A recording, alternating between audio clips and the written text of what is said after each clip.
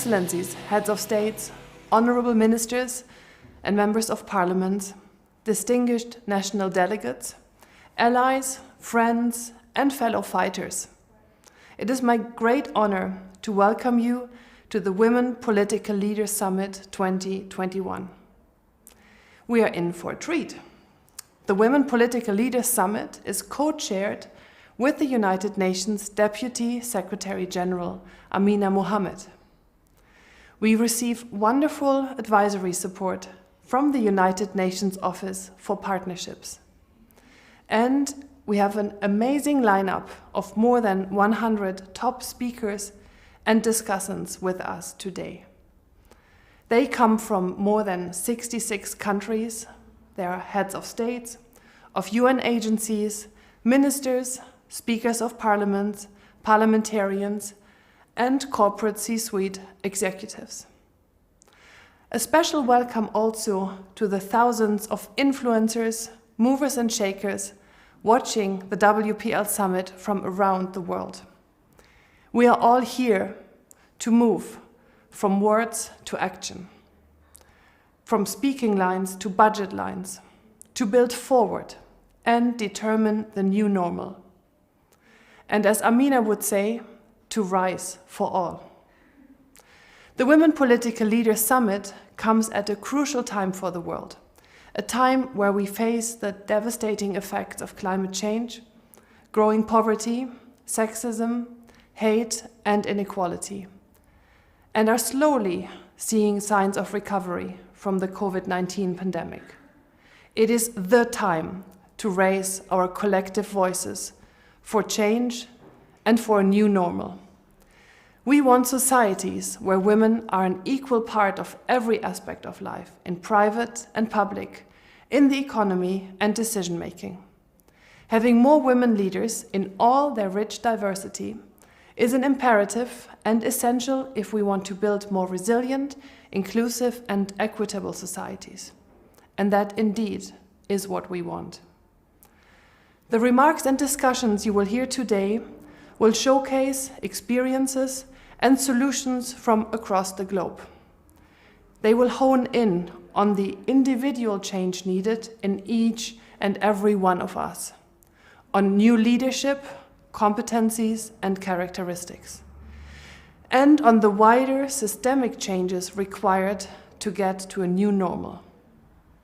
And it all happens on the eve of the upcoming Generation Equality Forum led by UN Women. More about that later. I'm very happy to see so many partners with us here today. And I'm happy to see the participation of strong men. Men, whether as fathers, brothers, husbands, political leaders, influencers or allies, are essential partners in achieving the change we need. Before I hand over the floor to a very special woman and wish you an amazing summit day, I want to say thanks to all who worked so hard to make this summit happen. Thank you. I also want to ask a favor of all of you watching and participating. Please make some noise on social media and make sure that this conversation echoes around the world by using the hashtags hashtag WPL Summit 21, hashtag Act for Equal, and hashtag Rise for All. It is now my honor and pleasure to introduce the WPL Summit co-chair, a friend, tireless fighter, and distinguished UN leader, a fellow former political leader from Nigeria, the designated driver of the Sustainable Development Goals, and the Women Rise for All initiative. Please welcome the amazing Amina Mohammed, Deputy UN Secretary General. Excellencies, distinguished delegates, and many friends in the audience, thank you for coming together at this virtual Women Political Leaders Summit. It is an honor to be surrounded by voices of influence, voices that are shaping our societies into a more equitable and inclusive world. Each of us has seen the impacts of COVID-19 threatening decades of progress towards equality and laying bare significant disparities that demand urgent and systemic change. The challenges of the pandemic have been compounded for women. Many are facing violence and enduring economic struggles, and too many girls who are out of school now may never return to their education. The UN predicts that COVID-19 will push 47 million women and girls into extreme poverty. Excellencies, friends, we must do more to keep the promise of the Sustainable Development Goals. The SDGs are the best frame to address our most pressing challenges, from ending hunger and poverty to accelerating climate action and ensuring quality education. The goals provide a comprehensive roadmap to address the interrelated challenges of poverty, inequality, education, the protection of our planet, and the partnerships that must be leveraged to achieve these goals. And they have as their docking station Goal 5 on gender equality. The importance of this goal has never been clearer. Time has shown the enduring impact of women's equal representation and leadership, from greater investments in development outcomes and social protection. I'm especially inspired by women leaders at all levels in diverse settings responding to and recovering from this pandemic. For example, Jacinda Ardern, the Prime Minister of New Zealand, excelled at communicating with her nation about the work required to battle COVID-19. This made the swift and strict lockdown easier to understand and accept. New Zealand has lost fewer than 30 lives to COVID-19. I fully agree with my sister, the Prime Minister of Barbados, Mia Mottley, who said, "All issues are women's issues." We also both agree that we are collectively responsible for advancing generational leadership across the world. It is critical to make space, amplify, and work alongside young women leaders. Young women leaders such as 24-year-old Ugandan climate justice activist Vanessa Nakate, who founded the Rise Up Climate movement in Uganda, and 19-year-old Valentina Munoz of Chile, who collaborated on the construction of her country's new artificial intelligence policy. A year ago, we launched Women Rise for All, seeking out extraordinary women in every sector of society, women who are trailblazers for an inclusive response and a resilient and green recovery from COVID-19. In the past year, the Secretary-General and I convened eminent women economists to hear from them new perspectives on the COVID recovery and reset, with a focus on inclusion and sustainability. Dear colleagues, in just about a week, I look forward to the Generation Equality Forum in Paris, where this conversation will build on Mexico and crescendo to reinvigorated commitment and transformative action to leave no one behind, targeting 6 critical areas for transformation: ending gender-based violence, securing economic justice, bodily autonomy, climate justice, technology and innovation for gender equality, and promoting women's movements and women's leadership. This leader dialogue gives us yet another opportunity to raise our voices, amplify the solutions, and lead a different and ambitious recovery. Together, we are certainly stronger when women rise for all. Thank you. Madame la Présidente, chère Sylvana, Madame la Secrétaire Générale Adjointe, chère Amina, chers amis, je suis ravi de prendre la parole à vos côtés aujourd'hui à l'occasion du sommet annuel de l'organisation Women Political Leaders autour du sujet crucial du leadership des femmes, c'est-à-dire les multiples façons dont les femmes se mobilisent, en dépit des difficultés, pour peser sur les grands enjeux qui animent nos sociétés, pour agir au sein de nos sociétés et relever nos défis contemporains. C'est, comme vous le savez, un sujet qui me tient particulièrement à cœur puisque j'ai décidé de faire pour la France de l'égalité femmes-hommes la grande cause de mon quinquennat. J'ai aussi porté ce sujet sur le plan européen comme international à travers une diplomatie féministe. C'est d'ailleurs fort de cette conviction que nous avons, avec le président Macky Sall, coprésidé la conférence de financement du dernier partenariat mondial pour l'éducation. C'est aussi dans cet esprit que nous avons organisé, pour le G7 présidé par la France en 2019 à Biarritz, un travail intense en faveur justement des jeunes filles et des femmes, avec par exemple la volonté de favoriser l'adoption de nouvelles lois et mesures législatives en faveur de l'égalité femmes-hommes dans le monde, ou avec aussi le lancement du fonds AFAWA pour l'entrepreneuriat féminin en Afrique. Et nous poursuivrons cet engagement en accueillant à Paris du 30 juin au 2 juillet prochain le forum Génération Égalité que nous coprésidons avec le Mexique sous l'égide d'ONU Femmes. 25 ans après la conférence de Pékin, les États, les organisations internationales, la société civile, le secteur privé se réuniront pour porter des engagements concrets afin de faire progresser les droits des femmes et des jeunes filles partout dans le monde. Cette mobilisation est nécessaire car la situation que nous vivons aujourd'hui demeure à mes yeux très préoccupante. Nous connaissons à peu près tout ce qu'il faut faire en matière d'éducation, en matière d'accès à l'emploi, en matière d'égalité salariale, d'accès à l'entrepreneuriat ou aux responsabilités politiques. Ces défis, nous les relevons dans nos sociétés, nous devons continuer d'aller plus loin. Mais en même temps, à l'échelle de la planète, nous voyons un phénomène profond où la situation de l'égalité femmes-hommes est profondément menacée. Elle est menacée parce qu'elle a été fragilisée par la pandémie. En effet, les femmes ont été les premières victimes de celle-ci. Elles ont été au combat, au front, partout dans nos pays. Les emplois qui ont été les plus exposés, qu'il s'agisse de prendre soin des autres, de les soigner, d'éduquer, d'être dans les métiers de service, celles et ceux qui ont été au front durant la pandémie ont d'abord été des femmes, victimes au premier chef de ces inégalités. Ensuite, parce que la pandémie a accru les problèmes d'accès à l'éducation. Et dans toutes les zones où l'éducation des jeunes filles était un défi, celle-ci a encore reculé du fait de la pandémie et pendant le temps de celle-ci.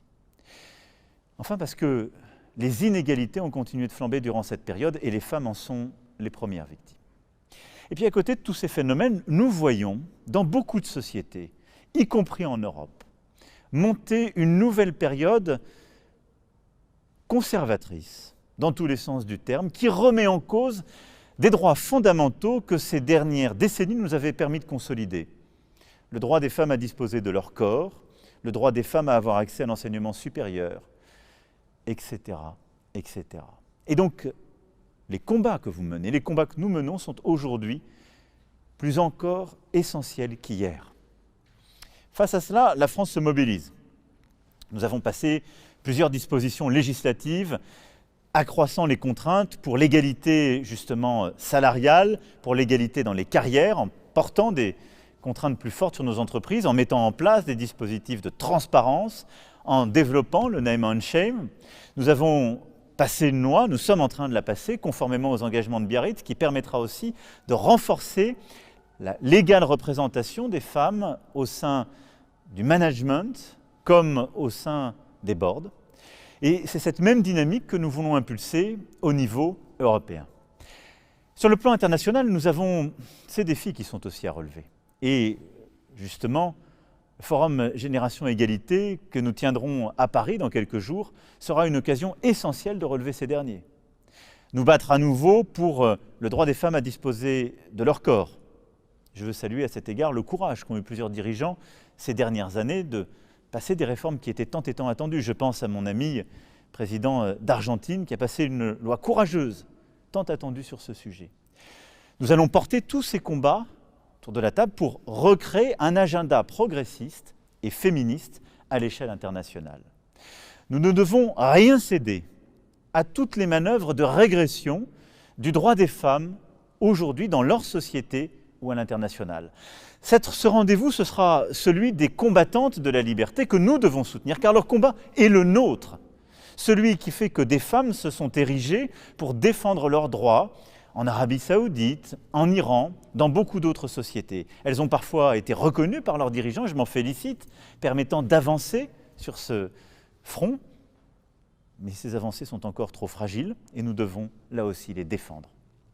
Et puis, c'est le combat sur l'éducation des jeunes filles et pour l'éducation des jeunes filles que nous allons reprendre. C'est pourquoi la France confirmera au Partenariat mondial pour l'éducation son engagement budgétaire, mais en le ciblant encore davantage vers l'éducation des jeunes filles, en particulier en Afrique et dans la zone d'Afrique subsaharienne. Tous ces combats sont essentiels aujourd'hui. Ce sont des combats pour la dignité de l'humanité, notre dignité. Ce sont des combats de justice. Ce sont aussi des combats d'efficacité. Aucune société ne réussira à relever les défis contemporains si elle se prive de la moitié de ses ressources vives, de sa force, d'une capacité à faire vivre, aussi bien dans le service public que dans les entreprises, ce qui est le cœur même de l'innovation, la diversité. Tous ces engagements, évidemment, nous les transcrivons, je le disais, dans des lois, des engagements européens, des engagements internationaux, Mais le leadership est essentiel, en entreprise comme dans la vie politique. Et votre rôle d'inspiration est essentiel. Bien évidemment, nous changeons des lois, des règles, qui pendant trop longtemps ont été faites par des hommes et pour les hommes. C'est ce que je m'emploie à faire depuis 4 ans en France, ce que nous devons continuer de faire.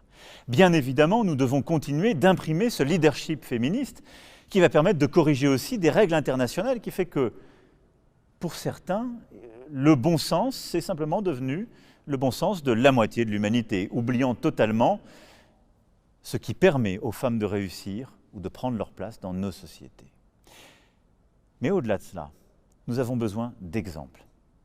Pour réussir cette transformation profonde, pour aller encore plus loin dans l'éducation, la formation des jeunes femmes, il faut que ce leadership féminin s'installe, s'incarne, soit tangible. Et votre rôle est à cet égard essentiel. Nous avons besoin d'avoir de plus en plus de femmes qui prennent les rênes de société. La France est elle-même face à ce défi. Le CAC 40 français n'a quasiment aucune femme qui dirige une grande entreprise. Une seule. Imaginez-vous. Et ce défi, nous devons continuer de le transformer. C'est la loi que nous allons passer, mais c'est changer aussi les esprits, la culture. Et c'est par l'exemple que, justement, ces lignées se bâtissent. Nous avons aussi besoin de bâtir ce leadership féministe dans la vie politique. Je me félicite de pouvoir accueillir à Paris beaucoup de femmes aujourd'hui chefs d'État et de gouvernement. C'est un modèle qui doit continuer d'avancer. Et je me considère moi-même, je l'ai dit à plusieurs reprises, comme portant cette cause. Et je suis moi-même profondément féministe, engageant l'engagement politique des femmes. Ce plafond de verre, vous avez montré qu'il n'était pas une fatalité. Chacune, dans vos engagements, votre parcours, et vous êtes ce faisant une source d'inspiration. Et je vous invite à continuer à faire savoir et à partager ce message. Et je vais juste partager une toute petite expérience avec vous. Quand j'étais candidat à l'élection présidentielle, on me disait que j'avais aucune chance, comme on le dit à beaucoup de femmes aujourd'hui, pour telle ou telle activité auquel elles aspirent. Mais surtout, je voulais profondément renouveler notre vie politique. Et au moment où j'ai voulu constituer une majorité au Parlement, j'ai fait un appel à candidature ouvert, en ligne. Et je me suis aperçu, au bout de quelques semaines, que les candidatures qui arrivaient ressemblaient terriblement au profil type des gens qui étaient déjà élus. Alors j'ai passé un appel simple, un appel pour que les jeunes femmes et les femmes françaises qui étaient prêtes à changer la société s'engagent dans la vie politique française. En quelques semaines, j'ai pu ainsi avoir autant de candidatures féminines que masculines. J'ai veillé à ce que nous jouions le jeu et qu'on ne mette pas les femmes, comme on le faisait trop souvent dans la vie politique française, dans les circonscriptions où il n'y avait aucune chance. Le résultat était simple. La majorité politique qui porte le projet qui fut le mien en 2017 et qui est le mien aujourd'hui, elle est quasi paritaire, pour la première fois dans l'histoire de notre République. Là où l'Assemblée nationale française avait moins de 20% de femmes, le groupe majoritaire avait 47% de femmes. Il n'y a donc aucune fatalité. Il y a eu simplement 2 choses. La fin de l'autocensure. Des femmes qui ont écouté mon message se sont dit « pourquoi pas moi ?» Et elles m'ont toutes dit ensuite « je ne pensais pas que la politique m'était ouverte, qu'elle était faite pour moi ». La deuxième, la confiance. Si nous arrivons, pas simplement par les lois, mais par le modèle que vous donnez, par les inspirations qui sont les vôtres, à lever l'autocensure qui existe dans trop d'esprits, de jeunes filles comme de beaucoup d'hommes. Et si nous arrivons à montrer que la confiance en société rend plus fort et que chacun a sa place à prendre, alors nous serons cette génération égalité à laquelle j'aspire. Je sais tous les combats qu'il y a devant nous. Je sais tous les combats que vous avez menés et que vous menez avec beaucoup de courage. C'est pourquoi je vous donne rendez-vous à Paris le 30 juin prochain pour donner un nouvel élan à notre mobilisation commune pour cette grande cause de l'égalité femmes-hommes. Je vous remercie. Every day, millions of young girls learn the hard way that they can't fulfill their dreams. They are discriminated against, sometimes violently. They must accept rather than choose, obey instead of invent, just because they are women. This is not only immoral and unfair, it is also short-sighted. Our economies miss out on some of our best talent.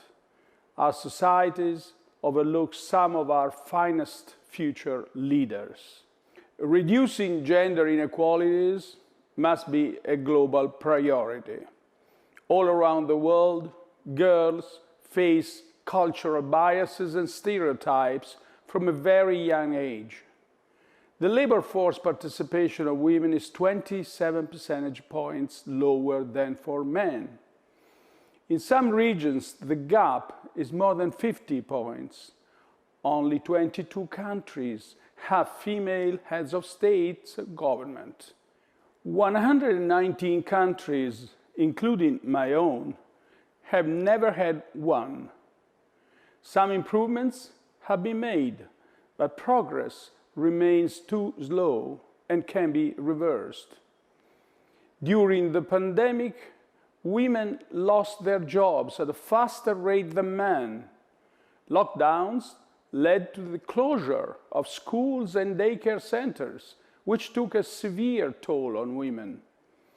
The global gender gap has increased, particularly when it comes to women's political participation.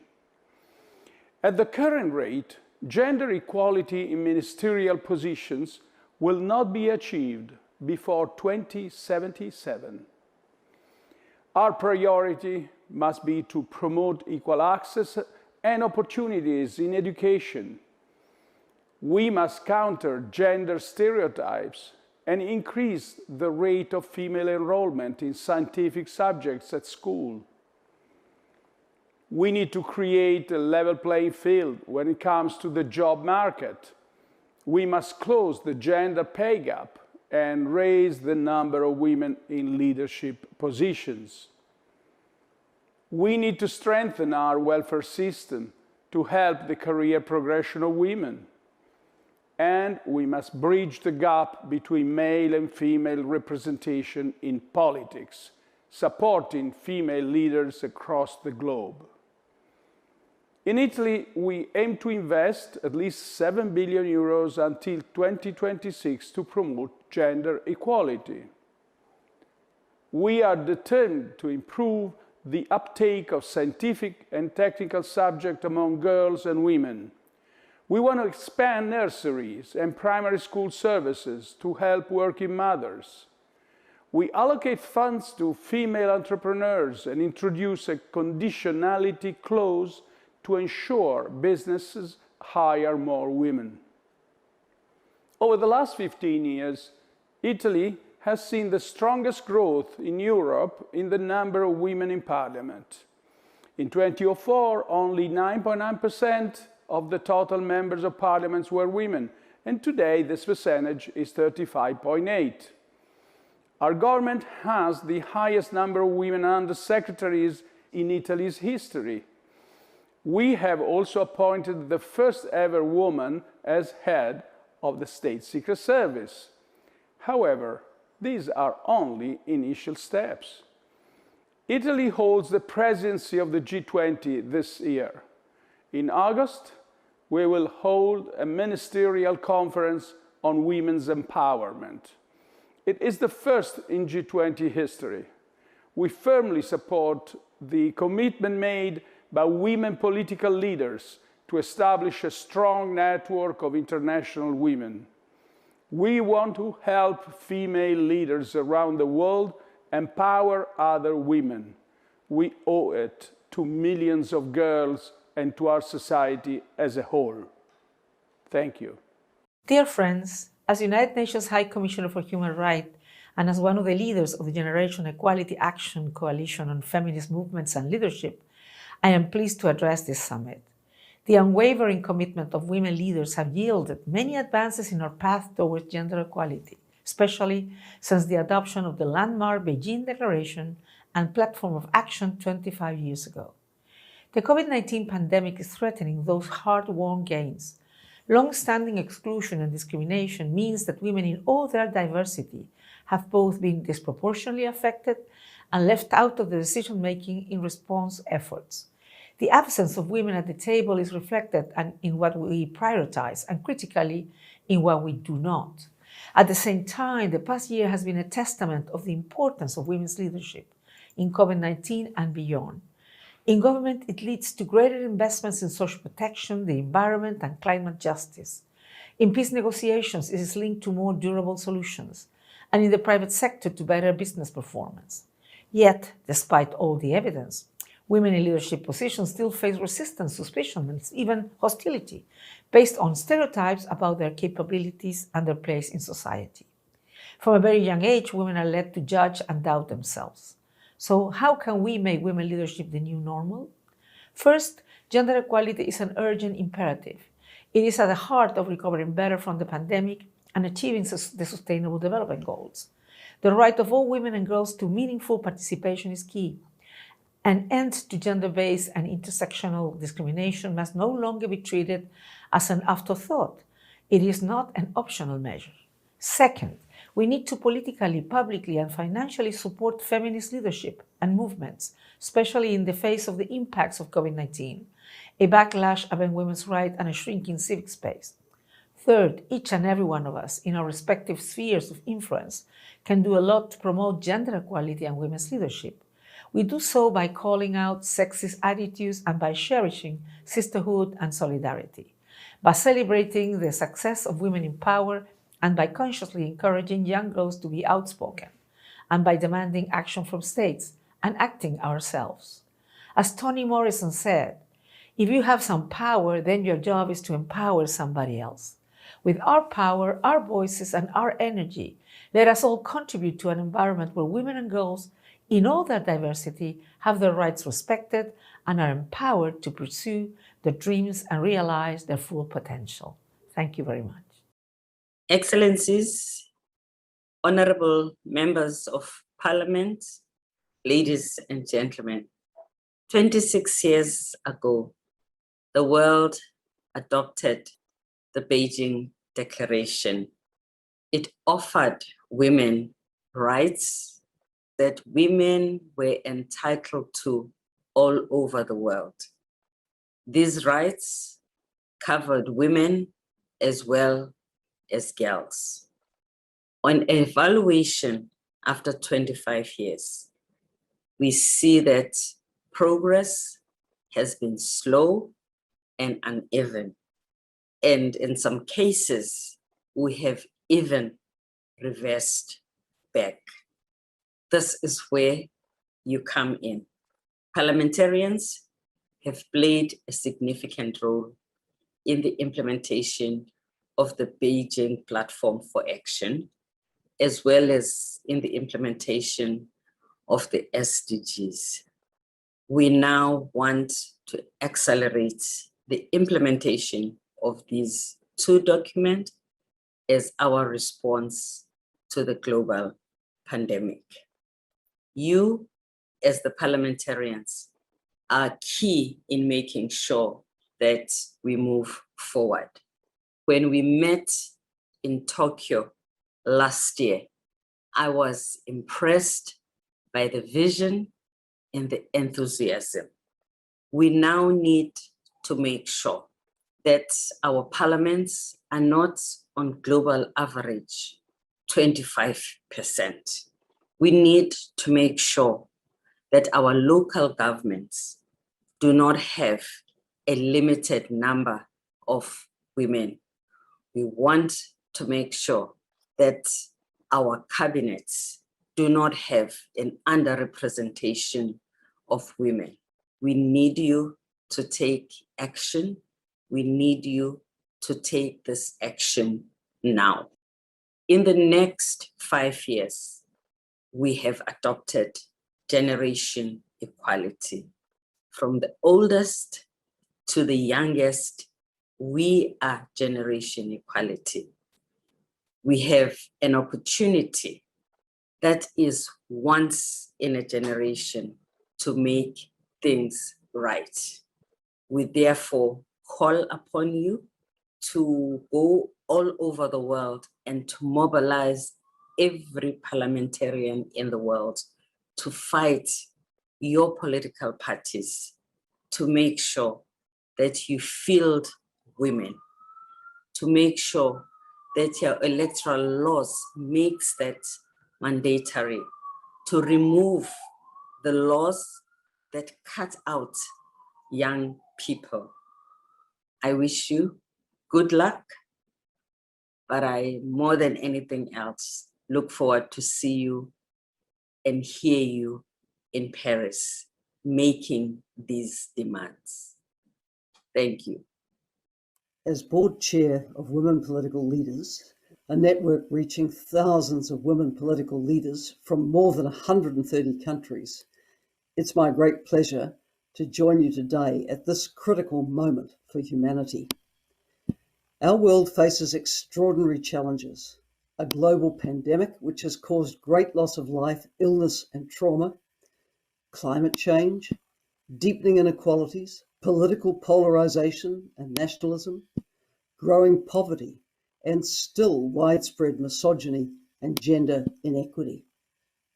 So, as we meet at this Women Political Leaders Summit, we ask ourselves, can this be the time when the world embraces the transformative leadership and the strategies and the policies which can deliver a more inclusive, more resilient, and more sustainable future?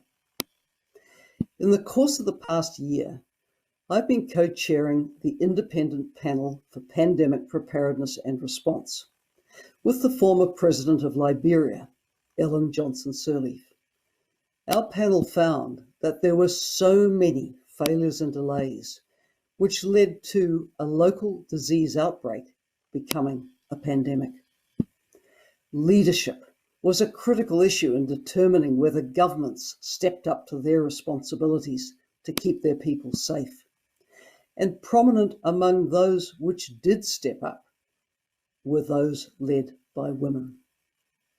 I strongly believe that women in political leadership make a major contribution to the transformation our world needs. But we need more women in power. We need more power to women so that more can play this transformational role. We have to get rid of the biases which hold women back from taking on leadership roles. The Reykjavík Index for Leadership, commissioned each year by women political leaders, shows that public attitudes across many countries are still far from universally positive about women in leadership. As well, we have recently witnessed blatant examples of disrespect for women in leadership positions. This should never be tolerated. I'm happy to champion the ambitious Women Political Leaders Generation Equality Commitment. It seeks to advance women's political participation, leadership and decision-making, and to accelerate legislative and societal transformation. That commitment has the potential to be a real game changer, and I do hope many of you will join it and support us. Let me finish by saying this. Our world must rebuild to a new normal, where sustainability, resilience, and inclusion are central to global goals and actions, and where girls and women can lead in all aspects of their own lives and in society at large. I say, let's act for equal and rise for all.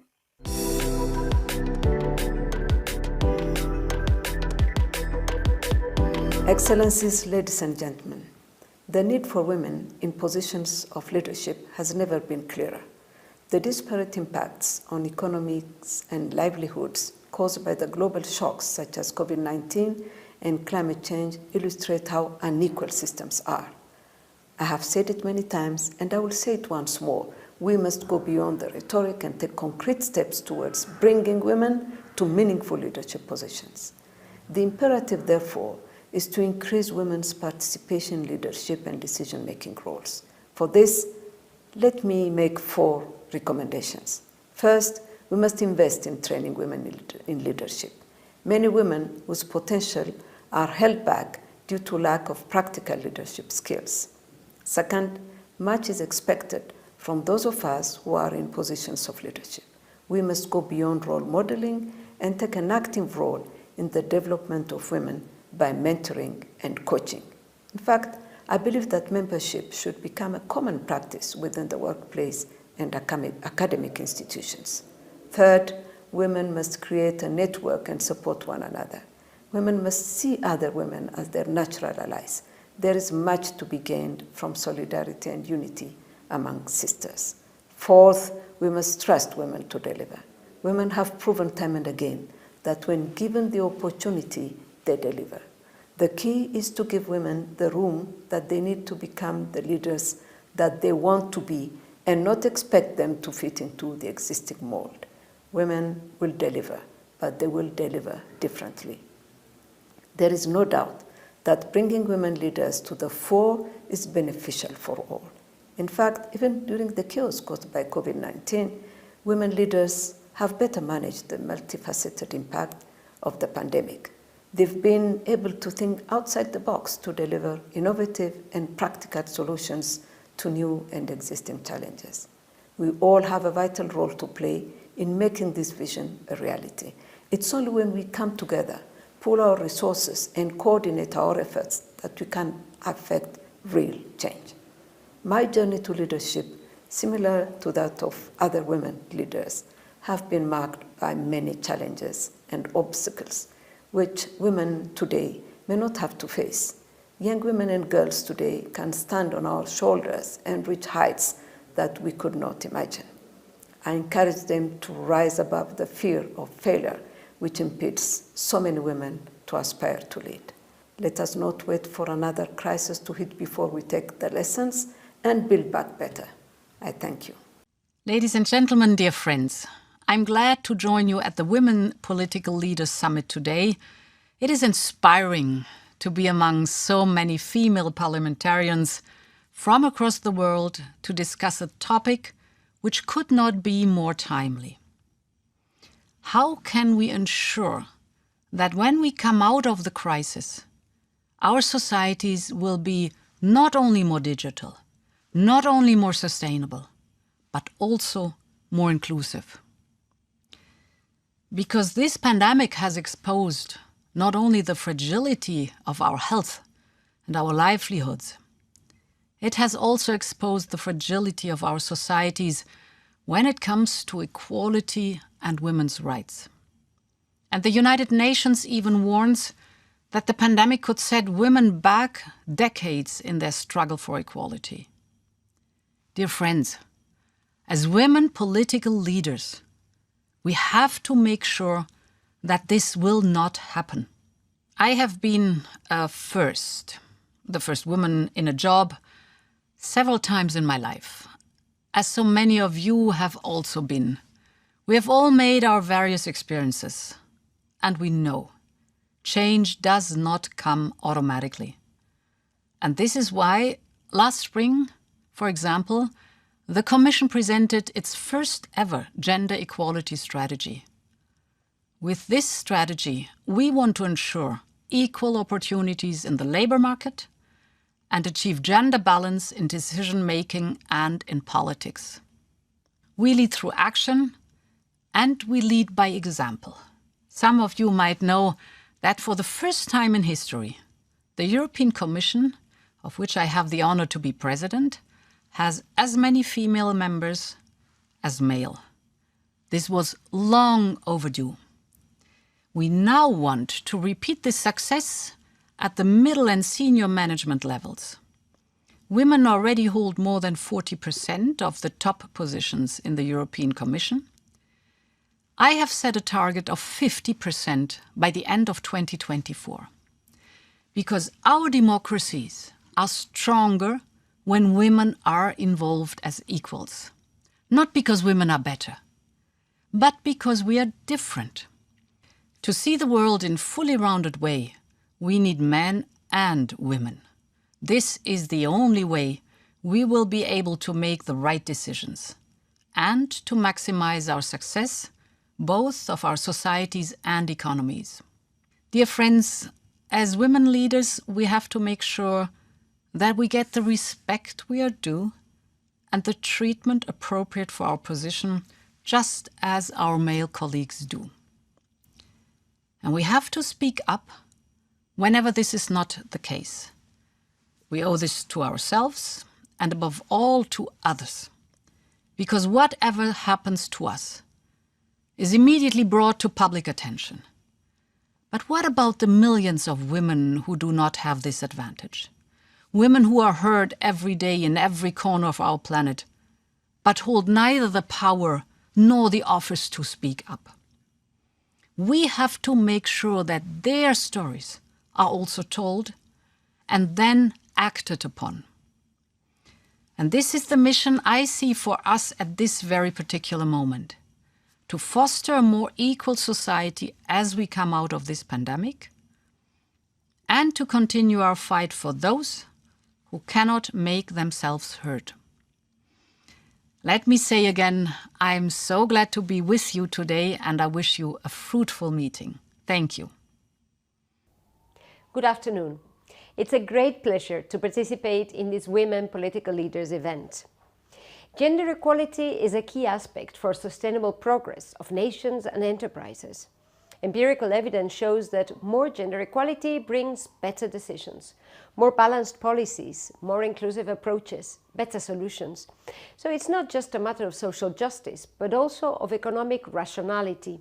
Some studies show that using the capabilities of 100% of our population could increase GDP by more than 15%.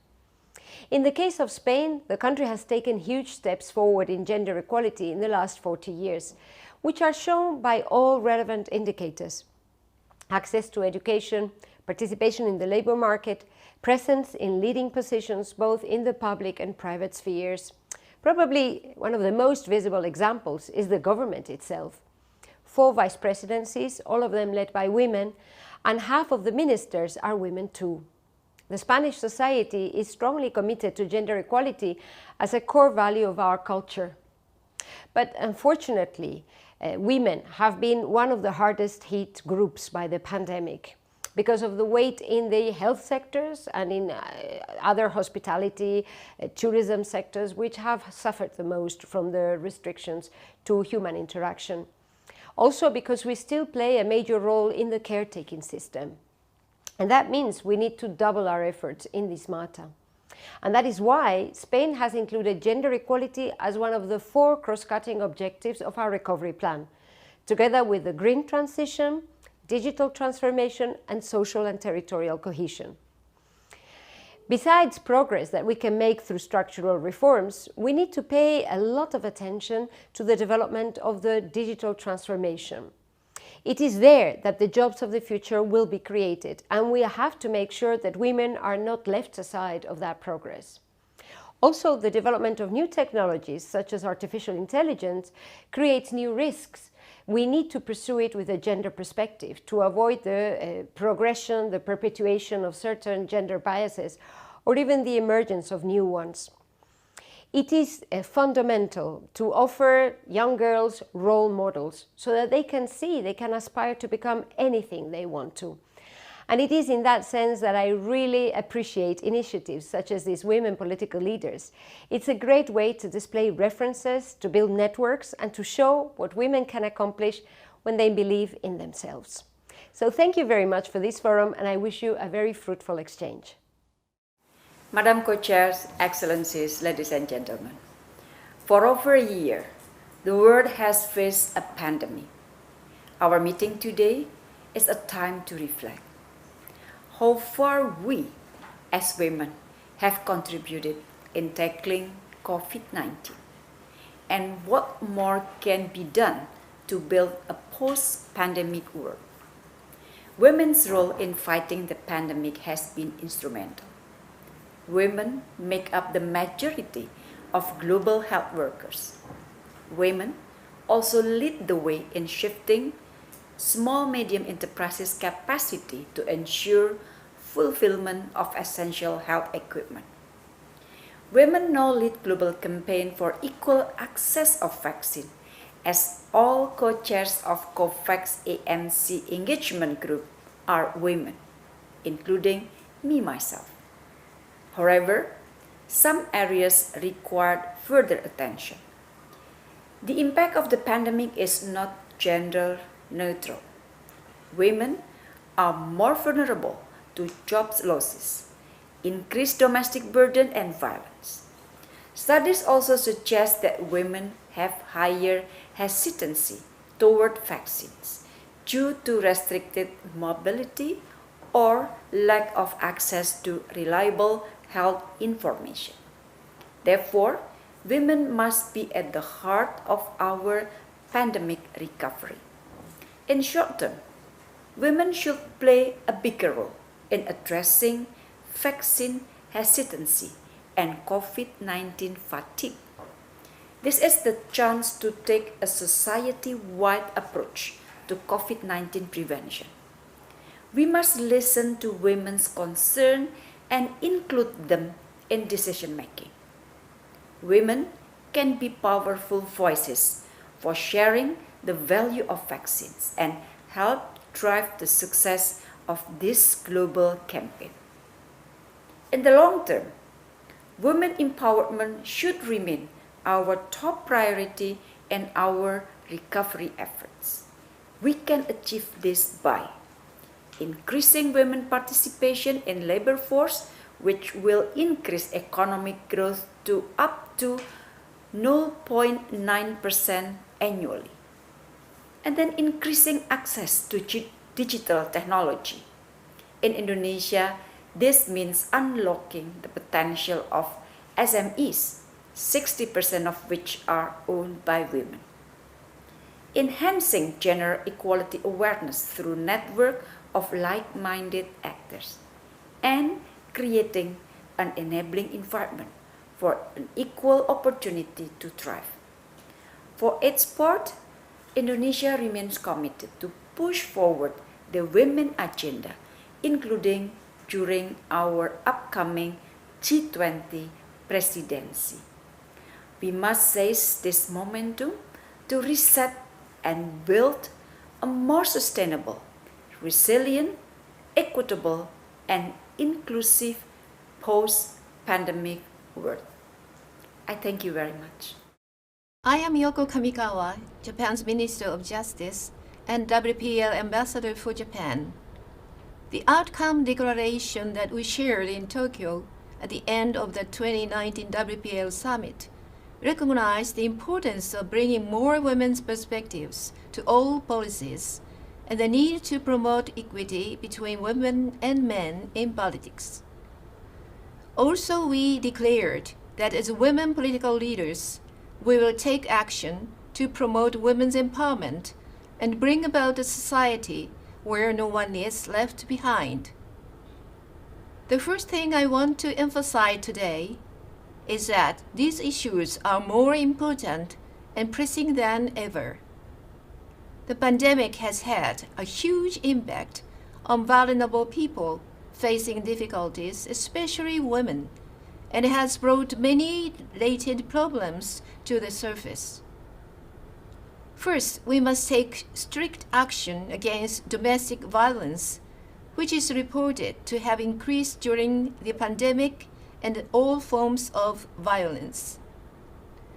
Another serious problem is the increase in suicide among women. I am concerned that young women are suffering.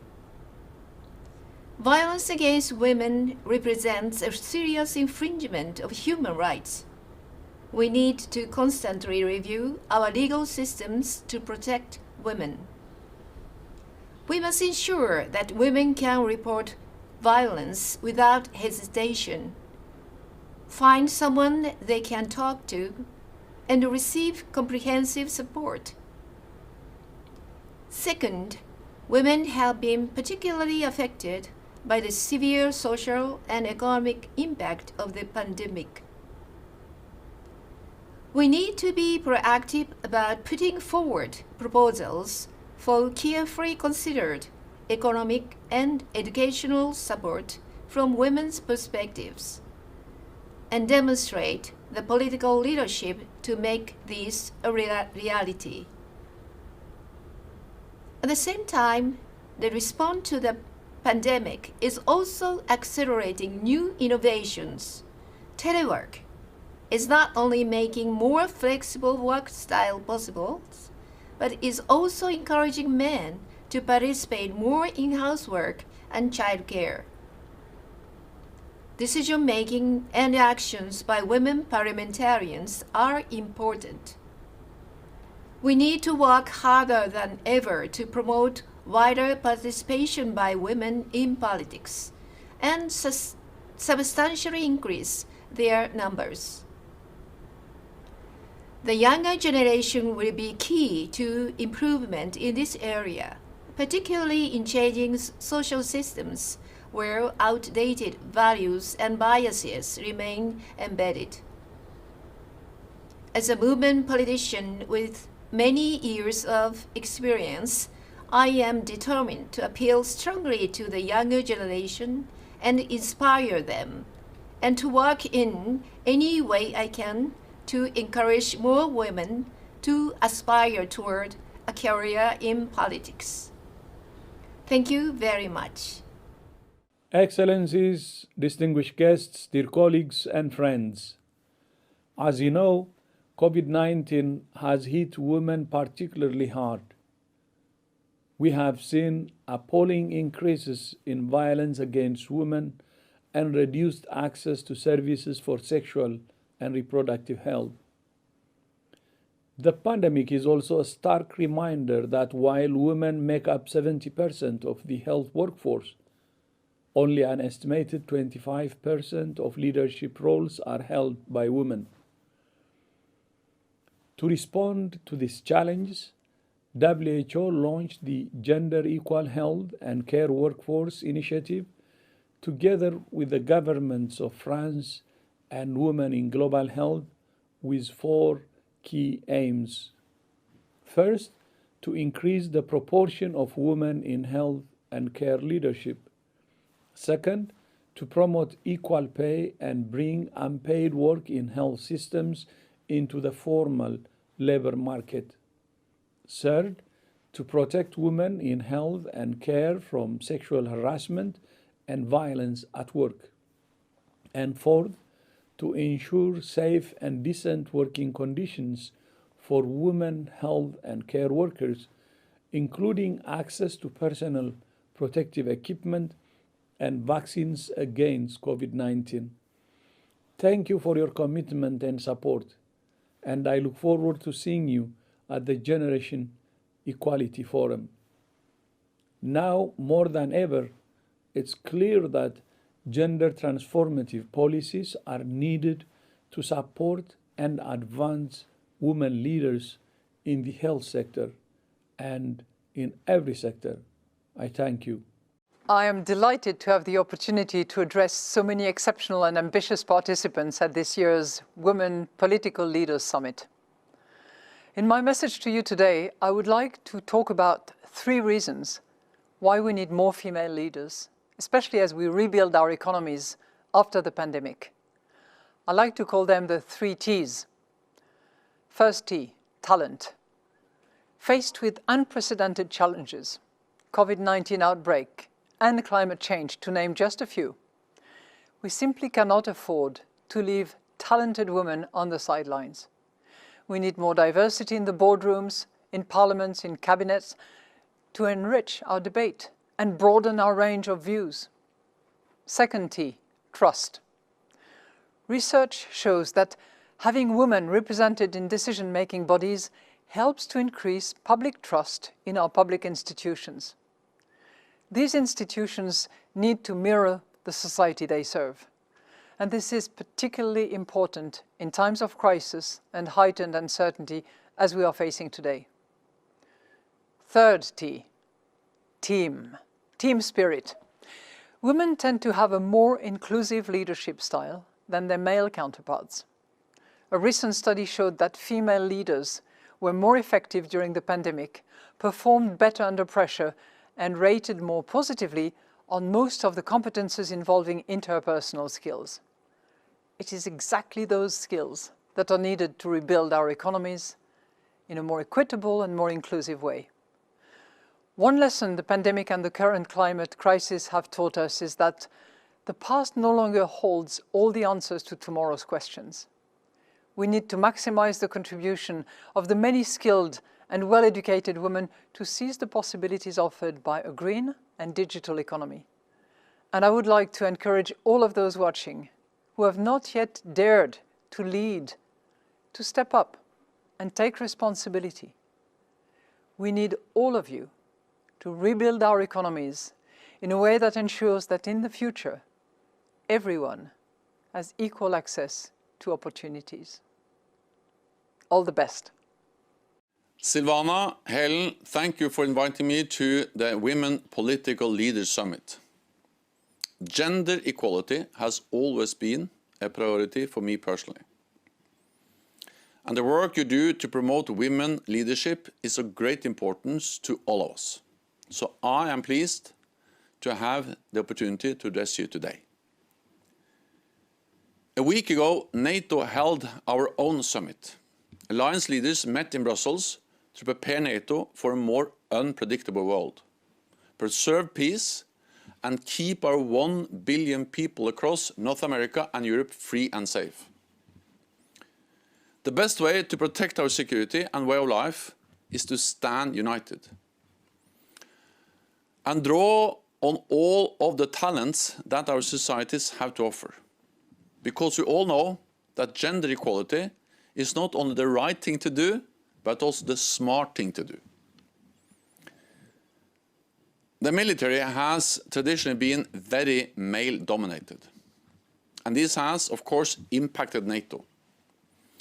As a political military alliance, we still have a long way to go.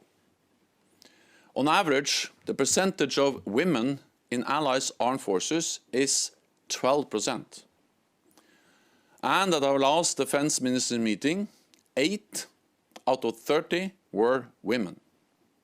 These numbers are still low, but they are significantly higher than a decade ago. This matters because the more diverse and gender equal we are, the more effective we are at defending our values and our people. So we have to do more, and we are. NATO has a robust policy on women, peace and security, including with gender advisors in military missions. We are gradually increasing the number of women in the military and also in political leadership roles.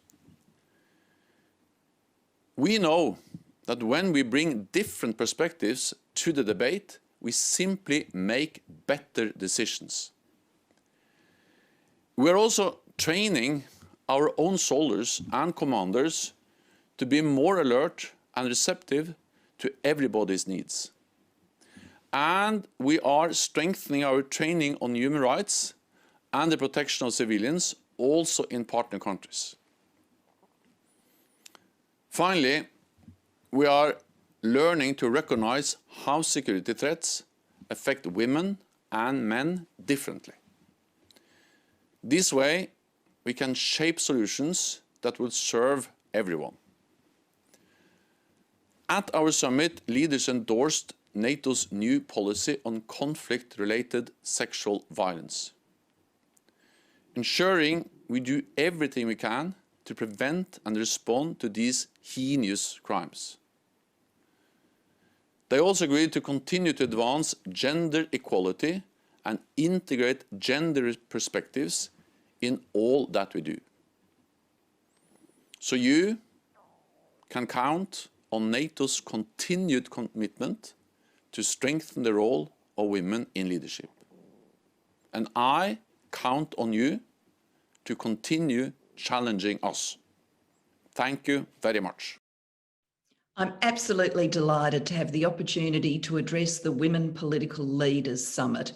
I want to share a few thoughts in my capacity as chair of the Global Institute for Women's Leadership. My main theme is that we are now at a stage where the best of evidence needs to be combined with new energy and activism so that we can seize a more gender equal future beyond the pandemic. Let me identify 3 key areas of work.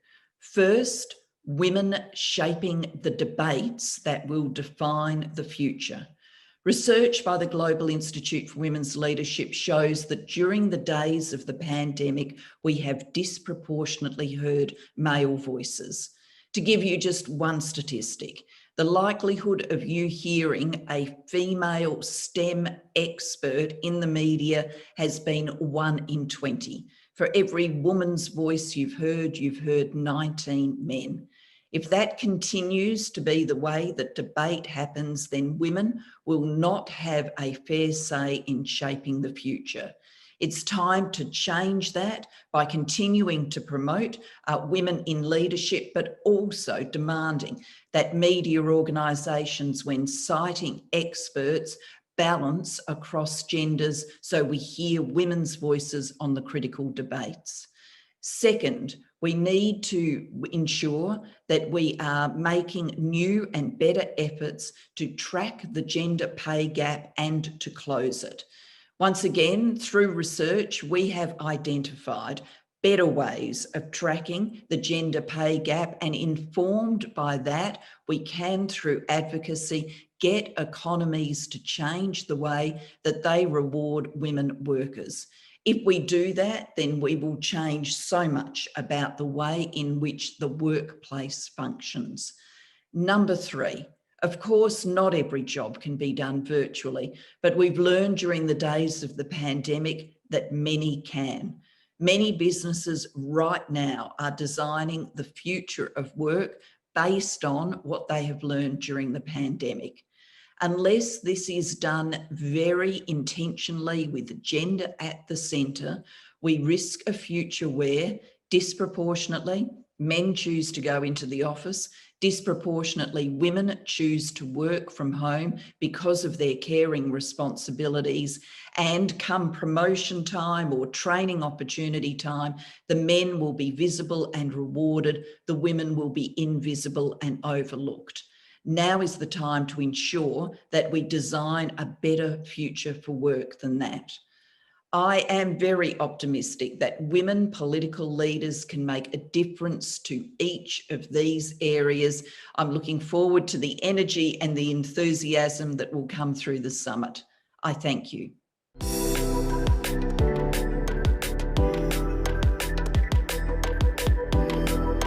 Excellencies, ladies and gentlemen, dear colleagues and friends, thank you so much for joining us today.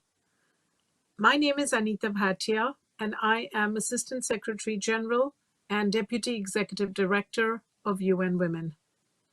It is my honor to co-chair, together with Rosalía Arteaga, the former President of Ecuador, this first session of the Women Political Leaders Summit 2021 on leadership qualities. Let us begin by recalling that women are still largely underrepresented in political and public life around the world. Globally, women hold only 1/4 of parliamentary seats, and in only 24 countries are there higher level positions in state or government held by women. 117 countries in the world, ladies and gentlemen, have never had a women leader. At the current rate, gender parity will not be reached in national legislative bodies before 2063, and not for another 130 years for the highest positions of power. And in the last year, the pandemic has further enabled male dominance in decision-making, as women make up only 24% of the 225 task force members of COVID task forces across 137 countries. Ladies and gentlemen, these are sobering facts. However, despite women's underrepresentation, the pandemic showed us very clearly that the world needs women's leadership to handle a crisis like what we have seen during the last year. A handful of women leaders have been lauded for their successes in flattening the curve, making difficult decisions based on transparency, science, and wide consultation, and leading their countries out of crisis. At UN Women, we have observed some lessons learned on women's leadership during this last year. First, effective leadership combines compassion with competence, as women leaders demonstrated in managing the crisis nationally and internationally. Second, strong states have women leaders, and having women leaders can strengthen state capacity. In response to the pandemic, women leaders have often invested in social services, have placed emphasis on strong welfare sectors and strong institutional capacity, which provides the right context for women leaders to exercise effective leadership. There is still a need, however, to promote women's participation in COVID-19 decision-making bodies. Despite outstanding leadership demonstrated by a handful of women, they remain largely underrepresented in these bodies. The pandemic has also exposed, unfortunately, women leaders to backlash, leading to resistance, abuse, harassment, and threats in person and online, all of which prevent them from carrying out their duties in public roles.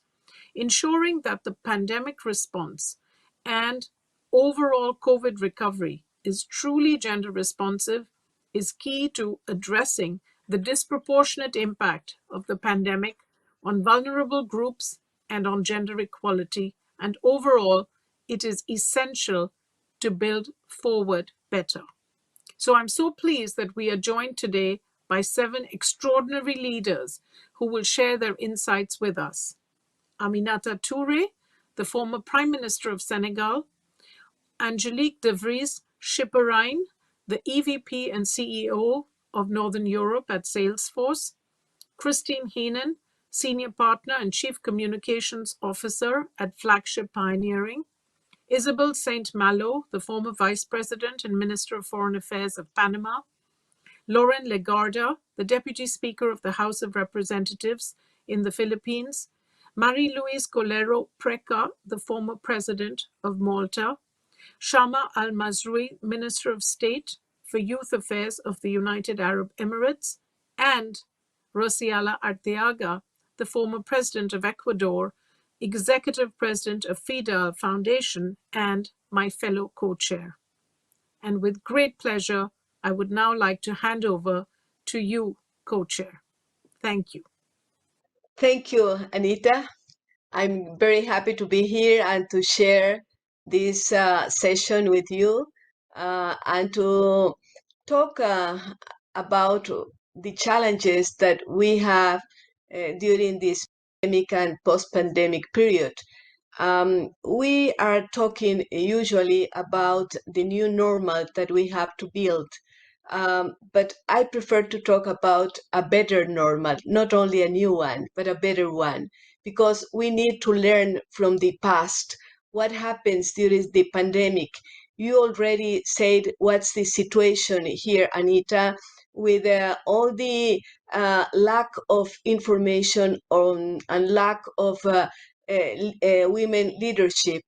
Of course, in the different parts of the world, we have different situations.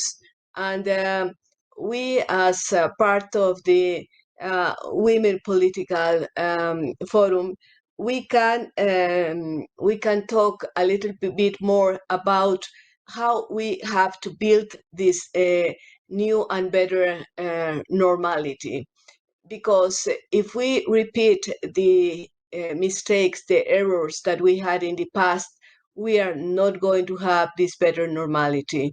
With the crisis of identities, with the crisis of global situations that we had with the pandemic, that is affecting a lot the health issues, but also the education situation, with women losing the jobs, with women losing the possibility of going to school, especially kids, young women. We are not going to build that new and better normal. The idea is to strengthen the possibilities to have new leaders, new women working very hard to build these possibilities.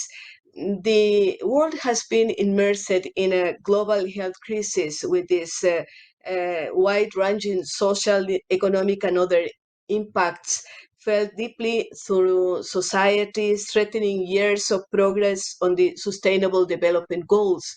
we now need to build these possibilities to improve these goals and to have the possibility to create new scenarios with more women leading process and a global scenario, but also in the local in the local places, like having these local authorities also encouraging more women to participate, young students, young professionals to do this job for a better understanding. Thank you so much, Rosalia. And it is now my pleasure to introduce our first speaker, Aminata Touré, the former Prime Minister of Senegal and women political leader, global ambassador for vaccination. As a woman leader who has held several prominent positions in your own country and internationally, we are very eager to hear from you how we can transform leadership as we know it. Here is my question to you, as well as to the following speakers. A new normal requires a new kind of leadership. As a world in transition aspires to a better future, how can we transform leadership, and what do you think are the most important qualities that are needed to build forward better? Keeping in mind, of course, that so many of the pioneering advances that are making it possible to address this crisis now have been developed, by the way, by women scientists. So with that, over to you. Leadership is what we all look up to in this difficult time of COVID-19.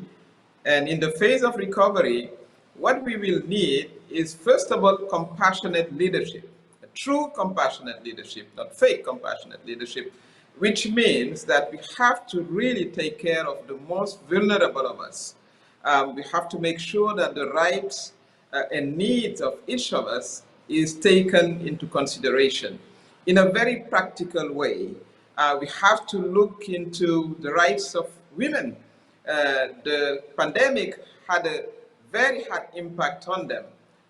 We have to look into the rights of young people. These are the two groups that the new leadership we look up to will have to put at the core of the programs and policies, which means that we really need to allocate significant budgets to make sure that these two groups that represent the majority of our population are taken care of, are offered the best opportunities to succeed, and their right to participate are ensured.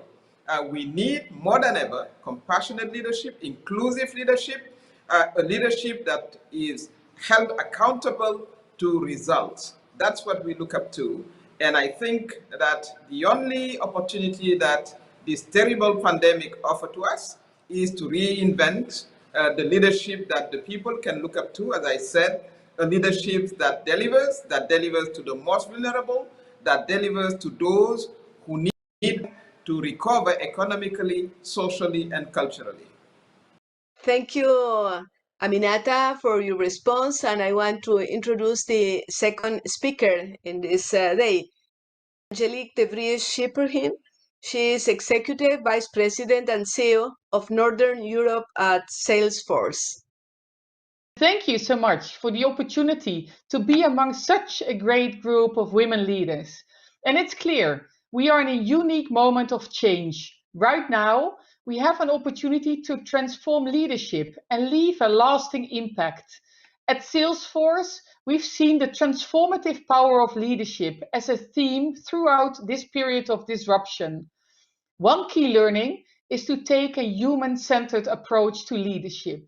This means putting your key stakeholders, your customers, your employees, your communities at the center of everything you do. And in the wake of COVID-19, empathy matters more than ever. It's so important to practice deep listening with each other. It can be very powerful to simply ask people how they feel and truly listen to their response. Many are struggling with feelings of uncertainty and isolation in this new world. Now the time for leaders is to build a better connection and engage more meaningfully. In my experience, the most effective leaders take a mindful, value-driven approach by developing emotional agility. Just as business is expected to be increasingly agile in our complex, fast-changing economy, the ability to manage one's thoughts and feelings, as well as acknowledging where others are coming from, is essential to success. Looking forward, a few leadership traits stand out as essential to a better future. First, we need integrity to uphold high ethical standards, commit to addressing inequalities, and minimizing unconscious bias. Next, we need innovative leaders who are entrepreneurs and who can come up with ideas, but also recognize smart ideas and motivate the people around them to turn that into reality.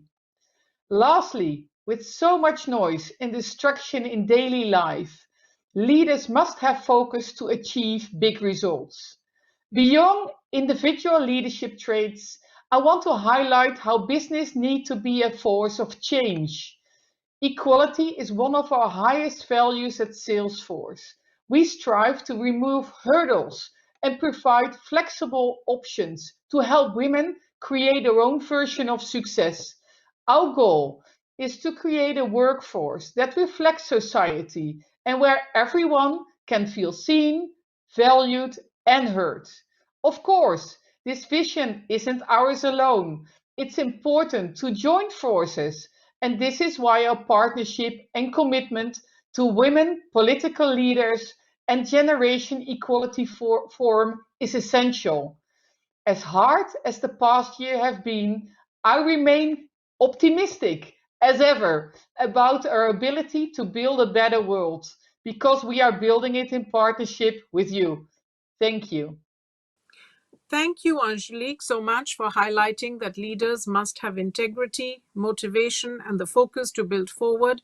And thank you also for reiterating your commitment to the Generation Equality Forum. Our next panelist now is Ms. Christine Heenan, who is Flagship Senior Partner and Chief Communications Officer. She oversees communications, external affairs, brand, and marketing. She is the founder and former president of the Clarendon Group, a consulting firm focused on social impact, communications, advocacy, and leadership voice. Over to you, Christine. When I think about the leadership qualities needed in a new normal, I think we should start with the old normal. And how did we look at leadership then? What do we want to keep from that? And what do we want to toss over and not return to? For one thing, in the old normal, pre-pandemic, women were making gains in the workforce and in leadership posts in all sectors, but at much too slow a pace. We all know that women have paid a higher price in the pandemic, particularly those with high demands, both at work and at home, and we can't go backward. We need to both keep the gains we were making, but accelerate them. Secondly, leaders were newly focused on diversity and equity. And I think that's an important thing that we need to accelerate as well. It will help women, but also others for whom the path to leadership has been blocked or slowed. And finally, importantly, purpose was making its way into the boardroom. Companies were asking themselves, what is important beyond the bottom line? To whom do we owe obligations beyond shareholders? These are very important questions for leadership in a new normal as well as the old normal. So what's worth throwing over from before? For one thing, work was organized far too much as in office, in the seat, and that's how reward happened. We learned from the pandemic that workers and leaders who deliver can deliver from anywhere. And that is going to definitely benefit women and others who need time away from a physical office to also meet competing demands, but are committed to their jobs, committed to their organizations, and committed to leading. Secondly, in the old normal, risk-taking was often valued as a sign of leaderly bravery, risk-taking for the sake of risks. And male leaders who took risks that didn't work out were often given a pass, whereas women leaders who took risks that didn't work out were often paying a higher price with their reputation at work or with their jobs themselves. We can't have that carry forward. We need to take risks, of course, but in a calculated way, and we need to reward and punish risk-taking in equal measure, male or female leader. So what else do we need in the new normal? Number one, we need leaders who are listeners.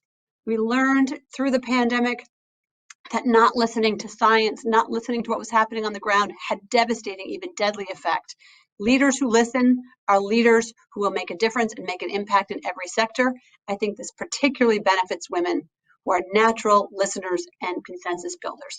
That brings me to my second piece. And in the new normal, we need to understand that decisiveness and consensus building are not at odds. They can coexist. We need to look no further than countries like Germany, New Zealand, Finland, Denmark, where women led the pandemic response with decisiveness and consensus building and inclusivity. There are many challenges where leadership doesn't work without followership. And followership involves listening and consensus building, as well as being decisive and taking calculated risks. Finally, we need to recognize that wherever you lead and whatever you lead, a company, a coalition, a country, you lead in a larger context. We need to understand that larger context, the context of an inequality crisis, a climate crisis, and leaders need to multitask in addressing their global challenges, their local challenges, their intra-organizational challenges. Women have been multitasking for millennia, so I also think that new aspect of leadership in a new normal will benefit women leaders. Thanks, Christine, for the highlights and all the lights that you put on your response. And I want to introduce the next speaker. Next speaker is Isabel Saint-Malo. She is the Vice President and Minister of Foreign Affairs of Panama during 2014-2019. She is also a special envoy to Latin America, Panama from Women Political Leaders. Welcome, Isabel.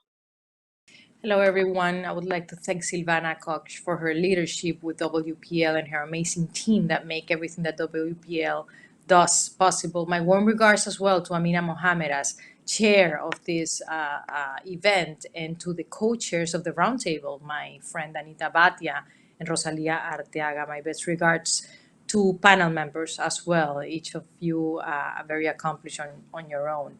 Let's talk about transforming leadership and why is it important to transform leadership after COVID? Well, we've been talking a lot about building a new normal. To build this new normal, we need to do things differently. And this includes having women sitting at the table, ensure women participation. Throughout the pandemic, we have seen the difference in leadership between men and women heads of state, for example, even though we have right now only 21, I believe, heads of state around the world.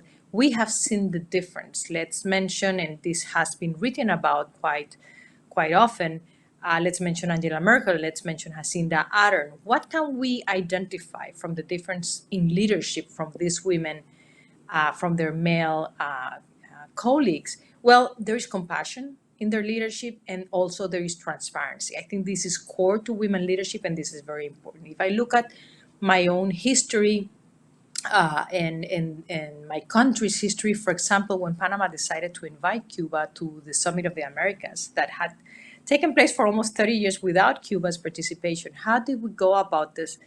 We went about it in a very transparent fashion, sharing with our partners and the summit's members the decision we had taken early on, why we had taken it, what was the support for that decision. And I think this is central.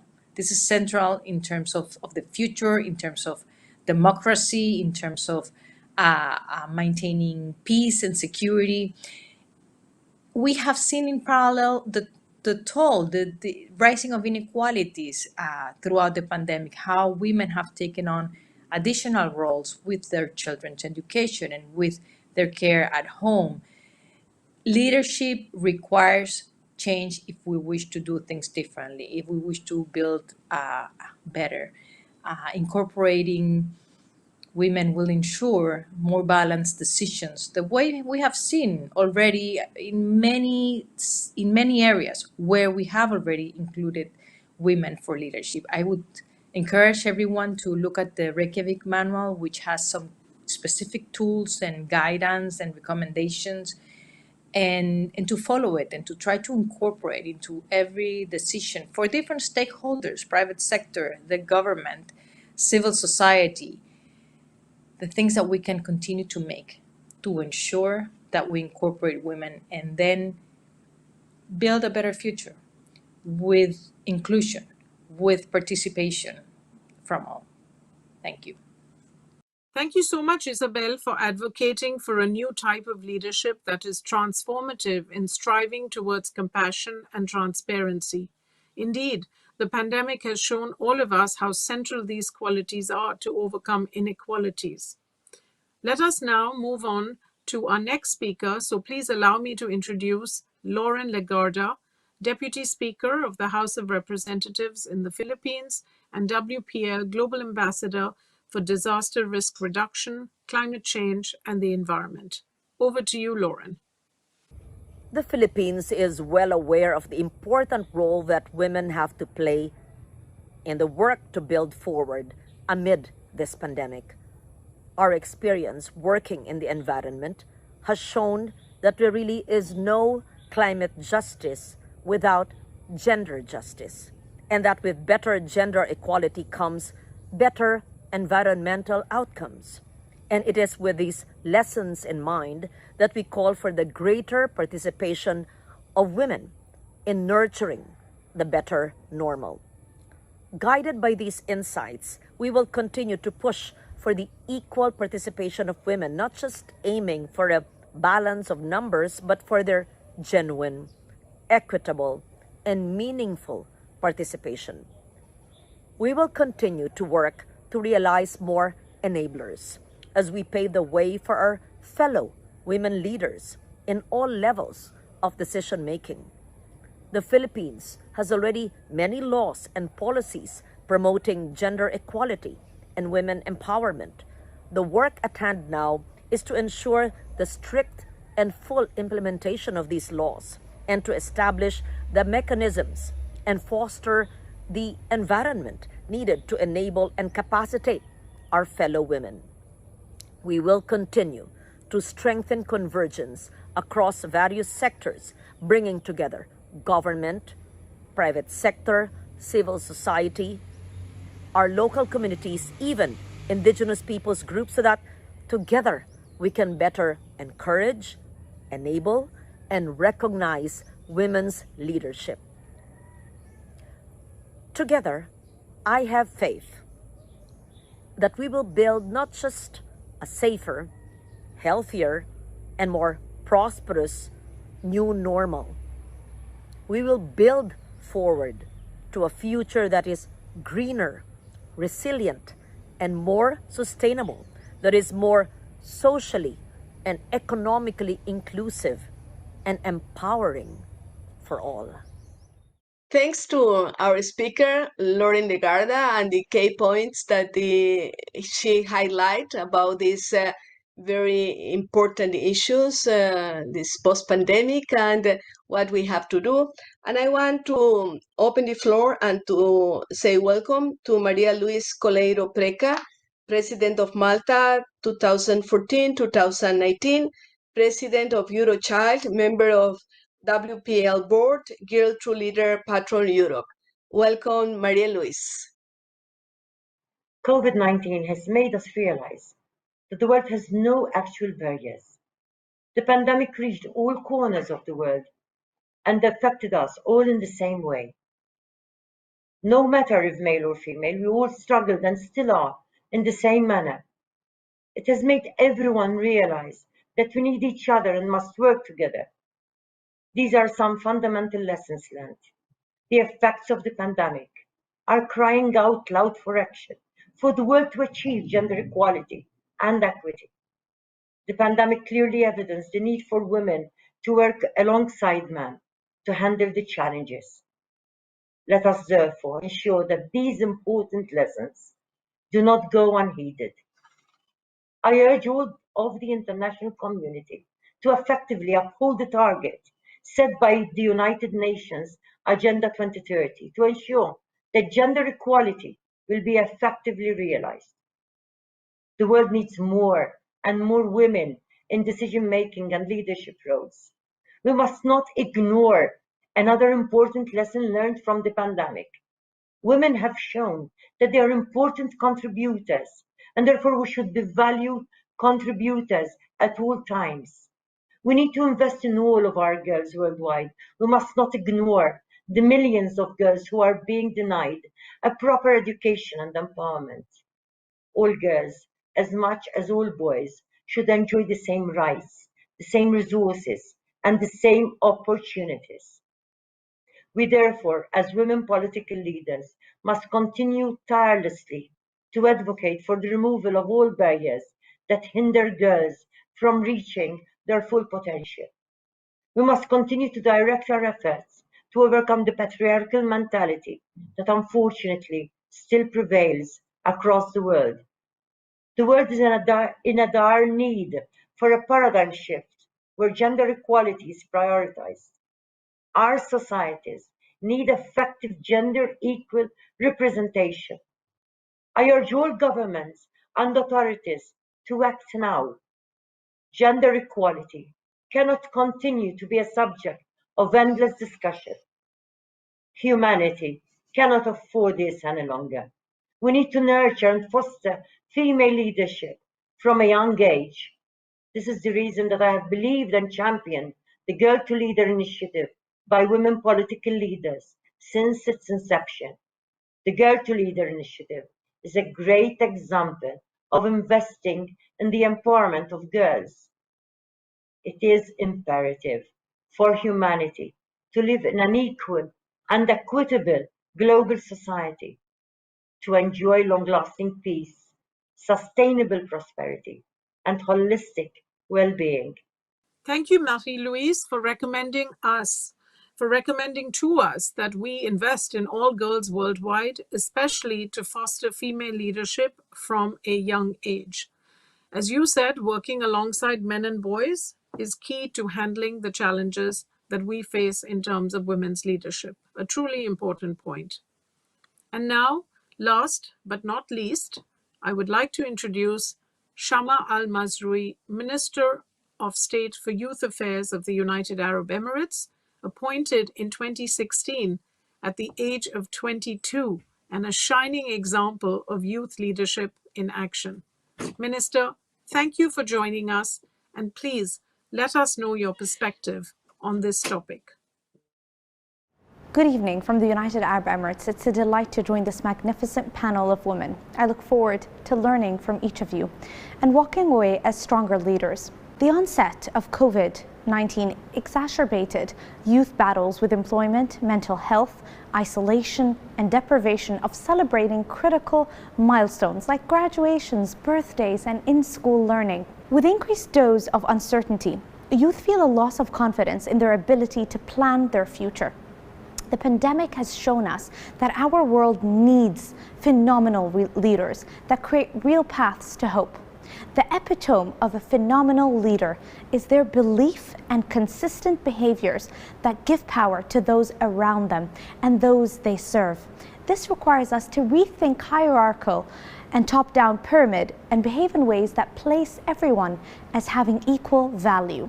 What would the world look like if we see ourselves as part of a great constellation, and if we saw each other as stars, each brilliant, each with their own special light and the power to illuminate their part of the universe? With this lens, we would learn to see the value in others and grow together. We know from experience, when given the power to speak and be heard, we are incredibly grateful, emboldened, and strengthened. With this empathy, women in political leadership have an opportunity to give others the power to be heard and empowered, especially young people. This idea can be found in Ambassador Matthew Barzan's new book, The Power of Giving Away Power. He reminds us that we need a big boat to hop in with older, wiser people that we can learn from. And then we need to hop in with a little boat with younger people so that we can help them row. This ability to go between worlds is what makes a phenomenal leader, dedicated to service. We thrive when we help others. That is what is needed from a political leadership. And this is the opportunity for women, especially who are distinctly wired to cultivate hope. There are 3 key value-driven behaviors that are fundamental to building a world where leadership action directly empowers young people. Practice radical listening. Cater, Parker, Palmer talks about listening with whole sight. He means listening with both the rationality and reason of eyesight, with the compassion and love of the eye of the heart. 2, give youth seats at every table to design solutions that serve their needs, and then empower and place them in positions to implement their needs. 3, give away your power. It means our individual power is only as great as the empowerment we can give to those we serve. After all boats rise with the tide. I look forward to seeing what boats rise from your leadership with heart, body, mind, and soul. I'll be rowing hard with you. Thank you very much. Thank you to Minister Shama Al-Marzul for her wisdom, her advices, and as I said at the beginning, we must create a better normal, a better world. We think that with the pandemic, we had some lessons about to make stronger the policies and education, the public health, the possibilities to improve quality of life. And we, the women, we can make it better. I many times talk about the local possibilities to have the global environment, but to preserve and to respect the identity of all the people in the world. Thanks a lot for this session and the possibility to share some ideas. Dear panelists, dear participants, it has been a true pleasure for me to co-chair this event with my co-chair, Rosalia. Thank you so much, Rosalia. Such a pleasure to have been with you in this event. Our speakers raised many excellent points and made the discussion truly rich. I'd like to conclude by offering just 3 reflections. First, we saw during the pandemic that the great bulk of work done on the front lines of dealing with the pandemic was done by women. Worldwide, we know that 72% of nurses are women, and most healthcare workers and many of the workers who kept us going through the pandemic were women. And yet, we saw such a huge disparity between those women who were carrying the world on their shoulders as workers and as caregivers. And the disparity was stark because we did not see the same representation in terms of leadership and decision-making during the pandemic. This, ladies and gentlemen, is an unacceptable state of affairs. And gender equality remains a large and unfinished business that we need very proactive measures to deal with. The second reflection I'd like to offer is that when there are special measures put in place, things can change. So we need, with a sense of urgency, to implement special measures all over the world so that we can see these terrible numbers change quickly and in our lifetimes.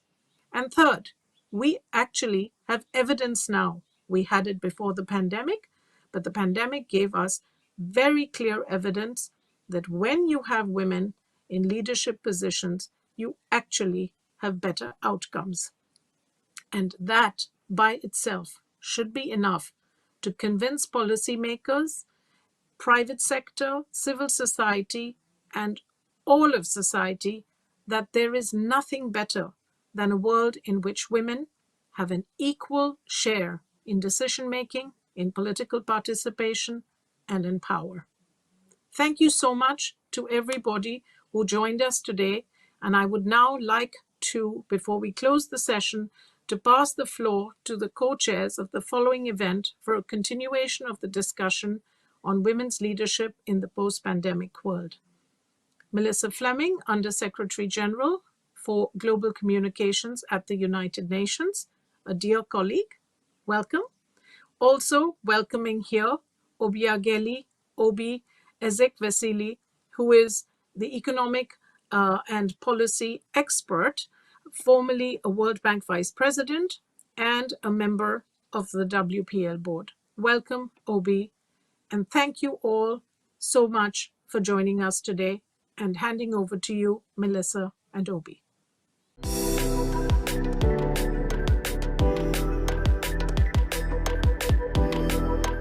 Thank you and welcome back, everyone. I'm Melissa Fleming and I'm Undersecretary General for Global Communications at the United Nations. Along with Dr. Obi Ezek-Wasili, I have the pleasure to be one of the co-chairs for Session 2, Equality in Leadership. As we saw and heard in the previous session, if we want a new normal after the COVID-19 pandemic, then we will need a new transformational kind of leadership. We will also require equal leadership and representation. The new normal must mean an end to the current dramatic gender imbalance in leadership. So how do we get from where we are now to where we need to be when it comes to equality in leadership? To help us answer that today, we are joined by 7 distinguished panelists from around the world. They are Delphine O, Ambassador at Large, France, and Secretary General for the Generation Equality Forum. Galina Karolova, Deputy Speaker of the Federation Council and WPL Country Ambassador, Russian Federation. Hafsat Abiola, President of Women in Africa, founder of the Kudarat Initiative for Democracy, WPL Special Envoy to Africa. Julie Gerberding, Executive Vice President and Chief Patient Officer at MSD. Kolinda Grabar-Kitarovic, former President of the Republic of Croatia, WPL Global Ambassador for Vaccination. Tabata Amaral, member of the Chamber of Deputies, Brazil, WPL Country Ambassador. Wafa Bani Mustafa, chairperson of the Coalition of Women MPs from Arab Countries to Combat Violence Against Women, former member of the Jordanian Parliament, WPL Special Envoy to Arabia.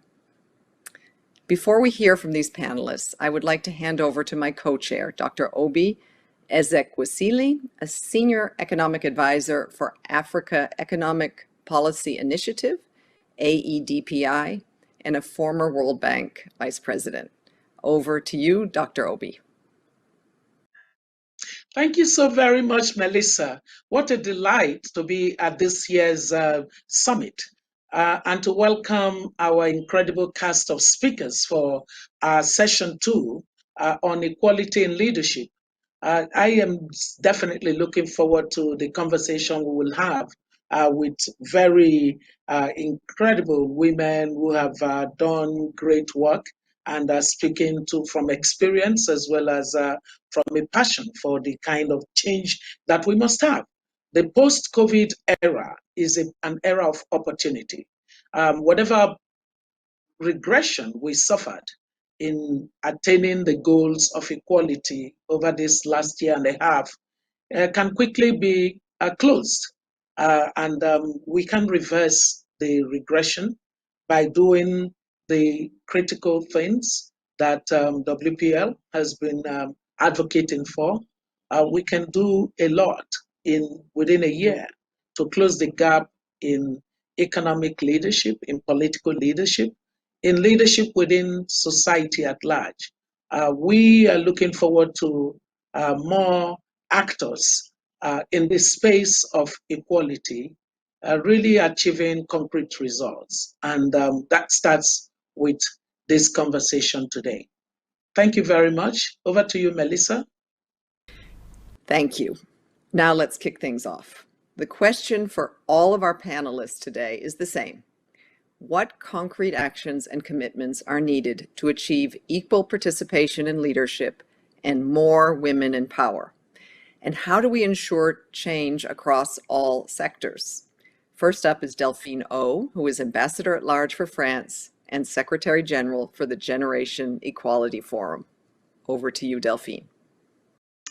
I believe there are 2 things needed in order to increase the number of women in leadership positions. The first thing is that we need to facilitate the accession of women for leadership positions. And for that, there's no magic recipe. We know that the pace of Gender equality is too slow.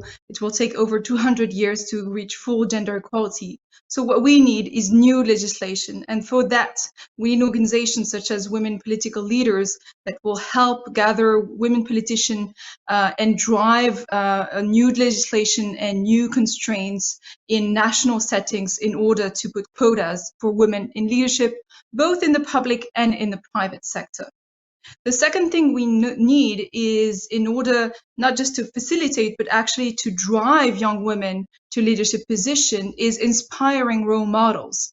It's very important that young women who are growing up in today's world can see women in positions of power, either in the public or in the private sector, in the media, and in very powerful positions. And for that, we need a new faces, we need inspiring faces, we need powerful faces in the media, in politics, in the private sector, and across all sectors in very powerful positions. If we combine these two things, constraining legislation with new role models coming up and being an inspiration for young women with youth engagement, I do hope that we can have more women in leadership position in the future. Wow, thank you so very much, Delphine. Such powerful points you have laid on.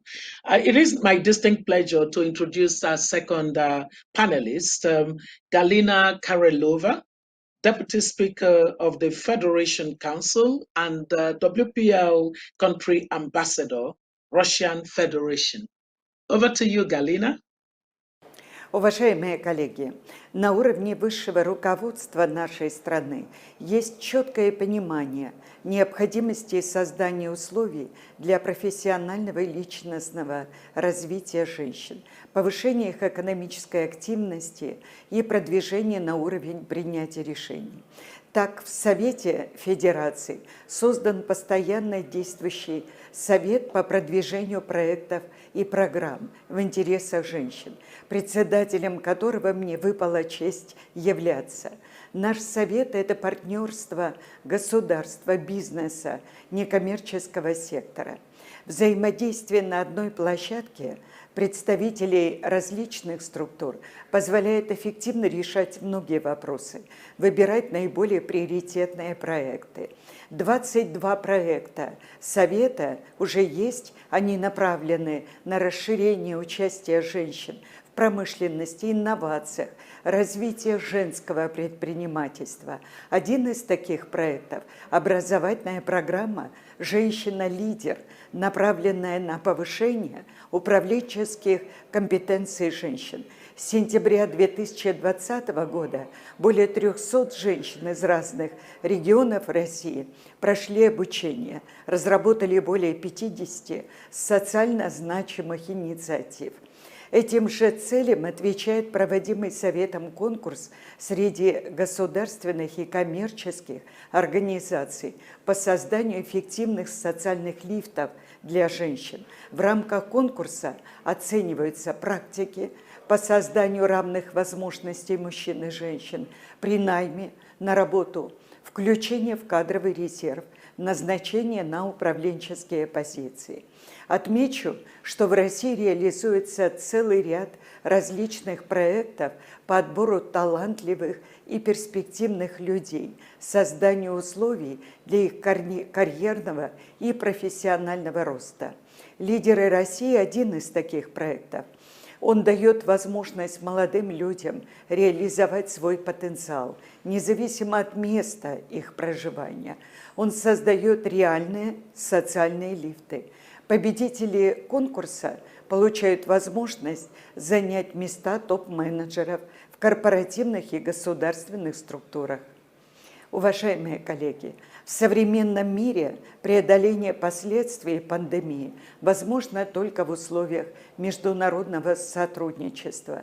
При участии женщин-лидеров среди наших международных проектов Женский деловой альянс БРИКС, Международный конкурс женских предпринимательских проектов «Экономик стран АТЭС», тематический проект ориентированный на поддержку женского лидерства и предпринимательства, реализуемый с Организацией Объединенных Наций по промышленному развитию. И наша общая задача – обеспечить для женщин необходимые условия воплощения в жизнь их намерений, используя как уже сложившийся собственный опыт, так и успешные механизмы и проекты наших партнеров. Thank you, Ms. Karalova, for that thoughtful contribution. Next up is Hafsat Abiola, President of Women in Africa, founder of the Kudirat Initiative for Democracy, and WPL Special Envoy to Africa. I studied economics in my undergraduate university, and so allow me to just approach this as a demand and supply problem. On the demand side, there has to be a demand for women leaders in companies, in the corporate, in the economy, and also in the political world. Yet we see that there isn't that. In the corporate world, we find that companies often measure all employees as if they were men. And men employees are very different in their performance and in their behavior than women. Consider that when a male employee sees a job opportunity, if he gets 30% of what is required for that job, he applies.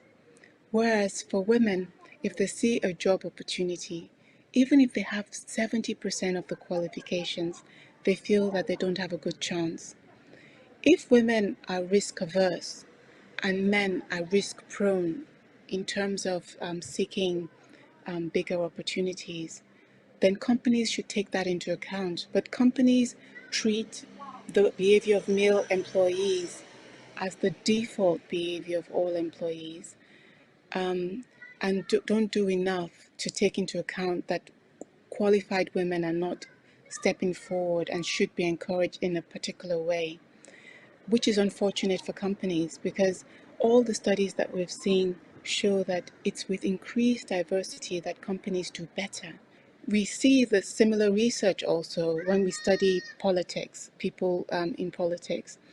For example, Women Political Leaders does an annual survey called the Reykjavík Index on Leadership, which they do with Cantor.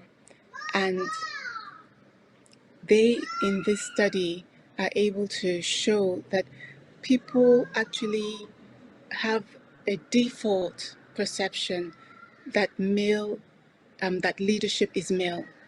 And so if there's a default perception that leadership is male, they're not going to be thinking of women when they think of leaders.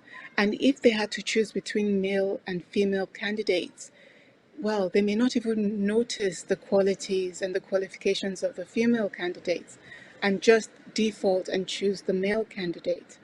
So laws, again, would make a difference. And we've seen this because in that same study, they researched in depth 2 countries in Africa, Kenya and Nigeria, and found that Nigeria is actually more progressive in the perception of leadership as being both male and female. And yet Kenya has over 20% of women in public office, whereas in Nigeria it's less than 10%, because in Kenya there's an affirmative action law that makes it mandatory that political parties give women candidates the possibility of running for office in proportion to the male candidates. As an African, I'm especially keen to see that minority communities and people from the continent of Africa and from the developing world are also represented in global leadership positions. Women Political Leaders works on this. So in the end, I'd like to ask you, if you're not already working with women political leaders, if you're not already partnering, supporting in some way, join us, because we are working to make the world that you deserve. Thank you. Thank you so much, Hafsat, for those interesting points. It is my distinct pleasure to introduce our next speaker, Julie Gabardine, EVP and Chief Patient Officer of MSD. Take it away, Julie. We're coming out of a tragic pandemic. And of course, it's not over yet, but when we do emerge, we have to choose to be different than we've been going into this pandemic. And I think from the health perspective, there are a few really critical things that we have to pay attention to. First and foremost is the whole global health equity challenge. The pandemic has made that crystal clear to everyone. And as leaders, we need to step forward to make sure that health equity and gender equity go hand in hand. It's the mom effect. And we know that if women's health suffers, family health suffers, and that leads to a lot of other downstream consequences that detract from the overall quality of life in individuals, families, and communities. But the second thing we need to pay attention to is how do we help people restore good health coming out of the pandemic? We see women disproportionately missing their primary care services, and they're missing their maternal care services. So we have to challenge ourselves to step forward in an affirmative way and make sure that women catch up with their own health, because many of them have been busy taking care of the health of others. So they haven't had their screenings for cancer. They haven't had their vaccinations. They haven't participated in their family planning and their reproductive health services. So being ambassadors and advocates for women to return to care and get the care that they need. And then finally, I think because women are disproportionately involved in the caring and healthcare services, we need to remember that caring and healthcare are gender issues, and we must advocate for a better status for our health providers and our care providers and make sure that they have the training and the personal protective equipment and the security going forward, so that they do not have to step forward on the front lines of healthcare service delivery and put their own lives at risk. Thank you, Julie, for those insights. Now we can hear from Kolinda Grabar-Kitarovic, former president of the Republic of Croatia and WPL Global Ambassador for Vaccination. Dear colleagues and friends, when I was first elected president of Croatia, I proudly stressed around the world of Croatia's having elected the first female president in a direct election as an important step in achieving gender equality. However, soon did I realize that neither our public nor most of the world is ready for a female leader. I had to face many stereotypes and barriers that women typically encounter at the top of their political career.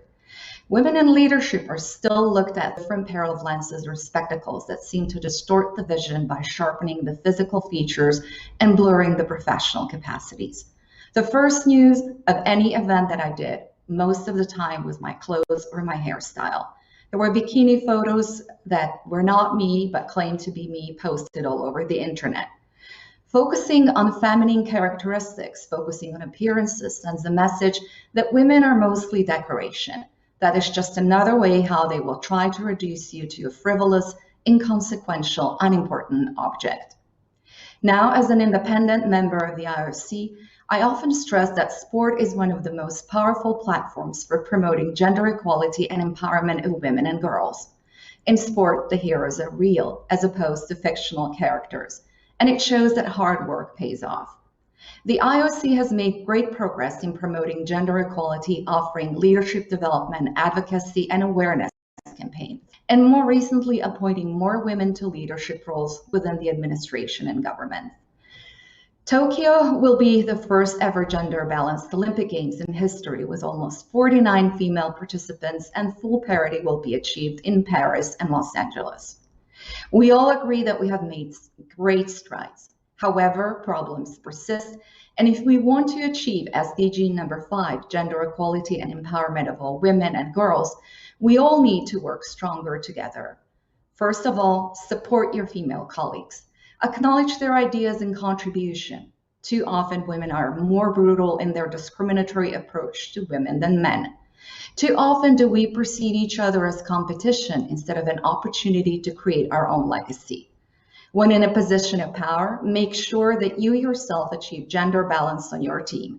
Propose female candidates for other positions when you're in a position to do so, based on their merit, in order to create a pool of talented women from which to draw. Secondly, fight stereotypes. Resist the notion of what is appropriate for girls and what is appropriate for boys. Educate, persist, and prove the point that there will be persons around the decision-making table who may look, dress, or talk in a different way than men, but that does not mean that it makes them any less capable. We need a real action. Diversity around the decision-making table should be the new normal. We need action that inspires to follow positive examples. And if you want to lead by example, you have to be prepared to stand with women and men in uniform on the ground in the hot sun of Afghanistan and in the pouring rain with your countrymen at the World Cup, where it was more than clear that looks really did not matter to me. Regardless of stereotypes, there is nothing women cannot do if they set their mind to it. Leaders are not born, they're made through time, through personal growth, shaped by personal, environmental, and professional experiences. And finally, let us all work a lot closer together. Women political leaders across the globe face many of the same challenges: misogyny, sexism, lack of funding. Having a network like women political leaders to lean on for support, information, and connections is a big help. Together, we're stronger. We're very delighted to have our next speaker, Tabata Amaral, a member of the Chamber of Deputies and WPL Ambassador for Brazil. Tabata, you're on. Hello, everyone. My name is Tabata Amaral. I'm an education activist and a federal deputy representing the state of São Paulo in the Brazilian National Congress. I'll now speak in Portuguese. A pandemia vem expondo e aprofundando nossas muitas desigualdades, mas ela deixou um aprendizado importante. Nós vimos que países liderados por mulheres tiveram um desempenho muito melhor, não apenas econômico, mas também no combate à pandemia. E isso para mim não foi nenhuma surpresa. Quantos estudos nos mostram, já há muitos anos, que mulheres no poder fazem bem a toda a sociedade, homens e mulheres, porque de acordo com esses estudos, as mulheres têm uma forma mais colaborativa de trabalhar e justamente por isso e por outras razões melhoram os índices de combate à corrupção, de desempenho econômico, desempenho educacional, social, entre tantos outros. E aqui eu gostaria de falar como deputada federal, mas também como embaixadora brasileira do Women Political Leaders. Foi justamente por saber que mais mulheres no poder fazem bem a toda a sociedade, mas também por viver em um país que ainda é extremamente machista, que é o 5º país que mais mata mulheres em crimes de ódio e que tem apenas 15% do Congresso Nacional representando as mulheres, que no ano passado eu criei o Instituto Vamos Juntas, que apoiou 51 candidatas nas eleições municipais, das quais 11 foram eleitas. E nas eleições do próximo ano, nós queremos apoiar 400 mulheres. No Congresso, para além do meu trabalho com Vamos Juntas, eu tenho muito orgulho de participar da bancada feminina, que vem trazendo avanços muito importantes na defesa da reserva de cadeiras em todos os legislativos, nacional, estaduais e municipais, mas também na defesa de projetos que eu tive a honra de apresentar, que prezam por incentivos financeiros para que os partidos políticos tenham de fato incentivos para eleger mais mulheres, que trazem diretrizes para maior inclusão de mulheres na direção dos partidos políticos e também, falando do trabalho dessa bancada que tanto me honra, dos inúmeros projetos que nós aprovamos no último ano, tipificando a violência política de gênero e combatendo a violência doméstica, entre tantas outras formas de preconceito, exclusão e violência. Como ativista pela educação, eu sei que é apenas pela educação que nós vamos transformar o nosso mundo e fazer do nosso país um país mais justo, desenvolvido e ético. E aqui eu queria trazer uma frase que muito me inspira e que também vem de estudos que já foram feitos. Com mulheres no poder, meninas voltam a sonhar e têm sonhos maiores. E é por isso que representatividade importa tanto.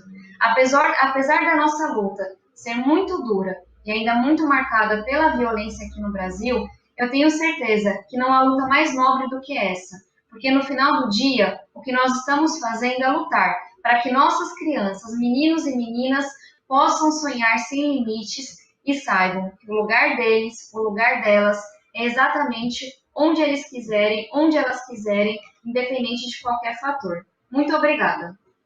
Thank you, Tabata, for that spirited message. Finally, it's the turn of Wafa Bani Mustafa. Wafa is chairperson of the Coalition of Women MPs from Arab Countries to Combat Violence Against Women, a former member of the Jordanian Public, and a WPL Special Envoy to Arabia. Over to you. إنه من دواعي سروري واعتزازي أن أشارككم اليوم هذه الجلسة وانطلاقا من إيماني بأن المساواة في القيادة لابد أن تتطلب مساواة كاملة في المواطنة وفي الحقوق والواجبات. أعتقد بأنه من المهم جدا التركيز على عدد من الأمور. الأول هو أن يكون هنالك إلغاء كامل لكافة أشكال التشريعات والقوانين التمييزية ضد النساء، ليس فقط في السياسة وإنما أيضا في الحياة الشخصية وفي العمل وفي المجالات الاقتصادية والاجتماعية، فهذه كلها تؤثر على تمكين النساء. الأمر الثاني المهم والأساسي هو أن تكون التشريعات السياسية تشريعات تسمح بوصول النساء وصديقة للنساء، وأن تكون الأنظمة الانتخابية تضمن وصول النساء من خلال حصص ومقاعد مخصصة للنساء على المستويات المحلية وعلى المستويات الوطنية، وهذا أمر غاية في الأهمية، ولا بد أن يكون هنالك بالأقل نسبة لا تقل عن 30% داخل البرلمانات الوطنية للنساء ككوتا. الأمر الثاني أو الثالث وهو أهمية وجود سياسة وتفعيلها باتجاه محاربة كافة أشكال العنف ضد النساء، لأن كافة أشكال العنف تعتبر أحد الأشكال التي تمنع النساء من الوصول إلى القيادة المتساوية، وبالتحديد العنف السياسي. ونحن في ائتلاف البرلمانيات العربيات قدمنا مشروعا لاتفاقية عربية، وكان من أهم المحاور التي ركزنا عليها محور العنف والتمييز السياسي، وأيضا أطلقنا دليل بالتعاون مع المعهد الديمقراطي الوطني وهو الأول من نوعه في المنطقة. هذا الدليل كان يتكلم عن كيف يمكن للنساء أن يحمين أنفسهن من التعرض للعنف السياسي وكيف التعامل مع حالات العنف السياسي، وهذا الدليل متوفر بالعربية وبالإنجليزية ويمكن لنا أن نشارككم إياه.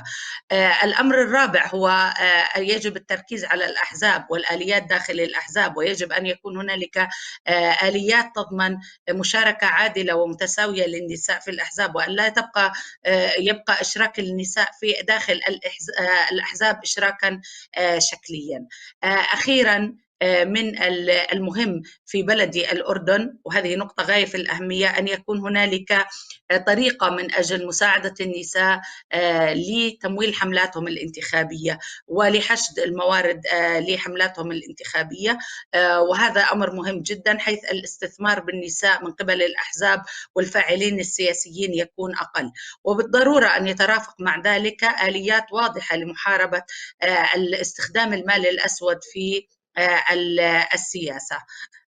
أعتقد أنه من المهم جدا أن يكون هنالك نظرة حقيقية إلى أن وجود النساء في السياسة هو مصلحة كبيرة وأساسية للمجتمعات، مصلحة أساسية وكبيرة للنساء ولكافة الفئات المهمشة بالمجتمع، واستطعت أن أعي ذلك وأن أشارك فيه من خلال قيامي بمجهودات خلال مدة 10 سنوات من خدمتي في البرلمان من أجل مثلا تعديل قانون العقوبات الأردني الذي استطعنا بجهود وطنية شملت مؤسسات المجتمع المدني وشملت الإعلام من إلغاء المادة 308 التي كانت تعتبر وتسمح بإفلات مرتكبي الجرائم الجنسية من العقاب. استطعنا أن نجرم كافة أشكال التحرش بالنساء. استطعنا أن يكون ونفتح ملفات كانت تعتبر تابوهات لا يستطيع أحد التحدث عنها، مثل ملف أبناء الأردنيات، واستطعنا أن نحصل لهم على عدد من الحقوق المدنية في قطاعات مهمة. وجود النساء مهم ورؤية النساء مهمة. لا يمكن أن يكون القرار السياسي كاملا إذا لم تكن النساء جزءا أساسيا منه. شكرا لكم. Wow, Wafa, thank you. What a powerful close to the discussion by our panelists. Well, dear friends, it's been an amazing panel conversation around achieving equal leadership. I think that it is clear from all we've heard from these leaders of countries, whether in parliament or in executive arm of government or in private sector, that this is the moment. This post-COVID recovery cannot be complete without the matter of equal leadership of men and women being at the top of the global agenda, as well as the public agenda for all countries. That's my number one takeaway. We must keep at this. Nothing should make us stop. My number two is that the role of legislation and policies,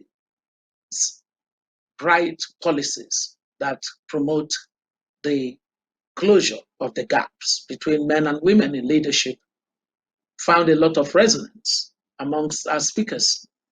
This is so important. It's important because we can't leave the idea of achieving equality to the whims and caprices who's come into government at different times.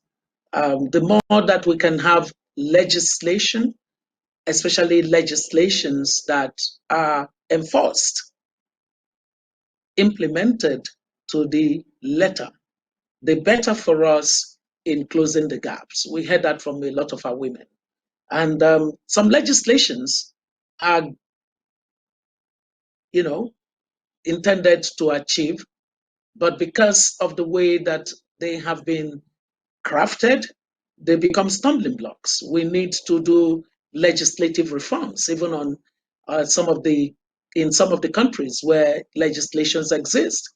And we need to therefore find noxious legislations that contradict new legislations to aid the emergence of women in leadership. The third thing for me is the role that women who are already in leadership have to play. In other words, taking responsibility for this agenda. One of the things that we heard clearly is the necessity for women to practice what we campaign for. So those of us that have emerged as leaders must reflect gender balance in the way that we constitute or compose our teams. It's crucial. That role modeling means that we are not hypocritical, asking others to do what we are not yet practicing.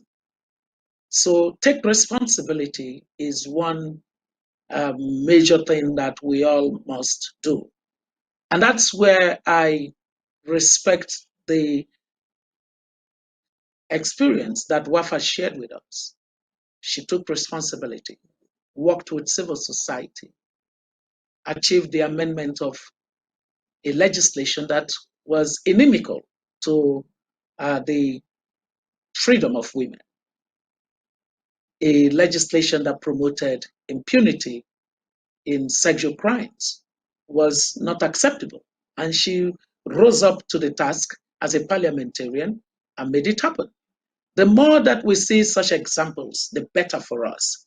And so for those women who are already in position of leadership, we carry a burden. The heavy lifting must be done by every one of us. Legislation, policy changes, advocacies, making sure that public-private partnerships, collaborations, and cooperations happen across countries, within countries, globally. It's our duty, it's our responsibility. And I am so excited that post-COVID era would see WPL even double up more the great work that it already does in making the leadership by men and women a normal in a post-COVID normal. Thank you very much. And I look forward to interacting with you another time. Over to you, Melissa. Thank you, Dr. Obi. Now it's time to hand over to the co-chairs of the next session, Deanne Kita, who is Deputy Executive Director for Programs at the UN Population Fund, and Hannah Birna Christiansdottir, a Senior Advisor at UN Women and Chair of the Board of the Reykjavík Global Forum of Women Leaders. Thank you, and over to you, Deanne and Hannah.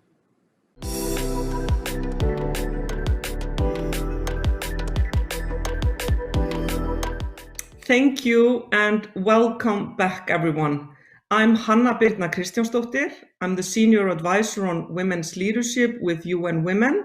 I'm the Chair of the Board of the Reykjavík Forum, and I'm also honored to be a member of the Board of WPL. Along with Deanna Keita, I have the pleasure to be one of the co-chairs of this session.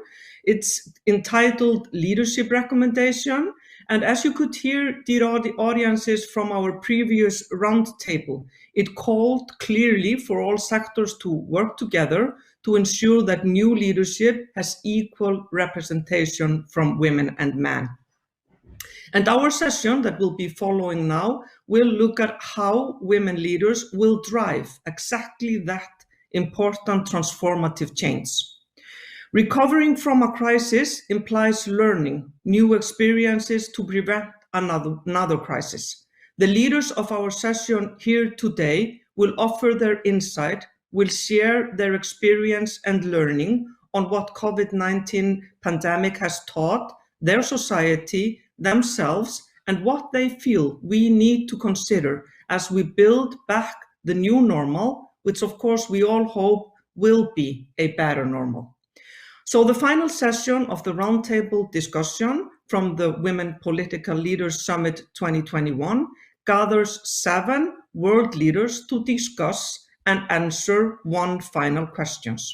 And these distinguished leaders are Chloe Swarbrick, member of the House of Representatives of New Zealand, Gabriela Gueves Barón, co-host of the UHC 2030 Steering Committee, Member of Parliament from Mexico, Honorary President of the Interparliamentary Union, and our Girl to Leader Patron for Latin America. Jackie Jones, Director and Chief of Staff, Gender Equality Office of the President at Bill and Melinda Gates Foundation, Her Excellency Jewel H. Taylor, Vice President, President of the Senate, Liberia, and she is our Girl to Leader Patron in Africa. Nurati Ali Asseghef, former MP, Indonesia House of Representatives, current President of the Geneva Council for International Affairs and Development. She is the member of the WPL board, and she is the WPL Global Ambassador for the Sustainable Development Goals. Rania Al-Mashad, Minister of International Cooperation in Egypt. She is our Girl to Leader Patron for Middle East and North Africa, the MENA region. Sandy Okoro, Senior Vice President and World Bank Group General Counsel, the Vice President of Compliance at the World Bank. Before we hear from these excellent panelists, I would like to hand over to my co-chair, DNA. She is the Deputy Executive Director, Program, United Nations Population Fund, for some introductory word. Over to you, dear DNA. Thank you so much, Anna. Nice to be here. Good morning, good afternoon, and good evening to all distinguished participants in this roundtable dedicated to leadership recommendation. We will delve into What is the new normal? And how are women leaders driving its definition and building forward? My name is Diana Keita. As Anna said, I'm the Deputy Executive Director Program of United Nations Population Fund. And I'm truly delighted to co-chair this panel along Anna to discuss how women leaders will drive transformative change. It's clear, we must not accept the current situation as normal, nor must we take the pre-COVID standard as acceptable. When COVID-19 was first identified late 2019, it was impossible to imagine the scale of disruption and devastation that this virus would cause. The pandemic has exposed vulnerability and exacerbated inequalities within and between countries, hitting the poorest and most vulnerable among them particularly hard. The socioeconomic impacts of COVID-19 have adversely affected progress made across our shared goal, including gender equality. Pandemic-related disruption could reduce progress towards ending gender-based violence and female genital mutilation by 1/3 over the next decade. We could see an additional 13 million child marriage. More women and girls are at higher risk of having an unintended pregnancy, which can derail their life path and dreams. The pandemic shines a harsh light on what we know to be true. Gender equality and the empowerment of women and girls is central to every single sustainable development goal. Women have played a critical role in the response to COVID-19 as frontline health providers, care providers, essential workers, and as managers and leaders of the response and recovery efforts. Yet, women remain underrepresented in leadership positions, and their rights and priorities are often not addressed. We cannot rebuild and restructure our economies, our societies, and our futures without women and girls. These same women and girls who are still waiting for the world's promise to be fulfilled. We must focus on the implementation of the existing commitment of the Program of Action for Population and Development, of the Beijing Platform of Action, and of the upcoming Generation Equality Forum. And we must demand more. I look forward to hearing from this distinguished panel on their recommendation on how to build back better, based on your rich experience, and how to ensure that women leaders are at the forefront of this change. Thank you. Thank you so much, DNA, for actually framing this in exactly the way we had hoped the discussion to go on today. So let's get started on that note.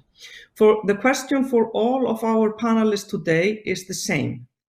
And we are asking all of these leaders to answer the following questions.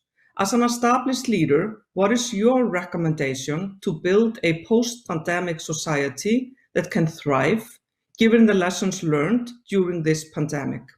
How can we ensure women leaders are at the forefront of this change? So first up, we have Chloe Swarbrick, who is a member of the House of Representatives of New Zealand. Over to you, Chloe, please.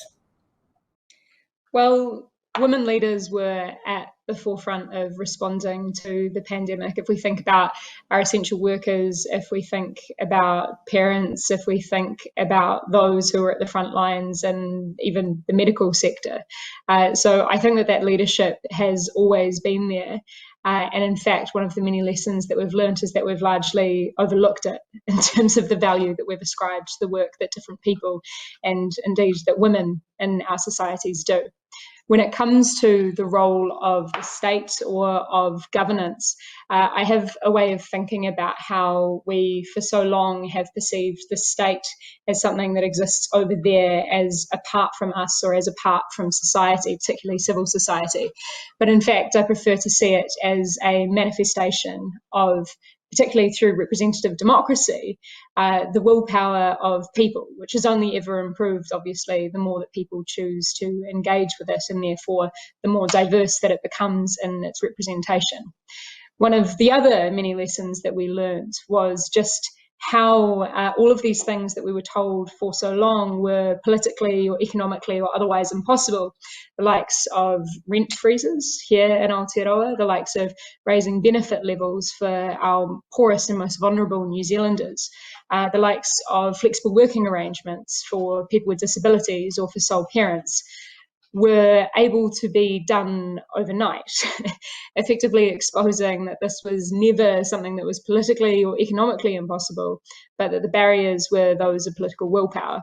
Which again takes me to the point of how important it is that our state and our governance is all more representative of society and of our communities and of the different cultures and, you know, at the very least half of the population being women. So when we talk about what kind of world we're moving towards, I think that the lessons and the evidence bases that we could build solutions from were there prior to the pandemic, but the pandemic actually exposed just how urgent these responses are.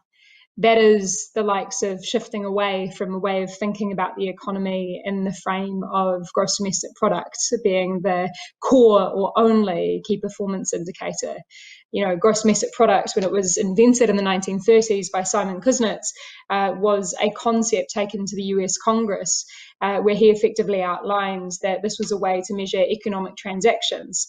But he himself forewarns that it should not be in any way, shape or form conflated with the measure of what he called the welfare, what we now call the well-being of society.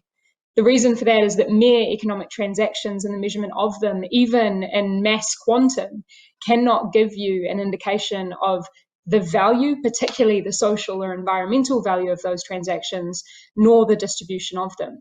So to give you an example of just how flawed and problematic that thinking is, it's the case that GDP goes up when there is a natural disaster or when somebody gets cancer, when there is a car crash, because there has to be economic transactions in order to undo that social ill. So moving into a way of thinking where economically, particularly from the government's perspective, we begin to price or think about those so-called externalities that we for so long have continued to place on the bill of future generations and incorporating them into our thinking from the get-go. One of the many ways to tie these threads together, and I think, in fact, to lead to a far more progressive and feminist future. Thank you, Honorable Chloe Swarbrick. I am honored to introduce Senora Gabriela Cuevas Baron. She is the co-chair of the UHC 2030 Steering Committee, member of the Mexican Parliament, and honorary president of the Interparliamentary Union, as well as Girl 2 Leader Patron, Latin America. She has been federal member of the parliament 3 times. She became the youngest and second woman president of the Interparliamentary Union. Estimada Gabriela, you have the floor.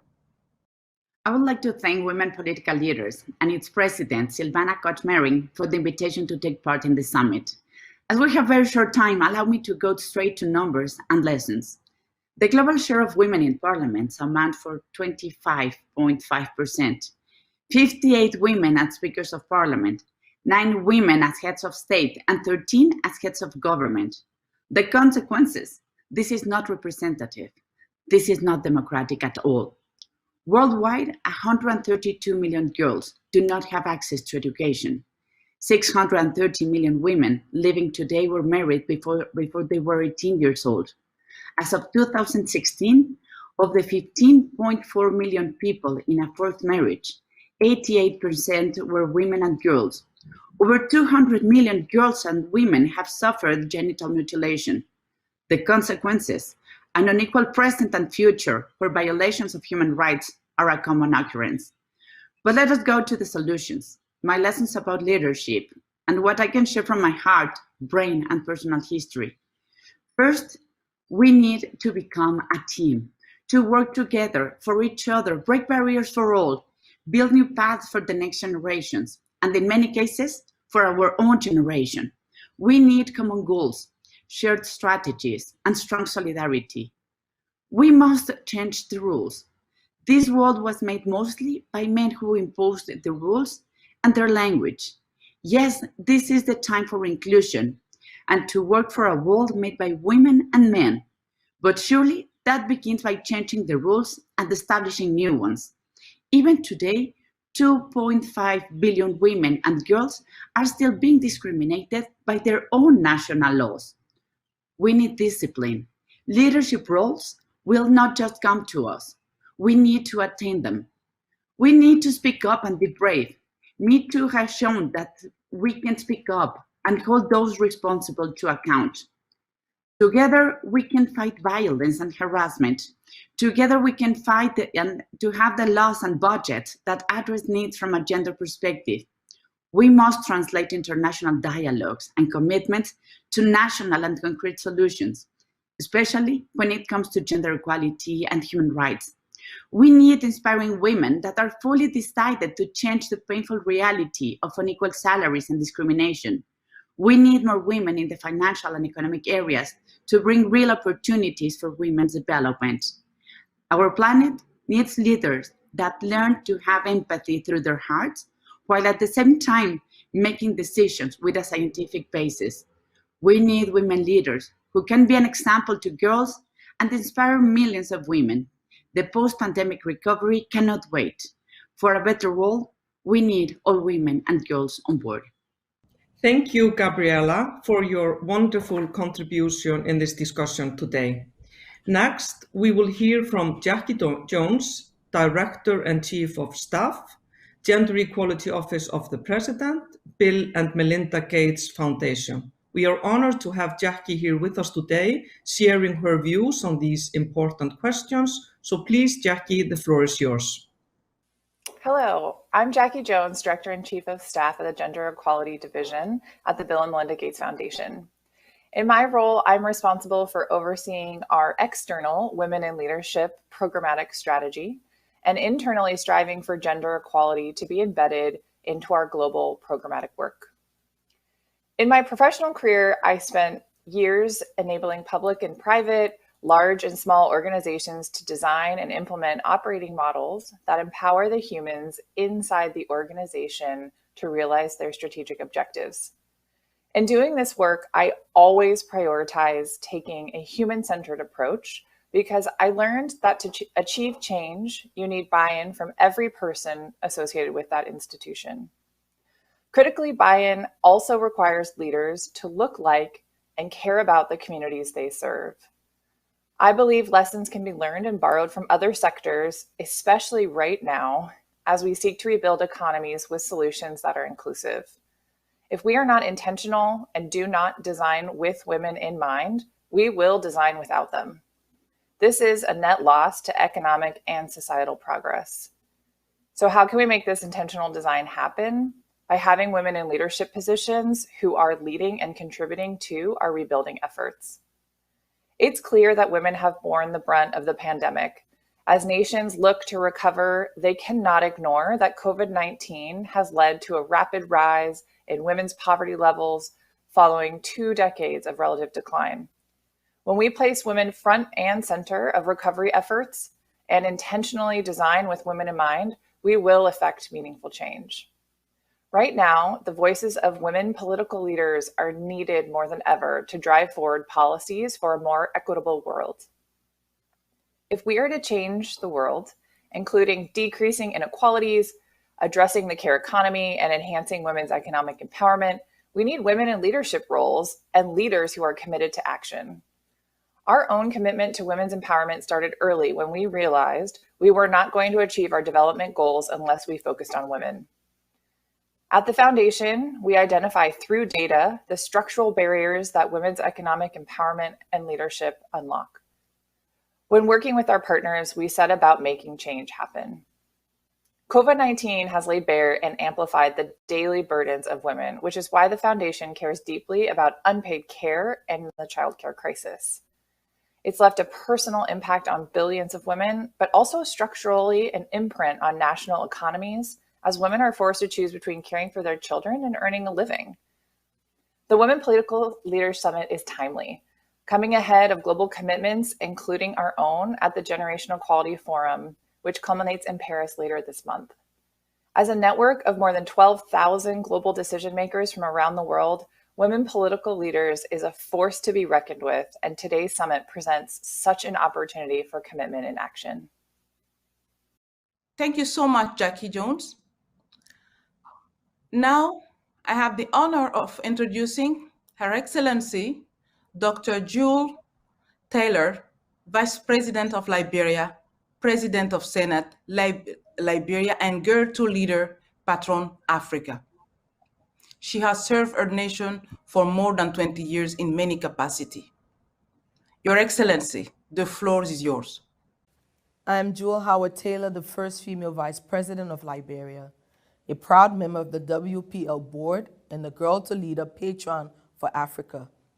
The COVID pandemic has created a new world reality, which has shifted our old norms, our old customs, and old ways of life. Though frightening, this shift presents new innovative opportunities for women across the world to better network, share ideas, and be strong together. We must now harness all of our energies into being more vocal, more active, more involved, and more strategic in order to pursue and reach our targeted goal of generational equality in all spheres of national life. Women must no longer stand on the sidelines. We must each get actively involved in finding our passions, training, preparing, building, succeeding, becoming, and mentoring the next generation. It is time for women to step up, step out, and get actively involved, thus becoming the change we want to see. By being present, by raising our hands, and by amplifying our voices, we can collectively push until everything changes. I therefore commit to working for generational equality. We thank the Excellency Jewel H. Taylor for those very much needed reflection. We are honored to have her with us here today, sharing her experience. Thank you. Next up, we have Nurati Ali Asseghaf, former MP in Indonesia House of Representatives.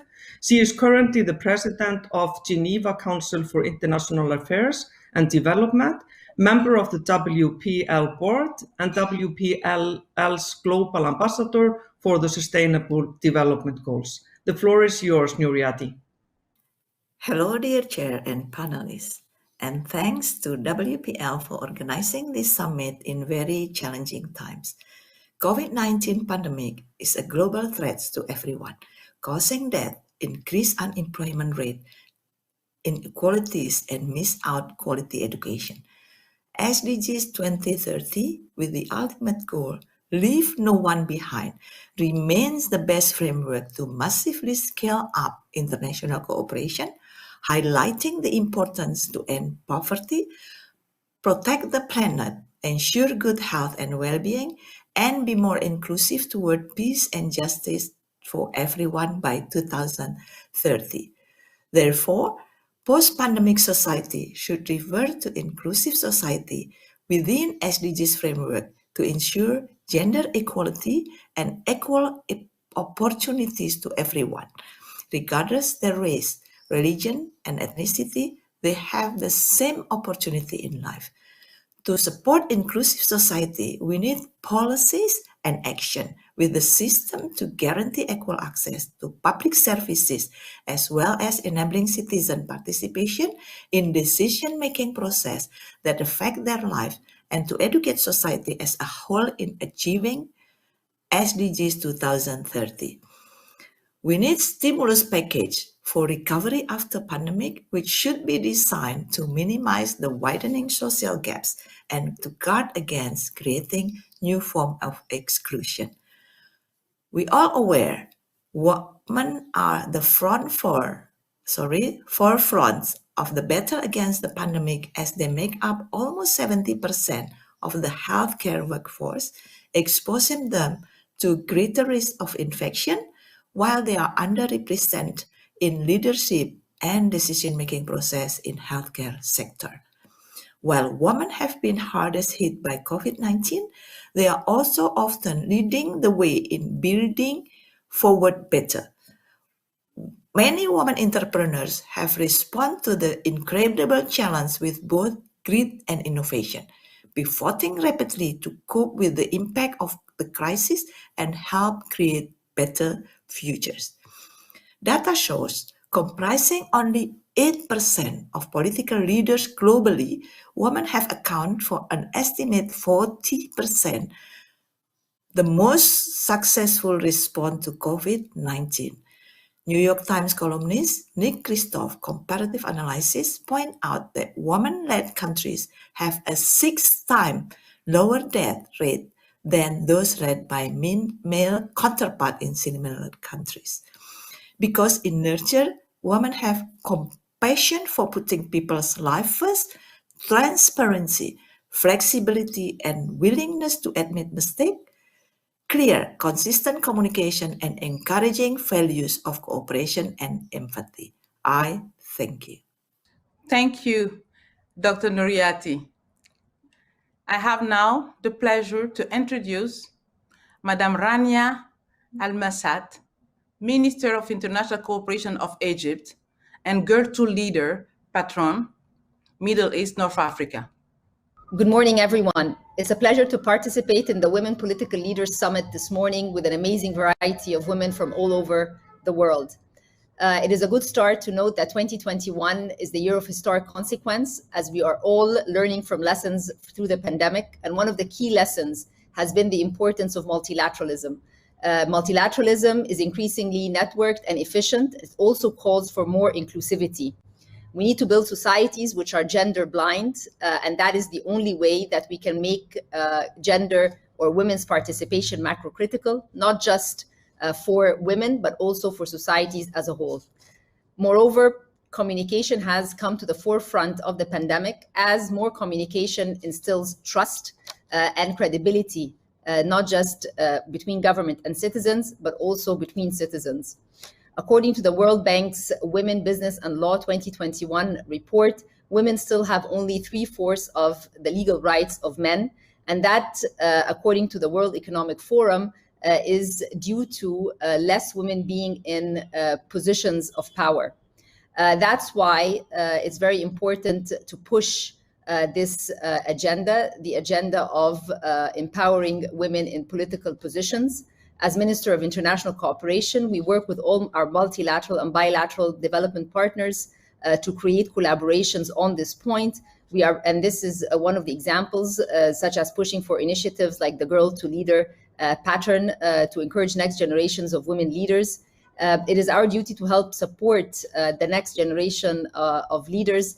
For many years, men have mentored and supported one another, and it is time for women to do the same, trying to make sure that some of the prejudice that exists or the fights that we have had, maybe the future generations will not need to go through.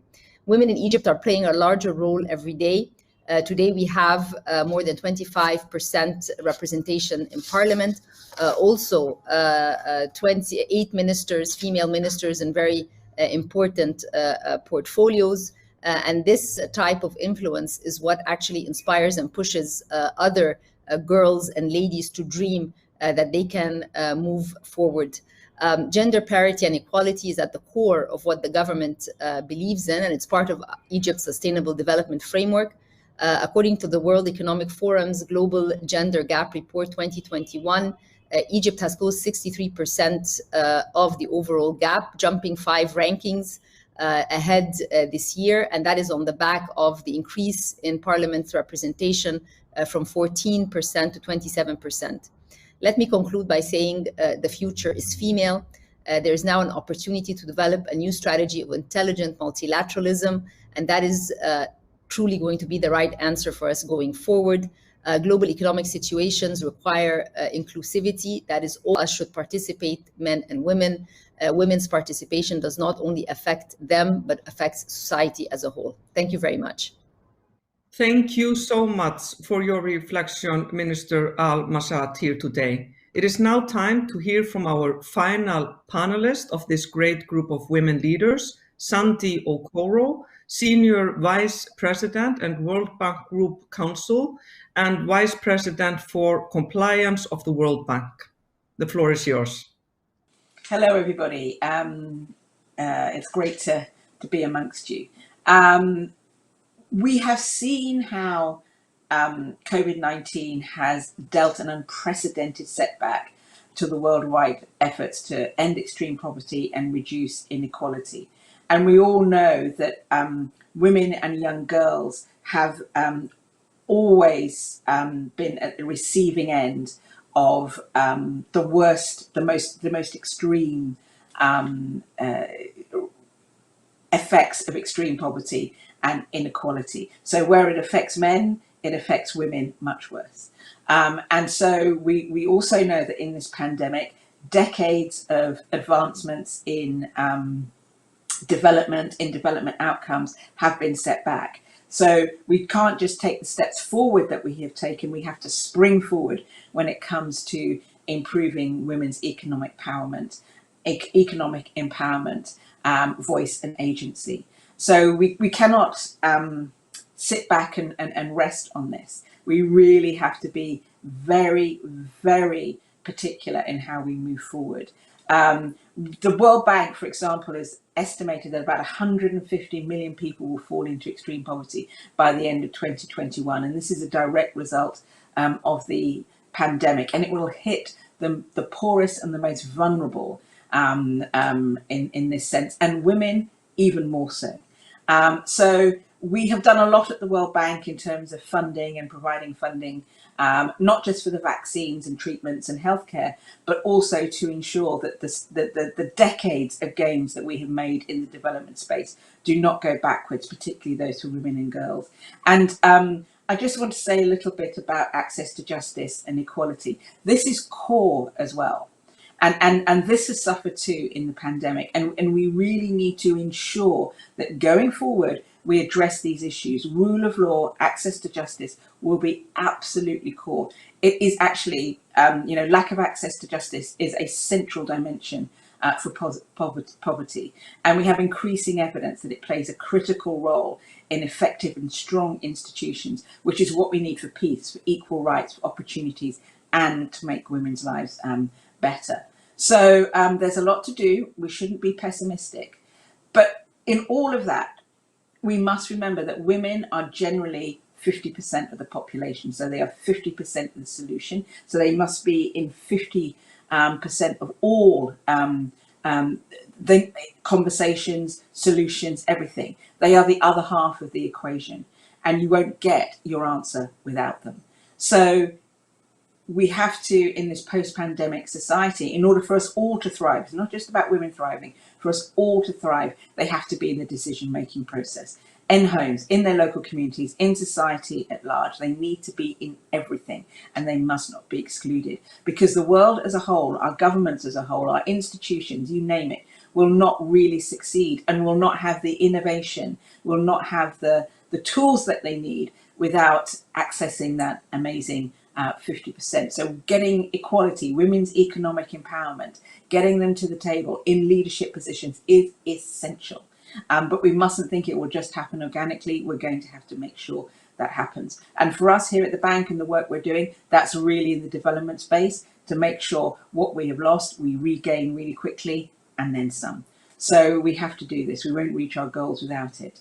And so the work, so that we support the work that is being carried out by the network of women political leaders. This is so important, but we mustn't forget the most vulnerable and the poor, because they have something to contribute here, particularly women in those categories. So let's go for it. Let's see a more gender equal world that thrives to its fullest potential. Let's be the best we can be.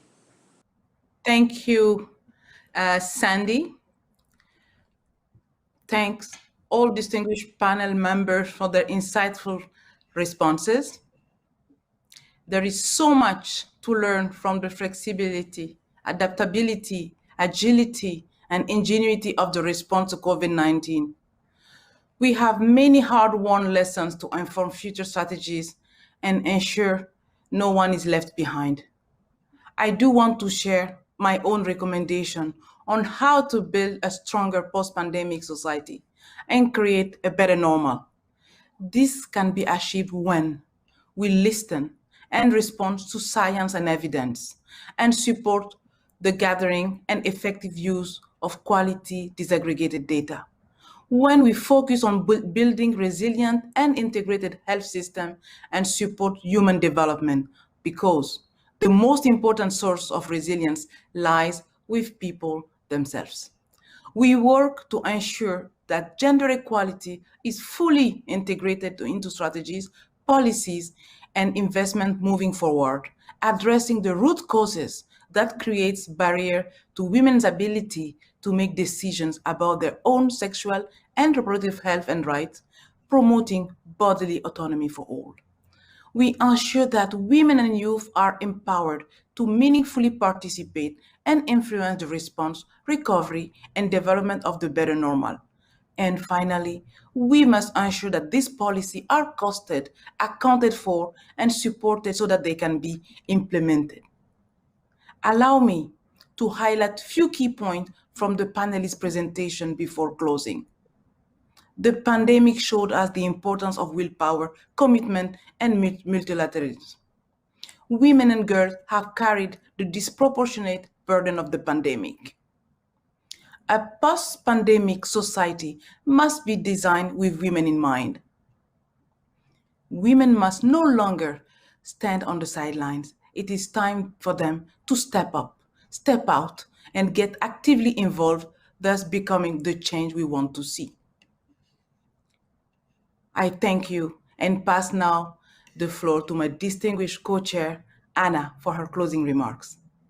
Thank you so much, Diana, for being here today and for co-chairing this. And thank you so much for all the work that you have been doing in your role, both professionally and personally. Thank you so much. It's greatly, greatly valued. And thanks for summarizing the discussion we had today with our leaders. I absolutely agree with the framing of Diana here around what was basically the message from our leaders today. I think we all see that women have been hit really hard by the pandemic. We also see that we have been stepping back, sadly, in some of the figures and facts and realities around women in leadership. We are still in a low number when it comes to how many women lead the world compared to men. The picture of a leader is still a traditional one, and we need diversity, parity, and balance in order for us to be moving ahead. So I think that is a clear message from all of our leaders here today. I also think that the urgency around the call of women leaders in the conversation at our summit this year is clear, because we must also, there is always an opportunity, and in every hardship and in every crisis we have, there is an opportunity, and now we have the urgent opportunity to build back better. Not only to build back, but to build back better. And we can also hear the echo in the voices of our women here today, saying that they see what UN, for example, the Sustainable Development Goals, the generation equality that is now being sort of currently the main issue around gender equality for the United Nations and the world. We can hear the echo of these voices saying this is where we need to move from words to action.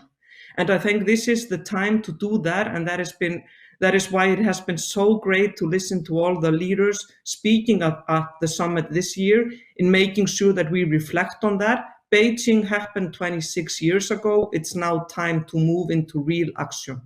And we will not be seeing building back better unless we see parity, unless we see women in the same number represented in political power, in decision-making across the world. And this is the world we want to see. And not only, as DNA mentioned, for the women of the world, but for the girls of the world. So they can see that their opportunities are the same as for boys. And this is why we need to make sure that that happened. So on those lines, I am grateful for the conversation we have had today. It's inspiring, and it's of course powerful to listen to all of the leaders. We are excited to hear what we will have later installed for you at the Women Political Leaders Summit this year. And thank you so much for tuning in. And please make sure that you continue to stay tuned. Thank you so much.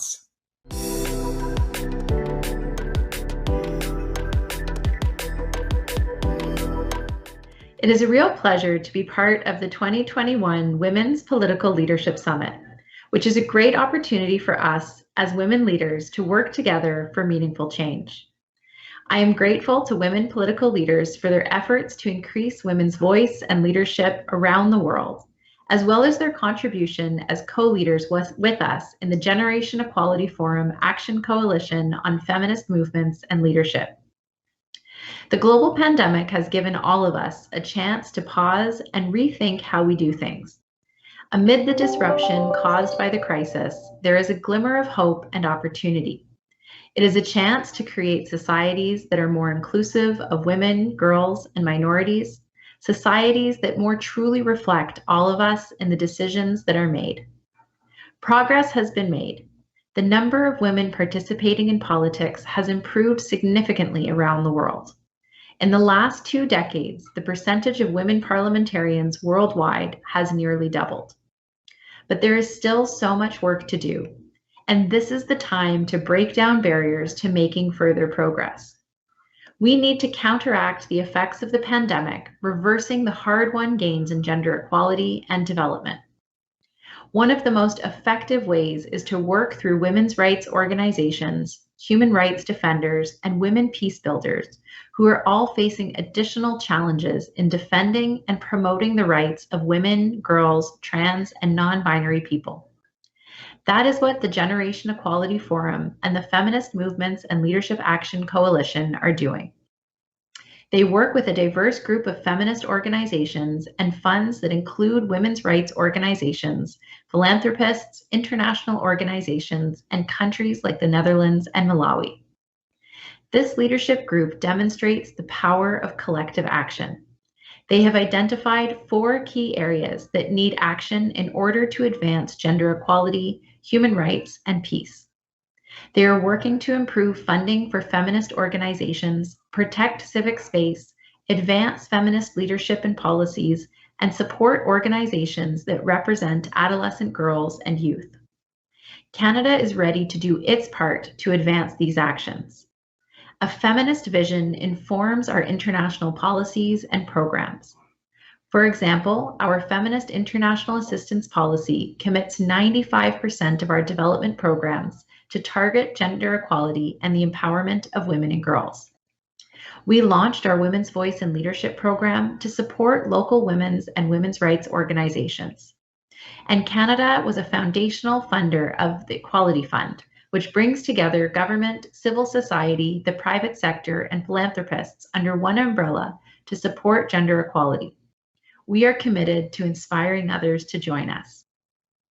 That is why at the Mexico Generation Equality Forum, along with the Equality Fund and the Ford Foundation, we invited others to help build a global alliance for sustainable feminist movements. This alliance intends to bring women's rights organizations, women's funds, and donors together to improve support for feminist organizations. We are confident that over the next 5 years, we can collectively raise the bar for better funding for women's rights organizations and movements.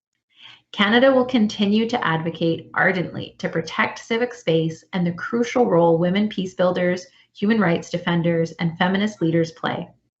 That means including adolescent girls and youth feminist leaders in a meaningful way in the work of the Feminist Movements and Leadership Action Coalition and Generation Equality Forum.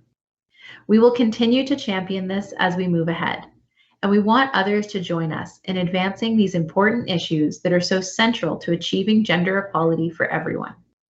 Generation Equality Forum holds a lot of promise as an opportunity for collaboration in a better, more inclusive future. I continue to be inspired by the leaders of the forum who represent all generations, backgrounds, and perspectives, and I look forward to a dynamic 5 years of progress. Thank you. Je suis honoré de prendre la parole à ce sommet international en ma qualité de député de la République de Guinée, membre actif de Women Political Leaders, en vous annonçant qu'au moment où je vous parle, les femmes guinéennes, parlementaires, femmes politiques de la société civile sont réunies pour donner corps à cette campagne mondiale qui est Génération Égalité que portent les Nations Unies en faveur des femmes. Oui, en République de Guinée, désormais, nous avons acquis des choses que nous voulons protéger et encourager, car désormais la parité est totalement acquise dans la Constitution, mais aussi toute forme de violence violence faite aux femmes est condamnée. C'est pour dire que nous devons continuer à amplifier la voix des femmes politiques, amplifier la voix de tous les gouvernements qui devraient interagir pour arriver à protéger les femmes de partout dans le monde, sur le plan économique, le plan social, bref, tous les plans doivent être pris en compte. Mais cela dépendra justement d'une amplification mondiale que vous portez en ce moment. C'est pourquoi j'aimerais rendre hommage à nos prédécesseurs et à vous qui êtes en ce moment en train de nous regarder pour vous dire que oui, les femmes ont leur place et cela dépendra du monde entier, mais surtout avant tout des femmes. I'm Gifty Chum Ampofo, Member of Parliament in the Republic of Ghana and WPL Ambassador for Ghana. Ghana has joined WPL co-leader of the Generation Equality Action Coalition on feminist movement and leadership in generating commitment towards determining this new normal after COVID-19. Global change starts at the national level. Ghana is determined to act as a change maker. We are determined in creating commitments and actions to promote women's leadership across all aspects of public and economic life.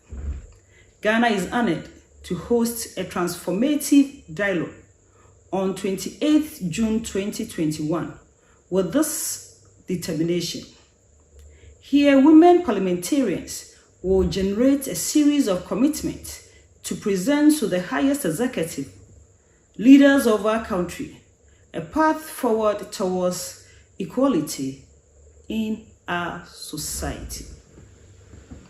In this new normal, women are at an advantage because we could be in our homes, in our offices, and elsewhere to educate ourselves through the magic of internet, to attend global conferences, and also to work to improve our economic lives. I therefore appeal to everybody, both in the country and outside the country, that with this Roundtable conference, we wish to interact with our partners all over the world and also learn the new life after COVID. Thank you. Assalamu alaikum to everyone. I am Zuraida Kamaruddin, WPL Ambassador for Malaysia and Minister of Housing and Local Government. On 12 April 2021, Malaysia held a roundtable discussion on the 6 themes addressed by the Action Coalition. In conclusion, Malaysia commits and is agreeable to most of the actions drafted out and will sit and meet again to discuss in detail how to go about implementing the actions through the various ministries. While the Parliament is currently suspended due to the emergency ordinance, the Cabinet still sits every week to address issues that affect the country. Among the key takeaways from the roundtable discussion were the need to include cultural and religious perspectives to the action mentioned. There was also a unanimous call for more data to be made available and for world bodies to heed views from an ASEAN perspective. Malaysia is concerned that the care economy and informal workforce are not given recognition and are undervalued. Malaysia urges the United Nations to consider a more localized context of bodily autonomy to suit the ASEAN culture, which is more conservative in nature. While Malaysia recognizes the importance of sex education in schools, it is also largely dependent on the cultural and religious setting in the country. As the majority of Malaysians are Muslims, Malaysia has to first adhere to Islamic teachings. Lastly, Malaysia strongly agrees to increase women's participation in decision-making to boost the number of women in leadership, but there is a need for more financial support to move gender parity. With that, we hope that the Generation Equality Forum will consider our views from Malaysia. Thank you very much. I believe policymakers and governments are powerful actors in achieving legislative change. Political leaders have the power to inspire and accomplish transformational changes in society. Global framework is urgently needed to carry forward a great mission where gender equality is embedded in all aspects of political and economic decision-making around the world. WPL has called on the strength of its global network of thousands of women political leaders to define and advance high-level commitments that lead to transformation. Indonesia has answered this call. We are committed to do actions to promote women's leadership across all aspects of political and economic life. It is with this determination, Indonesia is honored to have hosted a transformative dialogue on 8 June 2021. Here, women's parliamentarians have generated a series of commitments to present to the highest executive leaders of our country a path forward towards equality in our society. These commitments will ensure women's full and effective participation as well as equal opportunities for leadership at all levels of decision-making in political, economic, and public life. As women political leaders, we are contributing by mobilizing our political leadership to make commitments to achieve gender equality through strengthening women political and economic participation. There are a lot of work ahead us, but I, Irina Yusiana Robaputri, member of Indonesia Parliament, will continue to make concrete actions to fulfill our commitments to accelerate gender equality in Indonesia. I'm Representative Rosanna Shack, a minority female lawmaker in the Liberian legislature who is physically challenged. I gathered the inspiration to be a representative in order to ensure inclusion of all persons, regardless of their physical condition. I am an example that being physically challenged is not an inability, but an opportunity to ensure inclusion at all levels. I therefore commit to advocating at all levels to ensure that generational equality means the inclusion of everyone. I am Senator Yombikanga Lawrence, one of only 2 female senators out of 30 members of the Liberian Senate. I have been privileged to have been elected twice to represent my constituency. I have been subjected to negative nuances of being the only female in an all-male legislative body, but I have used the many challenges to be my stepping stones. I therefore commit generational equality. I'm Cornelia Kurat-Tokpa, a female opposition politician. I took part in an elections in Liberia and experienced extreme electoral violence specifically geared towards me because I was a female. I therefore commit to working to end electoral violence and to generational equality. I'm Representative Elena Torre, the Ambassador for Women Political Leaders of Liberia and one of the youngest female representatives in the Liberian legislature. As one of only 8 females in a body of 73 members, our voices are muted and the effects of the action we truly want done in the legislature are nominal. But we must continue this march forward until the voices of women, who make up 50% of the population, is equitable. I therefore commit to generational equality. Thank you. I am Representative Larry P. Yonkoi, a true he-for-she champion in the Liberian legislature. I am a proud father of 2 daughters, and I'm a fighter for female empowerment at all levels, and have used my office to work for gender equality laws. I therefore commit to supporting generational equality. Thank you. Les saludo con gusto, soy Marta Delgado Peralta, subsecretaria para Asuntos Multilaterales y Derechos Humanos de la Secretaría de Relaciones Exteriores de México. Les envío un cálido saludo de parte del presidente de México, Andrés Manuel López Obrador, y del canciller Marcelo Ebrard, secretario de Relaciones Exteriores. En un mundo donde las mujeres y las niñas representan más del 50% de la población, su bienestar es indispensable para garantizar un mundo sostenible y en paz. Por ello, como Estado mexicano, estamos comprometidos con la igualdad de género. La celebración de esta cumbre de mujeres líderes políticas es una ocasión muy propicia para enfatizar que para que exista una sociedad igualitaria, las mujeres y niñas deben tener acceso a las mismas oportunidades que los hombres en todos los lugares de la vida pública. Ejemplo de ello es que en México aprobamos la reforma constitucional que garantiza la paridad de género en los 3 órdenes de gobierno y en los 3 poderes de la Unión en 2019. Tenemos también la convicción de que con la representación paritaria, las decisiones públicas se enriquecen y se acelera el paso hacia la transformación de México con un nuevo reto: transitar de la paridad representativa a una paridad sustantiva, es decir, la paridad en acción. Nos encontramos en un momento histórico y político que exige gobernar para que nadie se quede atrás y nadie se quede afuera, en una lógica de eliminar la exclusión, el rezago, las condiciones que han vivido las mujeres históricamente, que son de discriminación. Reconocemos que por la pandemia de COVID-19, nuestra participación es más necesaria que nunca, en particular todas las mujeres en su diversidad. En México, por ejemplo, realizamos acciones afirmativas para que más mujeres con discapacidad, indígenas, afromexicanas, de la diversidad sexual, estén representadas en los espacios políticos de toma de decisiones. Por eso asumimos a México como un gobierno que tiene una política exterior feminista. Hemos llevado a cabo una serie de acciones orientadas a alcanzar la igualdad sustantiva entre mujeres y hombres, tanto a nivel internacional, pero también a nivel nacional. Desde enero de 2020, México cuenta con esta categoría de política exterior feminista porque estamos convencidos de que esta política apoyará los esfuerzos nacionales para lograr el bienestar y el desarrollo integral que necesitamos las mexicanas y los mexicanos en condiciones de igualdad y no discriminación.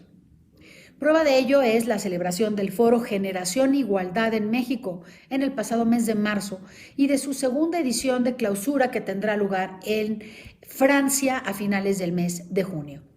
La edición en México involucró más de 13,000 participantes, más de 250 ponentes de 85 países del mundo.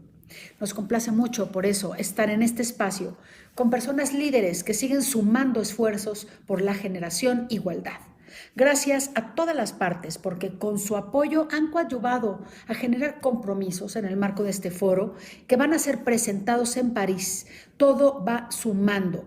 Desde México, por ejemplo, lanzamos el compromiso por la Alianza Nacional de Cuidados, que sin duda va a contribuir a que más mujeres puedan seguir aportando todo su potencial en diversos espacios. Agradezco la invitación a esta cumbre de mujeres líderes políticas y reconozco el papel que desempeñan en la coalición de acción de movimientos feministas y liderazgo del Foro Generación Igualdad y su importancia para que más mujeres puedan seguir alzando la voz. Exhorto a todas a seguir comprometiéndose, a todos también con la agenda de igualdad de género. Eso es lo justo, porque la sostenibilidad que queremos para el año 2030, que forma parte de nuestra agenda, y más allá de ese año, nos debe incluir a las mujeres de manera integral. No hay que dar pasos hacia atrás. Los derechos humanos de las mujeres y las niñas son derechos, no son negociables. Muchas gracias a todas y todos por su atención. The past 1.5 years are a turning point in human history.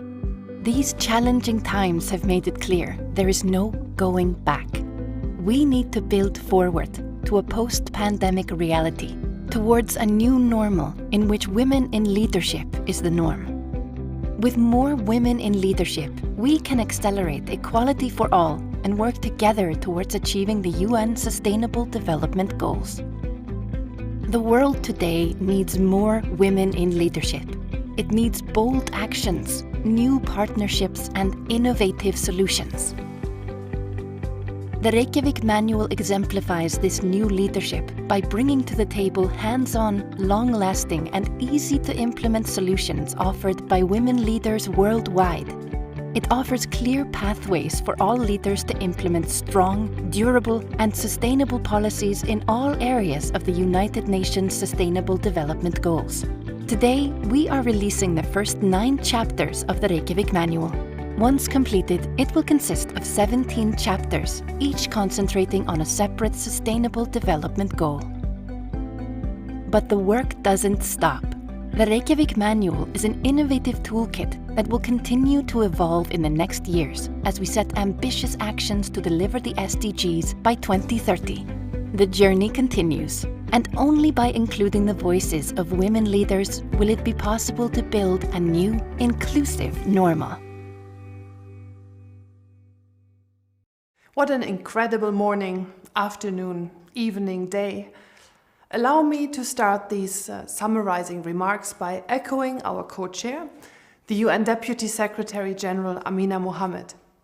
Together, we certainly are stronger when women rise for all. It is hard to summarize the recommendations we heard today from over 100 leaders, but let me give it a try. 1. What we heard was that to reach a new and better normal, leadership itself must be transformed. Equality in leadership is not just about numbers. Meaningful participation, inclusion, and influence of women in all their rich diversity must be front and center. This is true across all sectors and ages. 2. Change is required at all levels to achieve equal leadership. We need to get rid of laws that treat women differently, replace them with equal ones, and implement them. A whole of society approach means we must unstereotype and change norms by pushing for greater and more diverse representation in the media, marketing, academia, the economy, society at large, and of course, politics. 3. The new normal leadership agenda requires accountability. Leadership must be accountable. It must be rooted in data. It must measure change. To build forward, we need to translate international commitments to national action. Post-pandemic societies need women leaders at the front and center of response, recovery, and decision-making. These were some of the great points we heard today. We know many more solutions and commitments will come in the national delegation statements, which start right after my speech. On the note of generation equality, I'm thrilled to mention that, as one of the co-leads, women political leaders will make 2 ambitious and transformative commitments. These will drive legislative and societal change and counter negative perceptions against women leaders in all sectors. We hope to work with many of you on this. Let me close by saying thank you. Thank you to our distinguished speakers and to Amina for co-hosting. Thank you to the teams and to all who helped, pushed and pulled. Thank you to everyone who watched and tweeted the Women Political Leaders Summit 2021. Thank you for what you did today. And not least, thank you for all the things you and we will do tomorrow and beyond.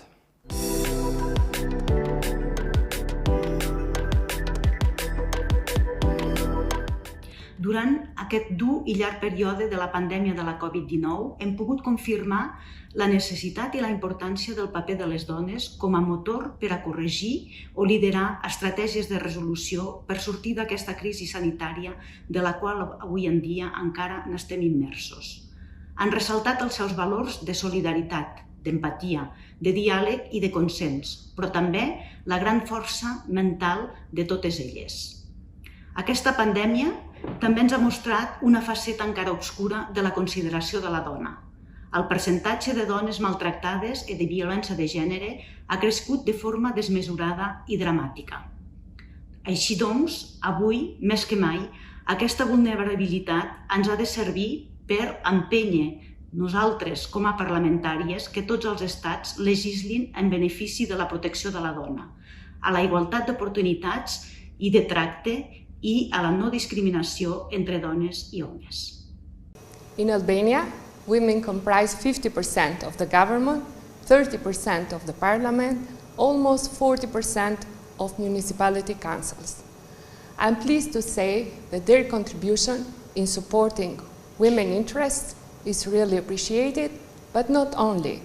They also encourage and inspire other women to become leaders. Despite these good results, women still face inequalities in Albania. they face unemployment, poverty, domestic violence. Women in rural areas, women with disabilities, women heads of households, Roma women are the ones that suffer more from these gender inequalities. The pandemic situation had gender dimensions also in Albanian society. However, I'm pleased to say that in Albania, the vaccination process is going very well and we are breathing freely. However, we are very aware that the recovery process needs a lot of commitment, accountability from Albanian Parliament, Albanian government, and all our institutions. It is critical that gender equality and women's rights will remain the priority on our recovery efforts. It is imperative that we do not lose previously won gains in the context of COVID-19 recovery initiatives. Albanian government will continue design gender-sensitive and inclusive laws, policies, and allocate funding needed in order to implement them. The recovery process would be a joint and coordinated effort of Albanian Parliament, our government, civil society, international organizations, academia, businesses, in order to ensure sustainable interventions. We'll make sure that women leaders at all levels of decision making will contribute significantly in this recovery process by sharing their expertise, contribution, and their perspective in order that these efforts will be gender sensitive. Collecting gender disaggregated data, as well as analyzing the impact that pandemic situation had on women and men, addressing these inequalities will remain our main strategy in these recovery efforts. Women economic empowerment will continue to be our priority in this recovery process. Our joint efforts on prevention and addressing domestic violence and violence against women will continue intensively. Gender budgeting initiatives started from Albanian government at local and at central level will continue trying to really provide services to women and men in urban and in rural areas. Building our future together, it will remain our main goal, and women will continue to be in the heart of this process. By doing this, our interventions would be more comprehensive, more sustainable, and our democracy would become stronger. I'm Sue Lyons. I'm a Labor Senator from Western Australia, and I'm also Deputy President of the Australian Senate. I'm really excited about the thought of a gender-sensitive parliament, but it would require a new normal. What an exciting proposition to have a parliament where women are respected and recognised for who we are and the contribution we make. What an exciting proposition to think that women would be celebrated and applauded and promoted for who we are. But that requires structural change. It requires a real commitment to genuine change, and it requires men to be comfortable about sharing power. Not only does it need that structural change, but any change we make needs to be constantly evaluated. There needs to be a rebalancing. But what it requires is women to be promoted to finance positions, women in key executive areas of government, and for those positions to exist in opposition parties so that women are promoted across the parliament. And how do we get there? It requires community consultation. It's no point just the parliament looking at itself. It needs fresh ideas, new ideas. It needs to involve former politicians, current politicians, and future politicians. Particularly, it needs to involve women who seek out those roles. But it also needs to make sure that we've got women from diverse cultural backgrounds who will bring a different perspective to what they want their Australian Parliament to look like. It is exciting. It will require a lot of commitment. It'll require dollars for consultation. It'll require a real political will from all of us. But what an exciting proposition to really change the way that our Parliament operates today to a brand new future that's fully inclusive of women. Warm greetings from Azerbaijan to honorable participants and organizers of WPL Summit. Building back to new normal should be new reality lying on our responsibility, women political leaders. How terrifying it might be, COVID-19 pandemic provided us with good chance to redesign inclusive decision-making, review legal mechanisms, and reflect on societal norms. I am from Azerbaijan, first country in Muslim Orient to ensure women's equal suffrage in 1919. With first ever female vice president, speaker of the parliament, and increased number of female parliamentarians, state now advocates for gender equality and sheds particular light to empowerment of women political leaders in post-pandemic world. Ensuring gender rights included in our National Action Plan of Azerbaijan for 2020-2025. We, parliamentarians, also revised legislation on provision of gender equality due to pandemic impacts on women. 9 women research centers established in Azerbaijan actively provided empowering space to more than 3,000 rural women since pandemic. Few days ago, cross-sectional representatives, State Committee on Family, Women and Child Affairs, UN agencies, and embassies in Azerbaijan also discussed expanding network of women empowerment centers to beyond conflict zones, namely Tartar, Barda, and Akjabadi, distracted during 44 days of war with Armenia. As I am fortunate enough to have my voice heard, I want us all to step into a better future. We will only need to transform perception of women's access to equal opportunities, challenge discriminatory structures, legislation, and norms via cross sectors. Only together we can.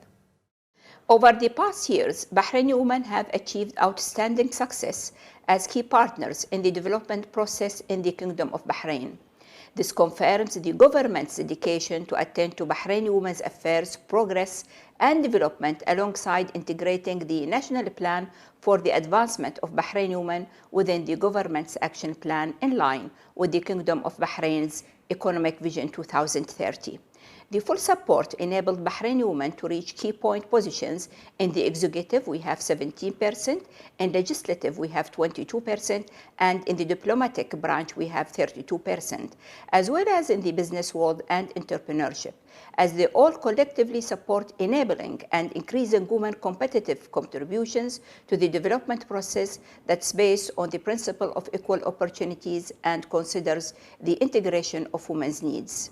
The role of the 24 Equal Opportunities Committees, which have been established in most of the kingdom's ministries and institutions, is to achieve just and equal opportunities for both genders in the workplace. The institutional work in the kingdom is based on the principle of equal opportunities. Therefore, the committee's efforts must be intensified to raise awareness of women's rights and needs and enforce change in some of the social norms that compromise women's participation, family stability, and smooth implementation of the laws that governs many issues related to women. These committees also support Bahraini women by their presence in the leadership and in the position in the executive, legislative, and diplomatic authorities. Thanks to His Majesty, the King of Bahrain, and Her Highness, the Princess Sabiha bint Ibrahim Al Khalifa, the President of the Supreme Council for Women. Les droits humains sont les droits des femmes, et les droits des femmes sont aussi les droits humains. Ce sont les mots que Hillary Clinton a prononcés lors de la 4e conférence mondiale sur les femmes de l'Organisation des Nations Unies à Pékin. Comme partout dans le monde, comme aussi dans notre pays, ce sont les femmes qui se sont retrouvées majoritairement en première ligne lors de cette pandémie. Oui, les femmes portent un lourd tribut. Non seulement la pandémie a creusé davantage les inégalités entre les femmes et les hommes, et les chiffres le montrent, mais les violences faites aux femmes ont aussi connu un pic important. C'est de notre responsabilité en tant que femmes politiques, envers toutes nos concitoyennes, envers toutes les femmes, de porter leur combat, leurs droits et leur voix.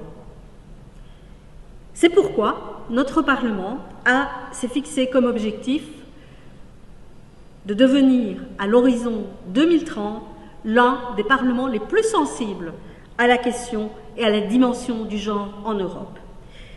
Il faudra évidemment, pour cela, veiller à ce que les intérêts et les préoccupations des femmes occupent une place suffisante dans l'agenda du Parlement.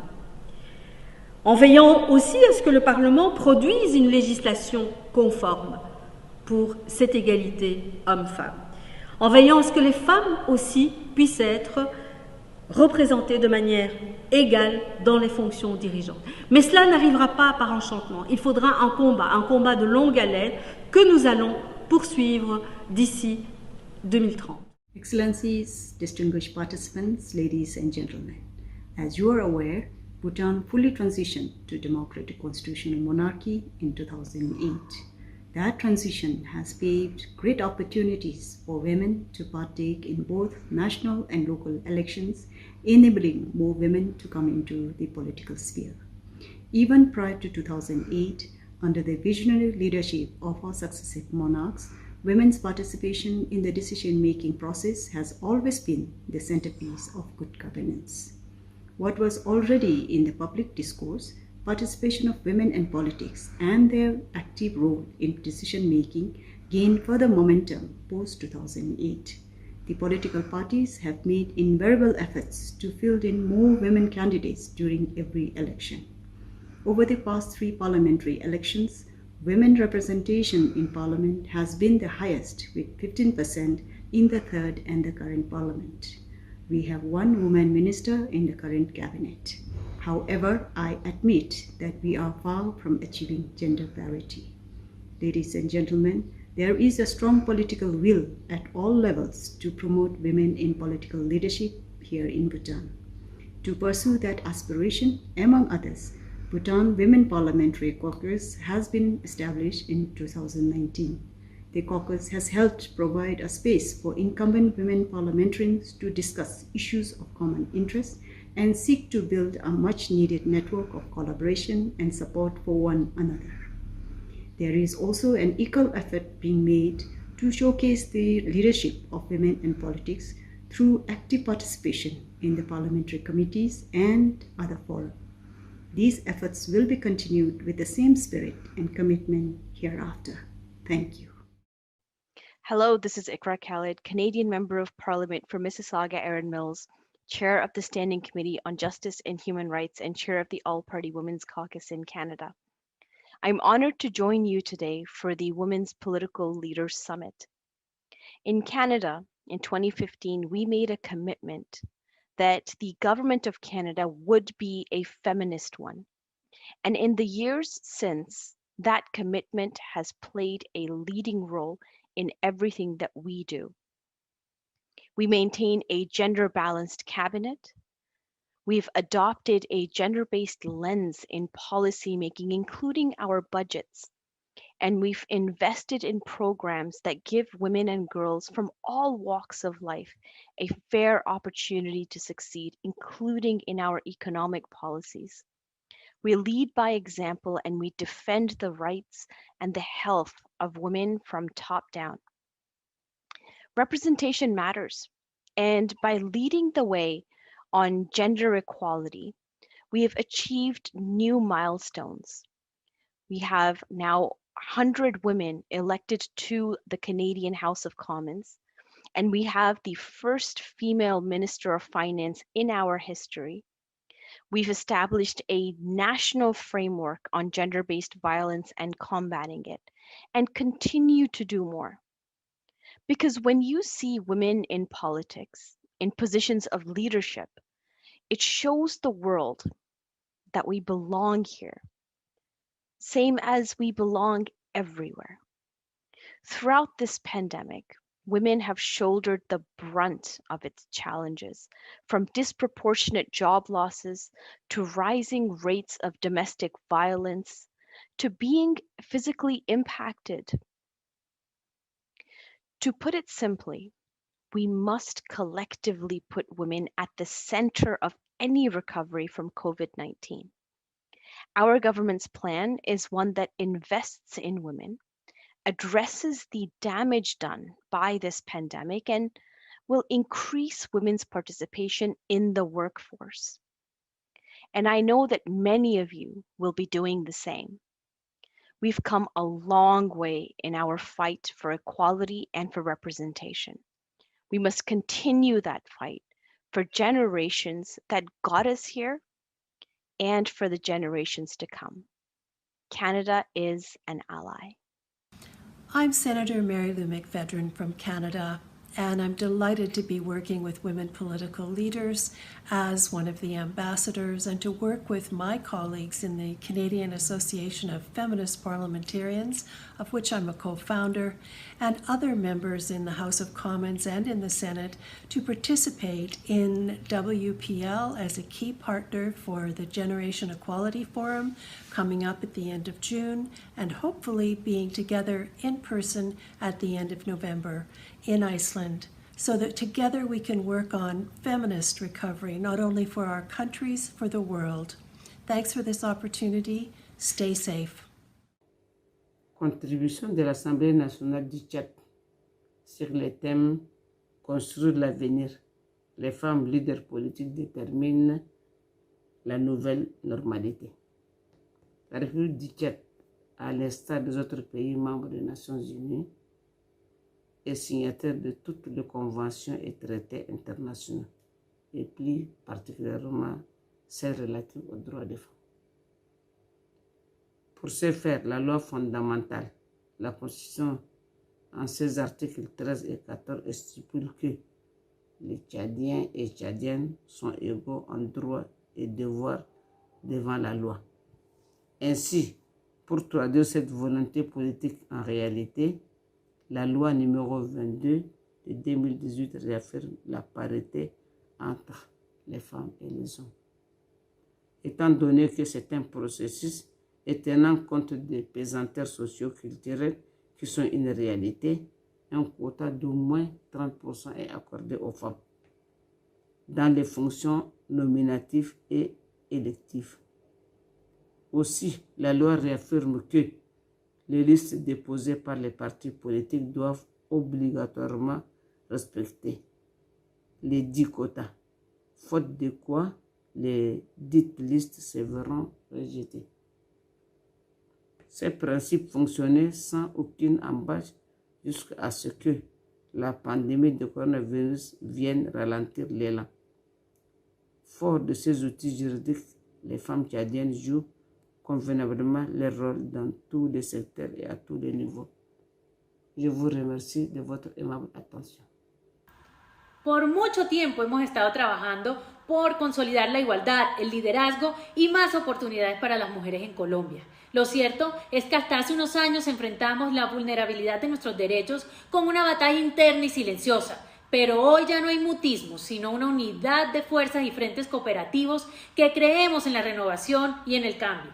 Por eso, desde el Congreso de la República de Colombia, dimos un gran paso en diciembre de 2020. Logramos dejar atrás muchos años de rezago para escribir un nuevo capítulo en la historia, aprobando la paridad en las listas electorales. Este peldaño nos lleva hacia un nuevo equilibrio de poderes a partir de las próximas elecciones, y en esto basamos nuestra fuente de confianza para lograr equiparar la desigualdad que viene acentuada. Estos pasos han sido significativos para enfrentar una realidad desasistida. A pesar de que las mujeres somos el 51.6% de la población en Colombia, tenemos una baja representatividad en la política. Hoy, el 80.3% de las curules del Congreso son ocupadas por hombres y solo el 19.7% lo ocupamos mujeres. Pero gracias a este aporte que logramos desde el Legislativo, a partir de las próximas contiendas electorales, cada lista será conformada 50% por hombres y 50% por mujeres, incrementando nuestra participación y posibilidad de ser elegidas y así seguir trabajando en diversas líneas que aceleren el proceso de la igualdad. Cabe resaltar que la paridad es un aporte en la lucha contra la inequidad y en eso nos hemos enfocado, a eso le hemos apostado. Temas como el desempleo, la violencia contra la mujer, las labores de cuidado sobrecargadas en el género, la esclavitud, el abuso sexual, el matrimonio infantil, los embarazos y abortos forzados que recaen sobre la mujer podrán ser abordados con fuerza si logramos que más mujeres sean elegidas. Esta es la oportunidad para compensar la desigualdad histórica que nos ha marginado. La paridad es una gran herramienta para superar los problemas que nos dividen. Con la paridad ganamos la carrera contra la tendencia de desacelerar nuestro crecimiento y comenzamos a garantizar el avance y el desarrollo de una era híbrida que deja atrás la contradicción de nuestra modesta participación en la sociedad. Desde la democracia, las mujeres tendremos lugares para promover la paz y no la destrucción. Sin duda, es un gran acierto que en Colombia reconozcamos el potencial y estemos tentando el espíritu de las mujeres que han nacido para generar grandes cambios, con el impulso y el ímpetu de todas las generaciones. Muchas gracias. From the Congress of the Republic of Colombia, we've worked in the midst of the current pandemic, seeking opportunities to advance equality between women and men. The most recent achievement is historic for our country, because we approved parity between women and men in all the lists of candidates for public corporations. For the first time from the year 2022, we have lists for the Congress of the Republic made of 50% women and 50% men, and this will also be the case in local elections. The commitment of the political parties will be very important to guarantee that women's participation is effective. For 10 years, there has been in our Congress the Legal Commission for Women's Equity, made up of 21 senators and members of the House of Representatives, both women and men from all political parties. The work of this commission since 2020 has been aimed at analyzing the situation of women in pandemic, making political control and making proposals about unemployment, poverty, and violence that they face. We've also managed to create nearly 300 women's commissions at the local level, in the municipal councils and the departmental assemblies, which will facilitate the implementation of national decisions and a greater participation of women in territories.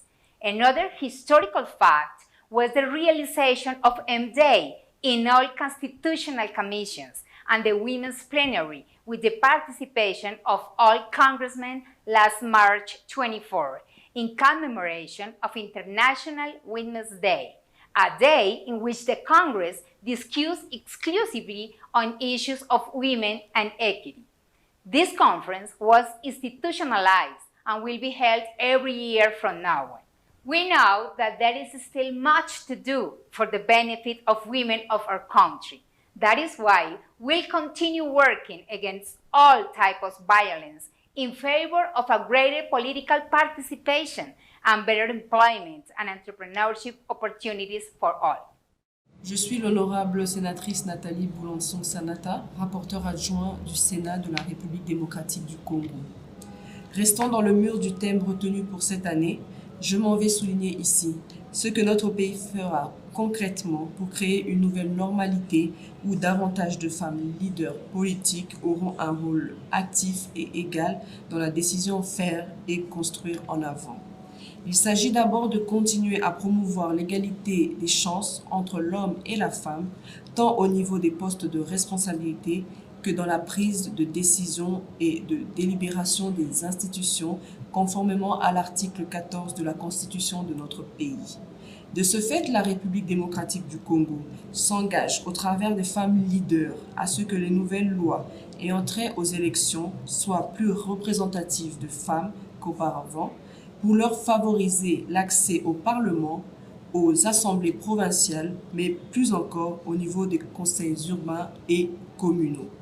Ce qui permettra d'avoir davantage de femmes leaders, et ce à bas niveau des élections, tant législatives que provinciales, urbaines, municipales et locales. Plusieurs de ces actions traduisent donc clairement la détermination de l'État congolais de pouvoir placer les femmes leaders politiques dans les conditions optimales de décision afin de booster le développement. Cet élan ne se limite pas seulement aux institutions publiques, il consiste également en la sensibilisation des responsables des formations politiques pour la promotion de la femme.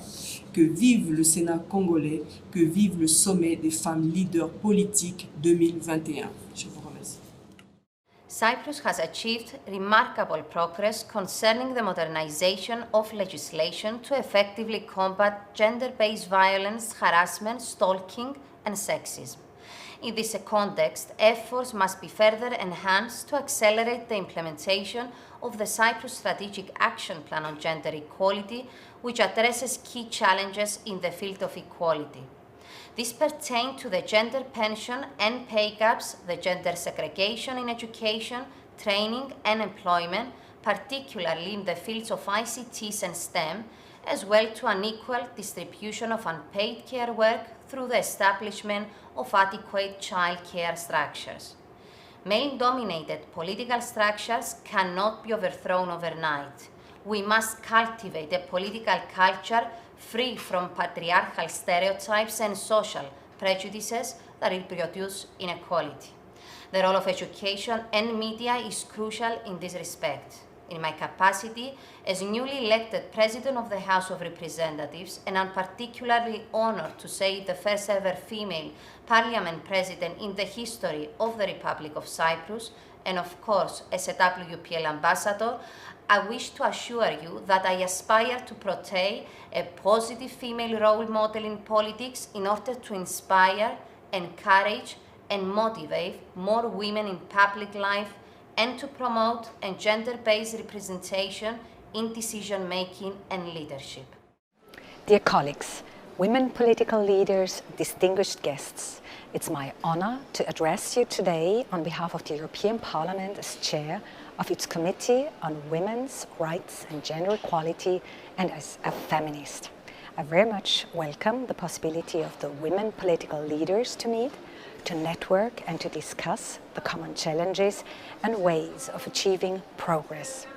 We in the European Parliament are very committed to achieving gender equality and empowering women and girls. Empowering women and girls means providing them with the necessary tools to become economically independent, to be represented equally across society, and to play an equal role in all spheres of life. In short, for gender equality, it is crucial to partake in all decisions, especially those having an impact on our lives. And we already see that when this is done, everyone profits from it. The European Parliament therefore repeatedly called for ensuring full access of women to all levels and in all areas of life, and for actively promoting gender balanced and equal representation at all levels of decision making. Here, we, for example, keep on putting pressure on the Council of the European Union to unblock the Women on Boards Directive and to ask for the introduction of gender balance requirements in electoral laws. And we lead by example. By now, in the European Parliament, nearly 40% of the parliamentarians are women.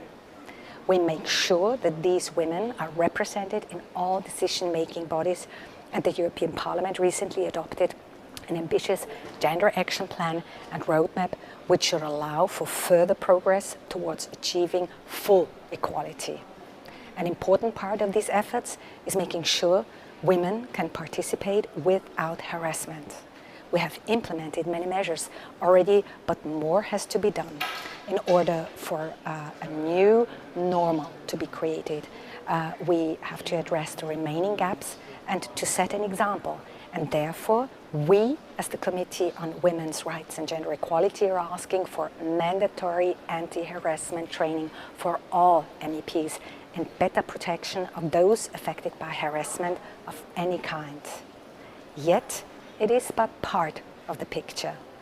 How many women are dissuaded from public life or even forced out due to open yet often anonymous threats offline, online, usually by men solely because they are women who dare using their voice?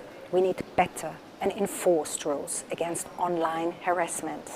We need better and enforced action by companies, providing the online platforms. And therefore, the European Parliament is working on 2 legislative own initiative reports. One requests the European Commission to add gender-based violence as a new area of serious crime with cross-border dimension, and the other proposes a directive combating gender-based violence at European Union level, including cyber violence and the main points of the Istanbul Convention. All these measures have one common goal: make it possible for women to actively participate in public life without the fear of harassment or violence. And they also will encourage them to take part actively in decision-making processes. This is crucial in order to achieve the goal for a better life for everyone. I'm glad that we can debate these issues in this summit, bringing together so many great, fantastic women, and I'm looking forward to further discussions and cooperation with you. It is my distinct pleasure to be a part of this summit and have this wonderful chance to share national delegation statement and to highlight some of the significant aspects regarding how Georgia encourages empowerment of women political leaders. Georgian Parliament and especially Gender Equality Council have long been the advocates of gender equality and women empowerment in social, economic or political processes. Nevertheless, what we preach needs to be transformed into tangible actions. And to say proudly, gender quotas, which we introduced in 2020, is indeed one of such brave decisions that was vital for women political empowerment in our country. Nowadays, under the legislative changes, parties are obliged to take responsibilities on the gender aspect when submitting their party list. The amendments introduced 25% gender quotas, which is aimed to raise female representation up to 30 MPs. Therefore, this number is a good start, with the same amendments, we aim to increase number of women MPs up to 1/3 of the total number of MPs. Currently, we are preparing for the local elections of 2021. As chairperson of the Gender Equality Council, I work with the inter-party group of women MPs, intend to promote women leaders and empower female candidates for the upcoming elections. Noteworthy, our women empowerment policy is very much supported by the network of partners and donor organizations. The civil sector is very active, and together we transform the reality.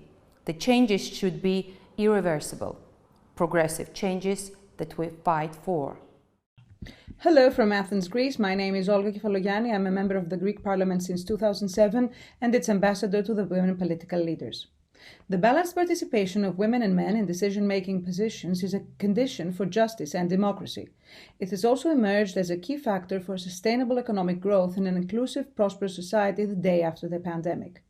Greece is now preparing the new National Action Plan for Gender Equality 2021-2025. Its main priorities are in line with the priorities of the EU Gender Equality Strategy, the Council of Europe Gender Equality Strategy, and the UN 2030 Agenda for Sustainable Development. One of the main projects of the new National Action Plan is that of promoting equality for women and men in public debates, in leadership positions in politics, and in the corporate sector. A website is developed especially for the project, joining all information, deliverables, and awareness-raising material. A practical guide for journalists and media stakeholders, as well as for women politicians and candidates, is already in place, aiming to empower women exposed in public discourse so as to identify sexist and stereotypical behavior, to encourage an open and respectful discussion of sexism in the media in order to create a fairer, more positive and inclusive media representation of women. The guide includes practical tips and communication techniques to help journalists and media stakeholders to react or respond to sexism or stereotype-driven behavior, or even prevent it. The guide also contains general information and statistics on the position of women in public discourse and their empowerment needs, and provides a conceptual framework within which sexism may operate. It is also supplemented with case studies and examples that can be used by anyone interested in tackling stereotypes and sexism behaviors in public debates. The dissemination material also includes a video spot on sexism, which stresses the need of taking action on recognizing and confronting sexism in all fields of women participation in leadership positions. Excellencies, members of Parliament, distinguished guests. It is a special honor and great pleasure to take part in the Women Political Leaders Summit 2021. History has shown us that crisis can lead to positive reform. The number of lives lost global due to the virus is heartbreaking. The pandemic has also had other serious consequences. The inequality between women and men has increased. The crisis has shown us that participation of women is highly critical. Business as usual is not an option. Participation of women must be the new normal. We must be committed to advancing the gender equality agenda and increase the inclusion and the visibility of women in leadership positions. Dear guests, gender equality is one of the priorities of the Icelandic government. The Icelandic Parliament Alþingi has passed a number of laws to support women. A good example is law of equal number of women and men in company boards, parental leave benefiting both parents, and measures to close the pay gap. In addition to concrete measures, we women must work together across continents and across different sectors.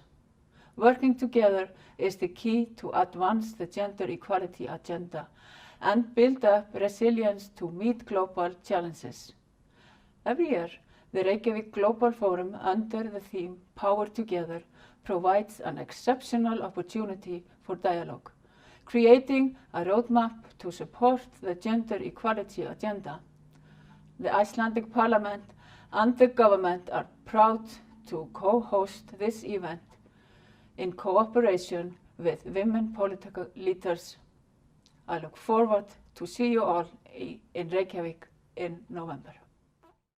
Nama saya Irina Yusiana Roba Putri, anggota parlemen dari Indonesia. Sebagai negara demokrasi terbesar ketiga, Indonesia berkomitmen memastikan suara perempuan didengar dan kepemimpinan mereka disambut baik.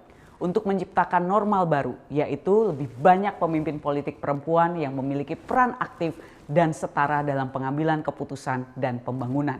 Dalam upaya kami mengatasi krisis akibat COVID-19, Parlemen Indonesia bekerja erat dengan berbagai kementerian untuk memastikan semua program pemerintah berkeadilan gender. Kami percaya bahwa pendidikan dan pembangunan sumber daya manusia adalah fondasi pembangunan. Sehingga kami akan terus mengawasi program-program pemerintah tersebut supaya evaluasi program selalu melibatkan aspek keadilan gender. Parlemen Indonesia juga sudah membentuk Kaukus Perempuan Parlemen sebagai upaya meningkatkan kemampuan politik perempuan, memperkuat regulasi yang mendorong peran perempuan, dan membangun kerjasama dengan berbagai organisasi dan juga negara. Kami selalu berusaha meningkatkan peran Kaukus dalam kebijakan negara untuk menciptakan lingkungan di mana pemimpin politik perempuan berperan lebih aktif dalam pengambilan keputusan, bukan hanya di parlemen tapi juga di pemerintahan. Saat ini Indonesia untuk pertama kalinya memiliki seorang perempuan sebagai ketua DPR RI. Saat ini juga terdapat 118 perempuan anggota DPR RI atau setara dengan 20,5% dari seluruh anggota DPR RI. Ini adalah pencapaian tertinggi sepanjang sejarah, sebuah peningkatan pesat dari angka 17,3% pada periode sebelumnya. Kaukus Perempuan Parlemen akan terus bekerja untuk meningkatkan tren positif ini sehingga bisa mencapai target keterwakilan perempuan 25% di DPR RI. Ini bukanlah target mudah, tapi saya percaya akan kemampuan dan kegigihan kita bersama untuk mendorong kesetaraan gender dalam politik. Terima kasih. There are almost 2.5 million women and girls in Ireland today. The Irish government aims to enable each and every one of these women and girls to live a fulfilling life, whatever path they choose. Being part of the EU has helped us as a country to develop gender equality legislation. Addressing the structural barriers that stop women from becoming involved in politics is something we must achieve together. The Irish government has an ongoing strategy to investigate barriers such as online abuse and other solutions which can increase female participation in local and national politics. Ireland is committed to giving an equal voice for women in decision making. I'm proud to be a woman in politics in Ireland. To the Irish women interested in joining me, if you are running for election, seek out see her elected a fantastic resource for political candidates. Politics needs youth and gender. Thank you. Dear colleagues, for many years, women have been absent from the center of public decision-making and hence have lacked the ability to influence the public agenda. However, times have changed and women have claimed their rightful place in the public sphere. By doing so, we have begun to change the public debate and have succeeded to raising issues that have direct impact on women and in bringing new thinking to the table. In recent years, the State of Israel has placed great emphasis on the advancement of women to the key decision-making position in the public and business sectors, as well as on raising issues that have a direct impact of women. Issues such as the prevention of violence against women, an issue that I personally promote in the Knesset. By violence, I mean all the types of violence against women, physical, sexual, economic, and more.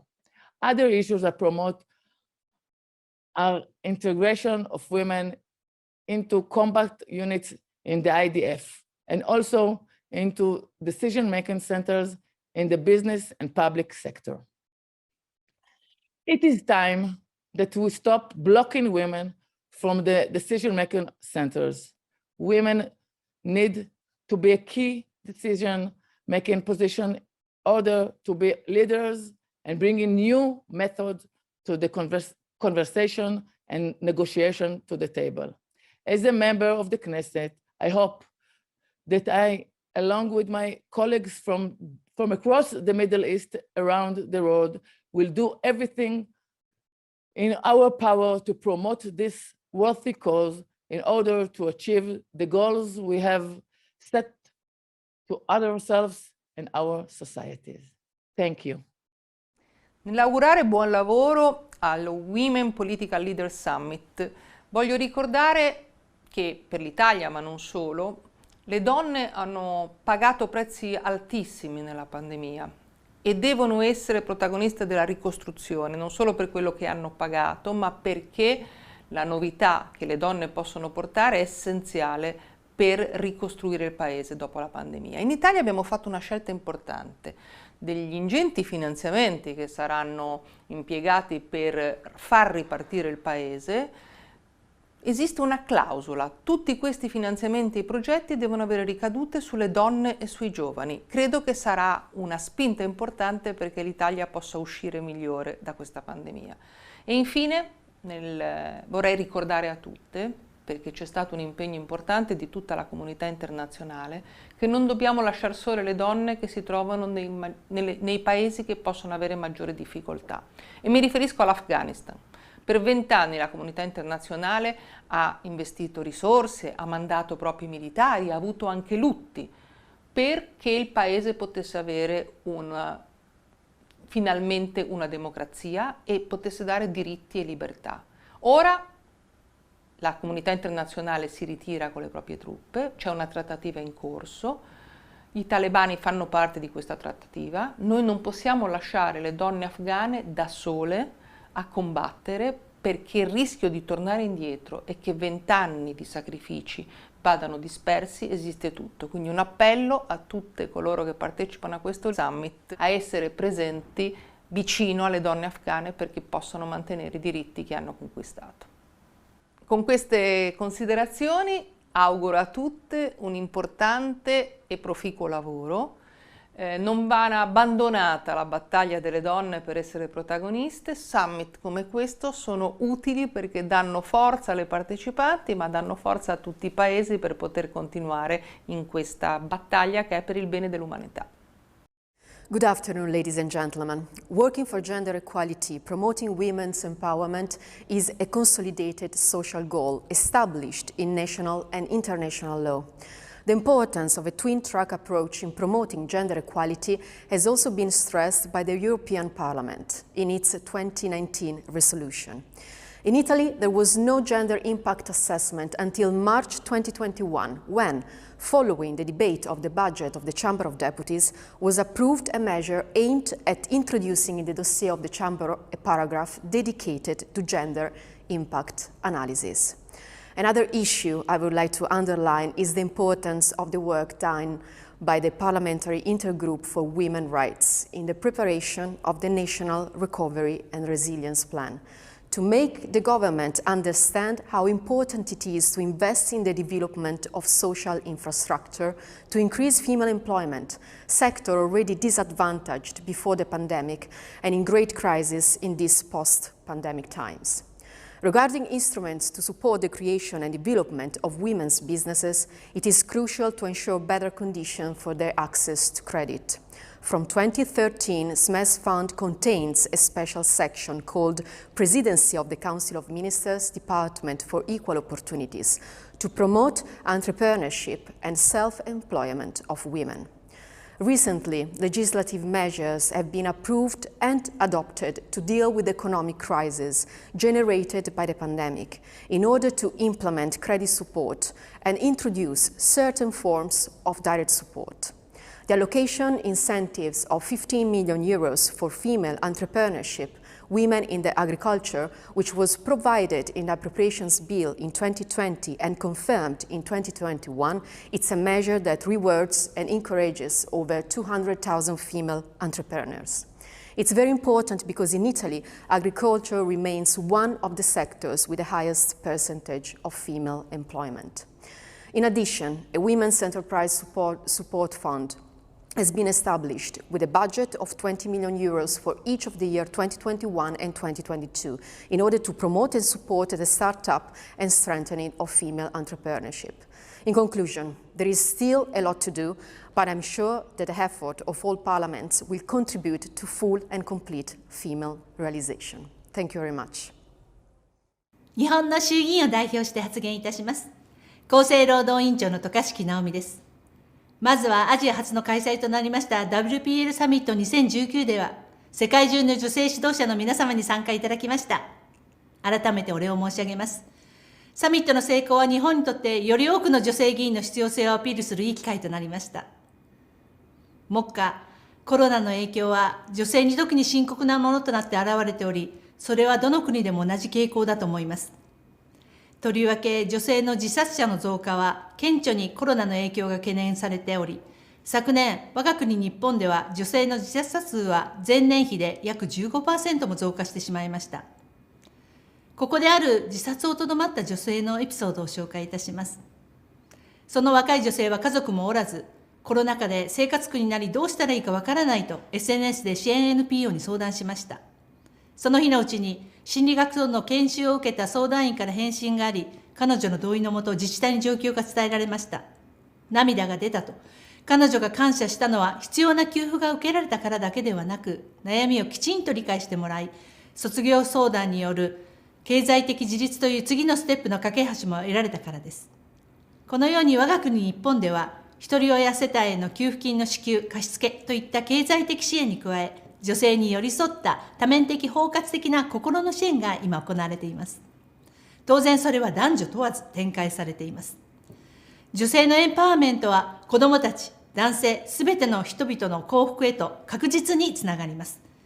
コロナ禍の今だからこそ WPL の会議を継続させ、女性の声を代表するメッセージを発出していくことが重要だと改めて感じています。2019年に示されたあのパワーを継続させ、世界の国々と手を携え、すべての人が幸福を感じられる包括的な社会を実現しようではありませんか。ありがとうございました。Ladies and gentlemen, it is a great honor to greet the Women Political Leaders Summit 2021 on behalf of the Latvian delegation. Women's equal engagement in society, in the economy, and in politics is a crucial element of sustainable development. It is not an exaggeration to say that women shape various spheres of professional life in Latvia. The share of women among business leaders, in research and in science, is among the highest in the EU. Also, the Latvian armed forces have one of the highest shares of women among NATO members. Latvia has been elected to the UN Commission on the Status of Women for 2021-2025, which is a great opportunity for us to affirm our support for UN's Sustainable Development Agenda and to promote women's engagement in partner countries.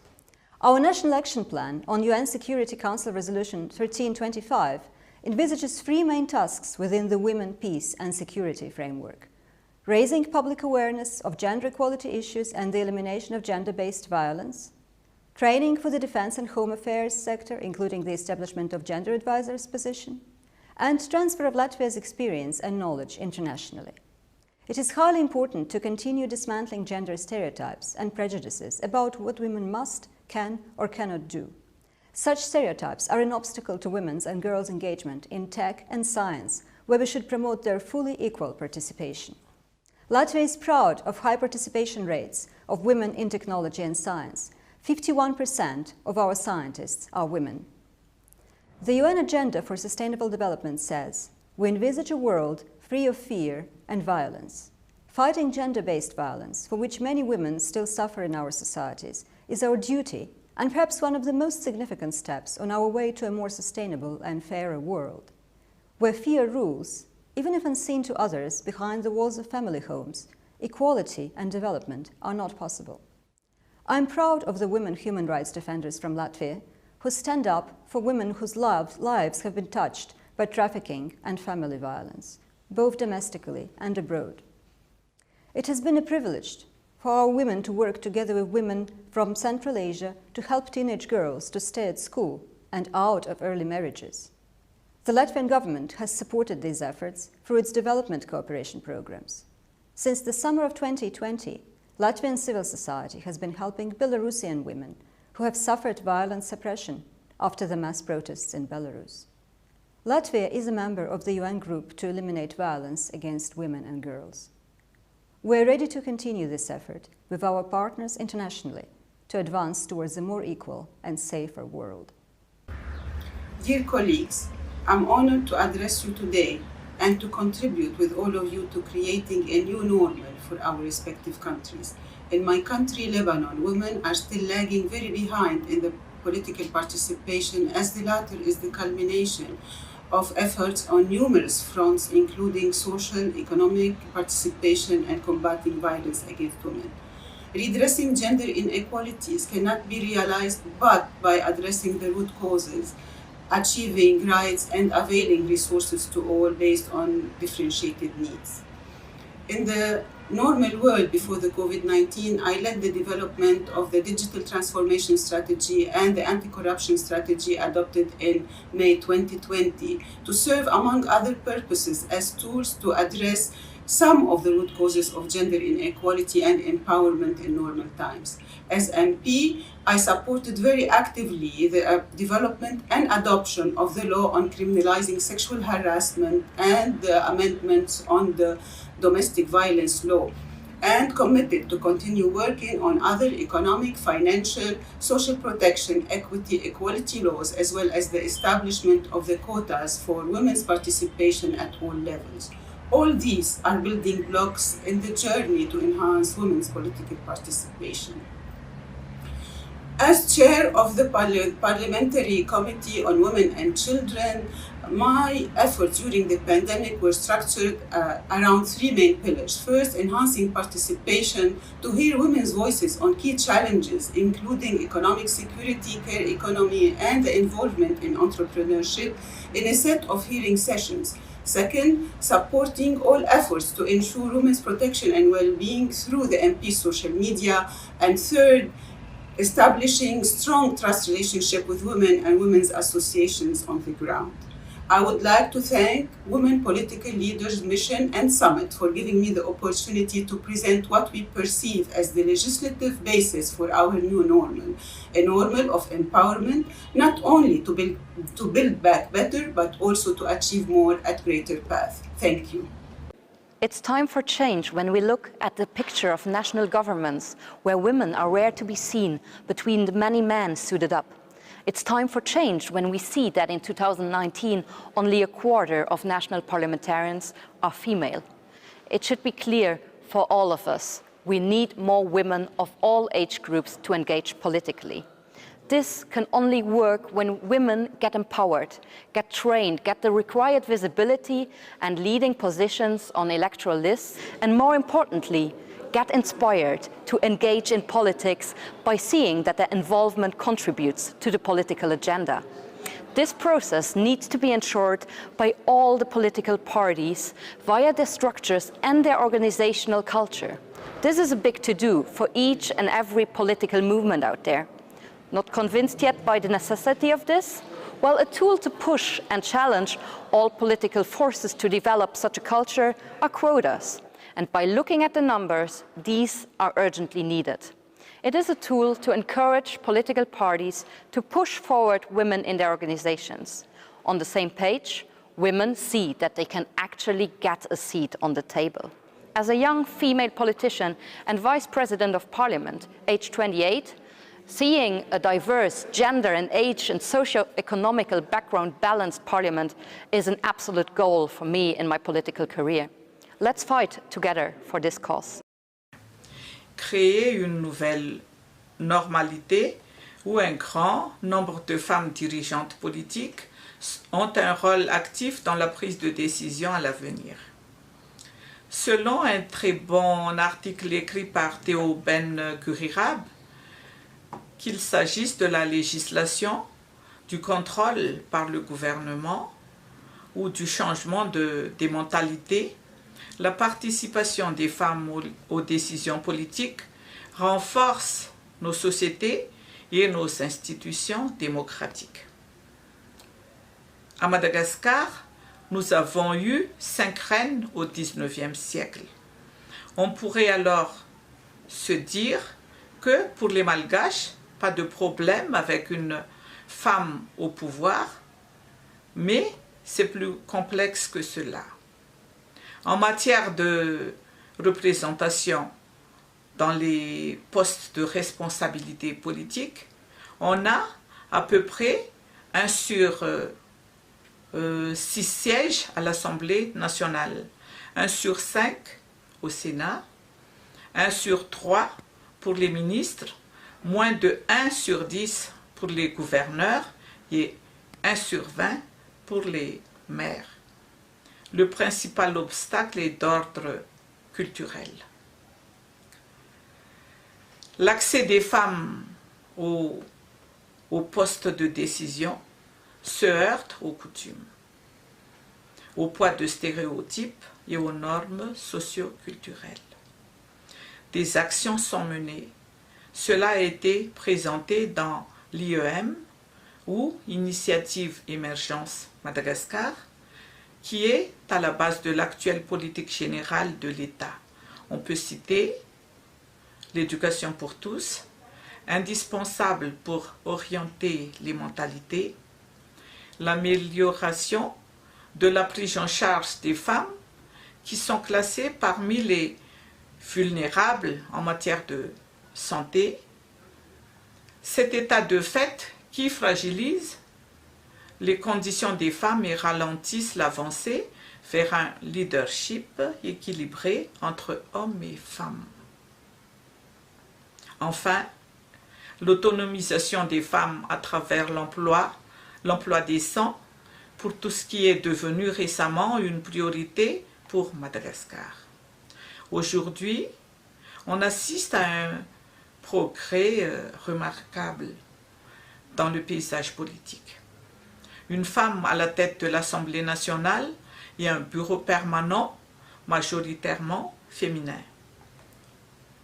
Cependant, ces progrès sont lents et varient d'un pays à l'autre. Les préjugés, les perceptions culturelles, les clichés sur les femmes et leur rôle, l'insécurité, l'absence des ressources financières et institutionnelles empêchent les femmes d'avancer et d'avoir un rôle actif dans la vie politique. À notre ère, il n'est plus question d'hommes ou de femmes, mais d'humanité et d'efforts communs pour le développement durable. Bismillahirrahmanirrahim. Assalamualaikum to everyone. I am Zuraida Kamarudin, WPL Ambassador for Malaysia and Minister of Housing and Local Government. I am honored to be given this opportunity to represent Malaysia in stating what my country will concretely do to create a new normal where more women political leaders have an active and equal role in decision making and building forward. Currently, Malaysia has 33 or 14.8% women MPs, and we are constantly pushing for 30% women's representation in the parliament through getting commitments from the various political parties. On International Women's Day this year, the Council of Malaysian Women Political Leaders, COMWEL, was launched. As president and founder of COMWEL, as well as the WPL ambassador for Malaysia, I have had engagements with the election committee and the law minister to discuss ways to make changes to the federal constitution so that a 30% women representation is legislated. Moving forward, COMWEL is also in the midst of setting up the Women's Commission, Dare to Lead Academy, to groom future women leaders, and Women's Research Institute for data collection. Our Prime Minister, Tan Sri Muhyiddin Yassin, has been very supportive of gender parity, and I believe that with his support, Malaysia will be able to make progress on this front. I am optimistic that both women and men MPs are also supportive of our work to promote gender parity across the country, as the current women MPs have proven that women leaders are just as good as their male counterpart, if it's not better. Thank you very much and all the best to Malaysia. Bonjour à toutes et à tous. Nathalie Morati-Blanc. Je suis présidente de la Commission des droits de la femme et de la famille au sein de l'Assemblée législative de la Principauté de Monaco, le Conseil national. Après cette crise sans précédent, les femmes leaders politiques peuvent-elles définir une nouvelle normalité? Une nouvelle normalité dans laquelle les femmes et les hommes auraient la même capacité à définir et à construire notre avenir. L'équité entre les femmes et les hommes est un enjeu sur le long terme. Si une loi se change en quelques mois, il faut parfois une génération pour faire changer les mentalités. Il faut donc, sans cesse, faire de la pédagogie. Nous savons que la participation des femmes en politique fait toute la différence. Elles apportent des compétences et des points de vue différents qui permettent de façonner un nouvel ordre politique. Oui, la participation des femmes est essentielle pour construire et pour maintenir un système équilibré, dans une société égalitaire et juste, au moment où nous devons partout protéger nos démocraties. De manière plus générale, les femmes tendent à se soutenir entre elles et contribuent à placer leurs questions et leurs préoccupations à l'ordre du jour parlementaire. Est-ce suffisant pour que les femmes leaders politiques définissent une nouvelle normalité d'équilibre, d'égalité, d'équité? Sans doute pas. Afin que les femmes prennent toute leur place, il reste beaucoup à faire, ici et ailleurs, notamment en prenant de front d'importants chantiers, comme une sensibilisation à la citoyenneté plus active au travers de la famille, des écoles et des médias. Le développement de trajectoires liées au leadership, enfin ouvertes aux femmes. La valorisation de l'engagement politique, la formation et le soutien des femmes pour faire naître en elles une vocation politique. D'ailleurs, notre Conseil national des jeunes est déjà majoritairement féminin. La diversification des profils de tous horizons, tant parmi les élus que dans les fonctions exécutives au plus haut niveau. La promotion d'un équilibre enfin possible entre travail, famille, vie personnelle, engagement politique. Ainsi, demain, on ne se posera plus la question de la normalité, puisqu'enfin, les femmes et les hommes auront la même capacité à définir et à construire notre avenir. Je vous remercie. Pozdrav iz Crne Gore. Kao potpredsjednica parlamenta Crne Gore reći ću vam šta mi radimo na povećanju broja žena na mjestima odlučivanja. Odmah po mom izboru inicirali smo izmjene poslovnika i u buduće će uvijek na mjestu potpredsjednika Skupštine biti jedna žena, odnosno manje zastupljeni pol. Nadam se da ćemo i kroz usvajanje zakona o vladi uraditi isto po pitanju određenog procenta žena na ministarskim pozicijama kao i na potpredsjedničkim pozicijama u vladi Crne Gore. Također da vas informišem da smo napravile mi žene sve u parlamentu Crne Gore, bez obzira pripadali vlasti ili opoziciji, ženski klub gdje se nalaze sve žene, znači nas 22 trenutno, i mi ćemo raditi na tome da na mjestima odlučivanja dođe što više žena, a u toku je izmjena izbornog zakona i prvo što ćemo inicirati jeste da u buduće u 3 mjesta na poslaničkim listama bude uvijek jedna žena, čime ćemo povećati broj žena u parlamentu. Do sada je to u 4 mjesta jedna žena. Tako da konkretne poteze već vučemo i nadam se da u nekom sljedećem mom obraćanju ćemo imati konkretne rezultate povodom ovog pitanja. Your Excellencies, honorable members of Parliament, dear women political leaders and dear friends, I'm very empowered to speak to you on this auspicious occasion. Under the no one left behind policy and leadership of our State Councillor, Aung San Suu Kyi, Myanmar had been fighting the COVID-19 pandemic throughout last year. Overcoming the global pandemic was the top priority of Myanmar while preparing for the new normal in post-COVID-19 period. However, all those efforts were halted by the military coup of February 1. The military killed hundreds of civilians, tortured countless families, and illegally arrested thousands of civilians contradicting with the rule of law.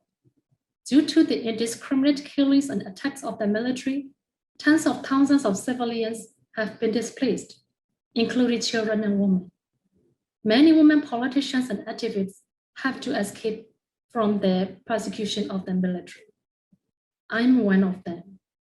For Myanmar people, this military coup is a lot worse than COVID-19 pandemic, and thus people from all walks of life are fighting to end the dictatorship and claiming their future back from the hands of the ruthless military. In this supreme revolution, women of different ages and from all sectors of society are leading the movement. Housewives, students, women political leaders, activists, teachers, doctors, nurses, artists, and many more women are taking part in our revolution. They are determined to win, and they are ready to sacrifice. In Myanmar, this becomes the new normal for us. Your Excellencies and dear friends, no doubt, COVID-19 pandemic is a threat to our global society. Likewise, this coup attempt of Myanmar military is a direct challenge to our democratic order. It will be a shame for all of us if we allow the military dictatorship to resurrect in this third decade of 21st century. In this spirit, I call on the international community to join our cause and to stand with us, the women from Myanmar, in our efforts to build federal democratic union, where people are free from suffering of COVID-19 pandemic and of the military dictatorship. The choice is in our hands. Let's show the world what women can do if we stand in solidarity. Thank you for your attention. Hello there. My name is Amina J. I am a Member of Parliament and the Deputy Minister of Information and Communication Technology in the Republic of Namibia. The government of the Republic of Namibia has in the last decade made great strides in creating an enabling environment to encourage women and girls to take up positions of leadership in both the public and the private sector.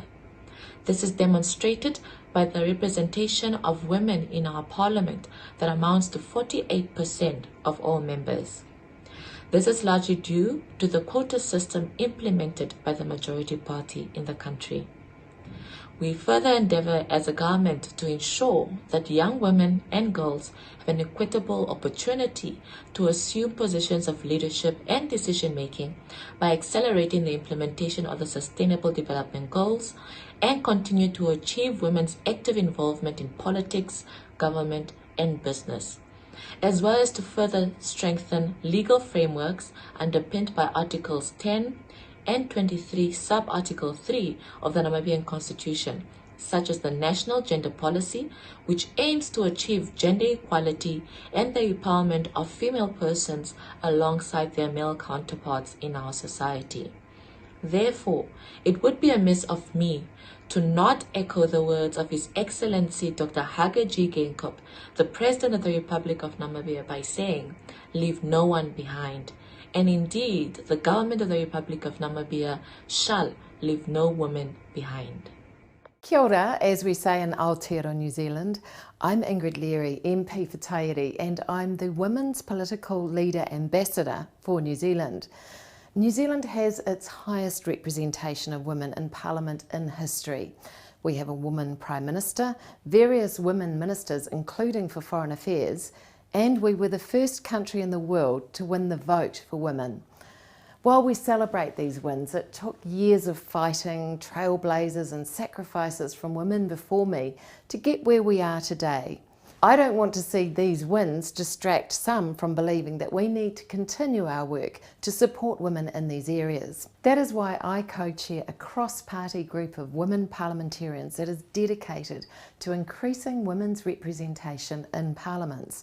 And this group is a place where current and former women members of parliament from any political party come together to support each other and encourage women and girls to put themselves forward for leadership roles and aspire to high-level policy decision-making roles. In Parliament in recent years, we've upgraded our family room on precinct to allow breastfeeding in the chamber.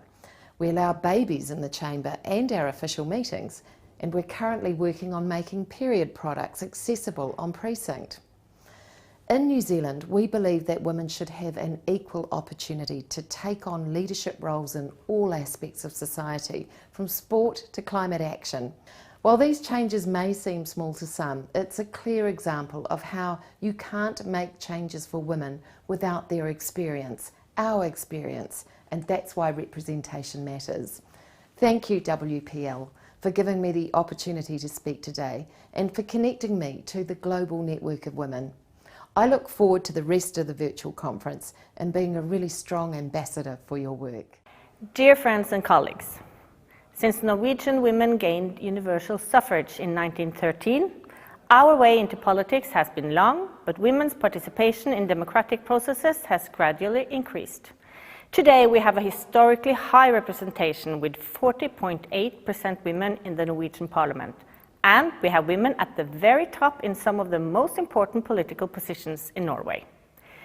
At the local level, women make up to 39% of representatives in municipal councils.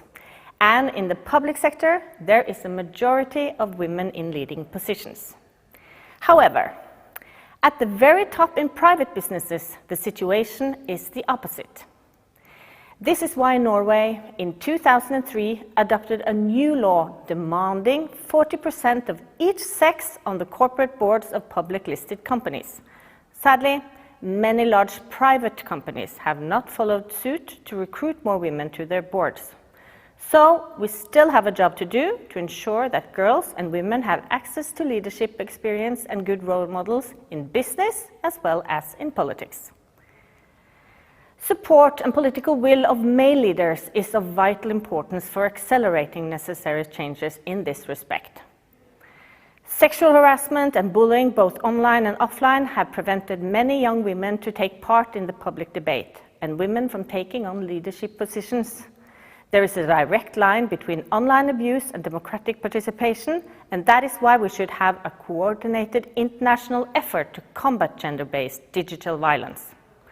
Women's equal participation and leadership in political and public life are essential to achieving the Sustainable Development Goals by 2030. Les saludo a todas las mujeres de los distintos países que me van a escuchar ahora. Estamos en el Paraguay, las mujeres luchando por lograr alguna vez la igualdad real de oportunidades entre el hombre y la mujer. Actualmente somos aproximadamente 8 millones de habitantes, de los cuales el 49,5% somos mujeres. El Senado está conformado por 45 senadores, de los cuales 9 son mujeres. La Cámara de Diputados, de 80 diputados, 12 son mujeres.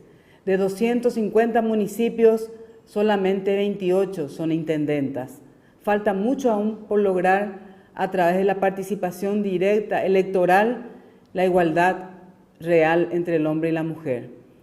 Existen leyes que están favoreciendo para lograr el respeto a la dignidad de la mujer paraguaya, pero en lo que respecta a nivel electoral, si bien la alta participación femenina es la constante en las elecciones, en los resultados no condice con esa alta participación. Desde el Parlamento estamos impulsando el debate de la ley de violencia política hacia las mujeres por el tema de género y también el proyecto de paridad que estamos debatiendo hace tiempo.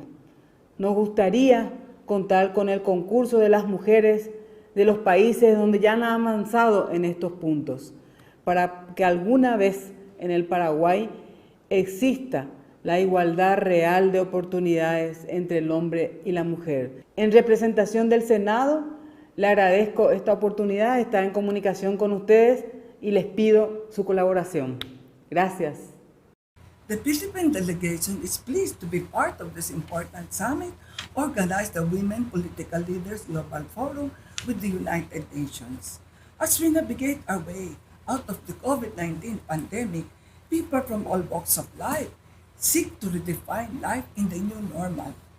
Indeed, women, in general, especially women leaders, must be authors of the new normal. After all, women were and still are the hardest hit by the crisis, as in most crises. Time and again around the world, women have proven to be effective agents of recovery and reform because they have a better understanding of their communities. Therefore, women political leaders should be at the heart of decision-making on social and economic recovery efforts that are sustainable, inclusive, and equitable. In the Philippines, we're working on the passage of a vital measure post-pandemic, the Gender Responsive and Inclusive Pandemic Management Act of 2021 that seeks to integrate gender into the national disaster governance and management framework, as well as remedy gender inequalities, the government's overall program, design, and service delivery. And finally, to raise awareness and understanding about gender differentiated needs of women and gender-based approaches to COVID-19 pandemic. Congress reiterates resolve to bridge gender gaps across legislation, policies, and practice to accelerate recovery leading to a new normal. Without the participation of women leaders in the highest levels of decision-making and a close partnership with the government from throughout this pandemic, the impact of COVID-19 will never be adequately addressed. Thank you for this opportunity to listen to women leaders share the unique experiences as we all take measures to ensure that the resounding voices of women are heard and their precious votes counted, especially during this difficult time. Let our unity help us all to build back better and stronger. Thank you so much. Thank you so very much. Mabuhay. Portugal has taken firm steps to promote the participation of women in the country's top political decision-making bodies. The Portuguese Parliament passed a law stipulating that lists of candidates to the national parliament, the European Parliament, and the various municipal and local authorities must include a minimum representation of 40% of each gender. The same law prevents other lists of candidates from including more than 2 successive candidates of the same gender. The Parliament also adopted a law with measures to promote equal pay between women and men for equal work or work of equal value, making workplaces more balanced and fair in terms of gender. These and other laws have enabled the country to significantly improve its position in international gender parity rankings. Portugal rose 13 positions in the World Economic Forum ranking compared to the previous year, highlighting the impact of the measures adopted. At the parliamentary hearings of the Minister of the Government in office, my fellow members of Parliament and I have continuously urged the government to strengthen measures promoting the active participation of women in the state top decision-making positions. As a WPL ambassador, I will work towards greater equality of opportunities between women and men with the aim of building a society that is freer, fair, and where women have a voice in the economic governance of the country and the world. Мир столкнулся с новыми вызовами. Мы видим, понимаем, осмысляем то, что происходит вокруг. Определяем приоритетные направления нашей деятельности. В новой нормальности самыми важными должны стать действия по повышению качества жизни. Его будет определять прогресс в таких сферах, как социальная защита, занятость, здравоохранение, экологическая безопасность. Именно в эти области российские женщины-лидеры направляют свои усилия. Сохранение здоровья – это то, что волнует сейчас каждого.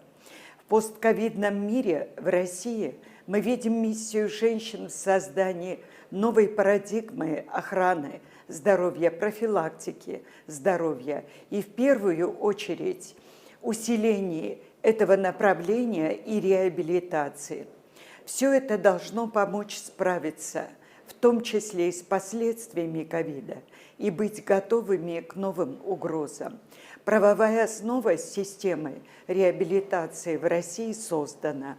Наши практические шаги направлены на разработку методик, программ обучения, внедрение новаций в регионы. Во-первых, в этом году в России изменена система оплаты больничных, введены новые пособия для беременных, бесплатные завтраки в школах, усилена поддержка семей с детьми и пожилых граждан. И наша задача – повысить адресность и эффективность социальной защиты. Во-вторых, ковид ускорил цифровую трансформацию. Сейчас важно адаптировать систему занятости к новым условиям. В России с принятием закона для тех, кто работает дистанционно, обеспечены равные права участников рынка труда, пересмотра программы образования и подготовки кадров в сторону повышения общего уровня цифровой зрелости. Это наш следующий шаг. Третье, пандемия показала, как уязвимо человечество перед лицом подобных угроз. Только сотрудничество, сотворчество, содействие друг другу поможет нам справиться с новыми вызовами. Приглашаю участников саммита на Евразийский женский форум в Санкт-Петербурге в октябре текущего года обсудить эти вопросы. Тема нашего форума – «Женщины. Глобальная миссия в новой реальности». Она созвучна новым вызовам и новой повестке. Warm greetings from Rwanda. I am honored to make a statement to the Women Political Leaders Summit 2021 under the theme Building Forward Women Political Leaders, Determining the New Normal. COVID-19 pandemic is significantly affecting our economies, with women being overrepresented in the sectors that have been hardest hit by measures to contain the pandemic. More women are at risk of falling into poverty. The government of Rwanda has already embarked on setting up recovery programs to support businesses that have been severely affected by the pandemic. In line with Rwanda's strategy for women empowerment, especially towards equal participation of women in decision-making organs, we are confident that Rwandan women will not be left behind when it comes to transitioning from an unprecedented situation towards the new normal. Furthermore, women who happen to be in decision-making positions have a pivotal role in making sure that our people, especially women, have equal access to recovery programs to adjust to the new normal and at the same pace. As far as we are concerned, as women parliamentarians, we will use our legislative power and our prerogative to oversee the executive to ensure that budgets allocated to post-COVID-19 relief programs are reaching their intended beneficiaries, and different programs and strategies to address bottlenecks faced by women are positively impacting them. The new technology, which have proved to be an alternative or a tool to our adjustment to the new normal, will also undeniably be one of the aspects that will be key to the adaptation to the new way of doing. We will make sure that women are a significant component of this journey. Thank you for your kind attention. As the theme of this year's summit correctly reminds us, women are the centerpiece of resiliency during this devastating pandemic that the world is going through. It is not a surprise, therefore, that we see women leaders all over the world taking this challenge heads-on, regardless of difficulty and criticism. A lot has been done where Seychelles, as a small island state, is now regarded to be gender equally balanced, where women are actively playing key roles in the governance and decision-making within our society. With the formation of a new government during the pandemic, the most vital cabinet position during this time, which is the health portfolio, has been rightly handed to strong and determined women, who I am confident will lead the country to a better and new normal. This is an embodiment of an example of woman leadership in our country in face of this crisis. In the midst of this pandemic, we can see that frontline health workers, which make up a majority of women, are the ones doing their utmost in leading us back to what was once called normalcy. They are the ones who should be commended the most and deserve our respect. From all corners of society on a daily basis, the struggle that women face are too often disregarded and normalized, yet we still persevere with determination as we each play our role in contributing to the health and economic recovery of our country. Either in our role as health professionals, women parliamentarians, female business owners, or civil society leaders, all of our contributions, either small or big, are valuable and meaningful. Going forward, let's assure that Seychelles will remain committed in ensuring that women maintain their active roles in leadership as we strive to become more inclusive and address any inequality that still lingers within our society. I am assertive that female leadership in this country will bring us to an even better normal than what we were before. I thank you. Las responsabilidades a las que estamos llamadas las mujeres en el diseño del futuro post-pandemia exigen necesariamente nuestra presencia en los espacios de poder, tomando decisiones, promoviendo un liderazgo participativo, horizontal e integrador, con dimensión de igualdad, que cohesione social y territorialmente. Un liderazgo feminista que permita afrontar desde las raíces de la igualdad los enormes desafíos que enfrentamos ahora en estos tiempos tan convulsos. España es el sexto país del mundo con mayor proporción de mujeres en el gobierno y el cuarto entre los países de la Unión Europea. Y en nuestro ámbito, el parlamentario, somos también una muestra de cómo los liderazgos feministas permiten transformar las instituciones y con ellas la sociedad. Porque hemos aprobado en las Cortes Generales el primer plan de igualdad de la historia del Parlamento español. Así, contamos con un instrumento que sitúa este principio rector en la acción de la Administración parlamentaria. Y tenemos comisiones parlamentarias dedicadas exclusivamente a la violencia de género y a la igualdad entre hombres y mujeres. El siglo XXI es el siglo de las mujeres líderes, mujeres que defendemos la igualdad como base de la democracia, en los hogares, en el trabajo, en las escuelas, ambición e inteligencia feministas necesarias para la transformación de nuestros países y la consolidación de nuestro Estado de Derecho. Es un honor participar en este foro de mujeres con liderazgo en el ámbito de la Unión Europea. Y en nombre del Congreso de los Diputados de España, un saludo muy afectuoso a todas y a todos y sobre todo de empatía a todas las mujeres. Resulta evidente que la única forma de cambiar el mundo hacia la consecución del principio de igualdad efectiva para las mujeres es ocupar los espacios de poder, espacios de decisión política, de decisión económica y en el ámbito social. En definitiva, el empoderamiento de las mujeres. Y es desde la acción política desde donde estos cambios vendrán más rápido y más contundentes, acompañados de estabilidad y permanencia. Es palpable que en España poseemos un fuerte marco legislativo de promoción de igualdad y empoderamiento de las mujeres, que ha sido relevante, que ha sido pionero en el mundo. Pero ya no solamente se trata de poseer ese marco legislativo, pues leyes de igualdad efectiva, un marco legislativo contra la violencia de género, la libre interrupción voluntaria del embarazo, permisos de paternidad y maternidad iguales e intransferibles, la transparencia en las retribuciones salariales para acabar con la brecha salarial y muchas otras medidas que nos llevan al principio de igualdad efectiva, sino de avanzar en la conquista de nuevos derechos y nuevas libertades, más espacios de participación y sobre todo de decisión. Y la política es un lugar de fortaleza para poder hacerlo, para poder cambiar todas estas cosas que deseamos conseguir. Nuestro Congreso está formado mayoritariamente por mujeres, un 50% de su representación es femenina, el Ejecutivo, el Gobierno de la Nación está mayoritariamente formada por mujeres y ese es el camino, que estemos y que podamos decidir. Ocupar los espacios para cambiar las estructuras patriarcales, porque si nosotras no estamos, no será posible. El momento de crisis social, económica y sanitaria que ha derivado de la pandemia de la COVID-19 es propicia para quienes pretenden utilizarlo de excusa para retroceder y para quienes niegan la desigualdad y la violencia contra las mujeres.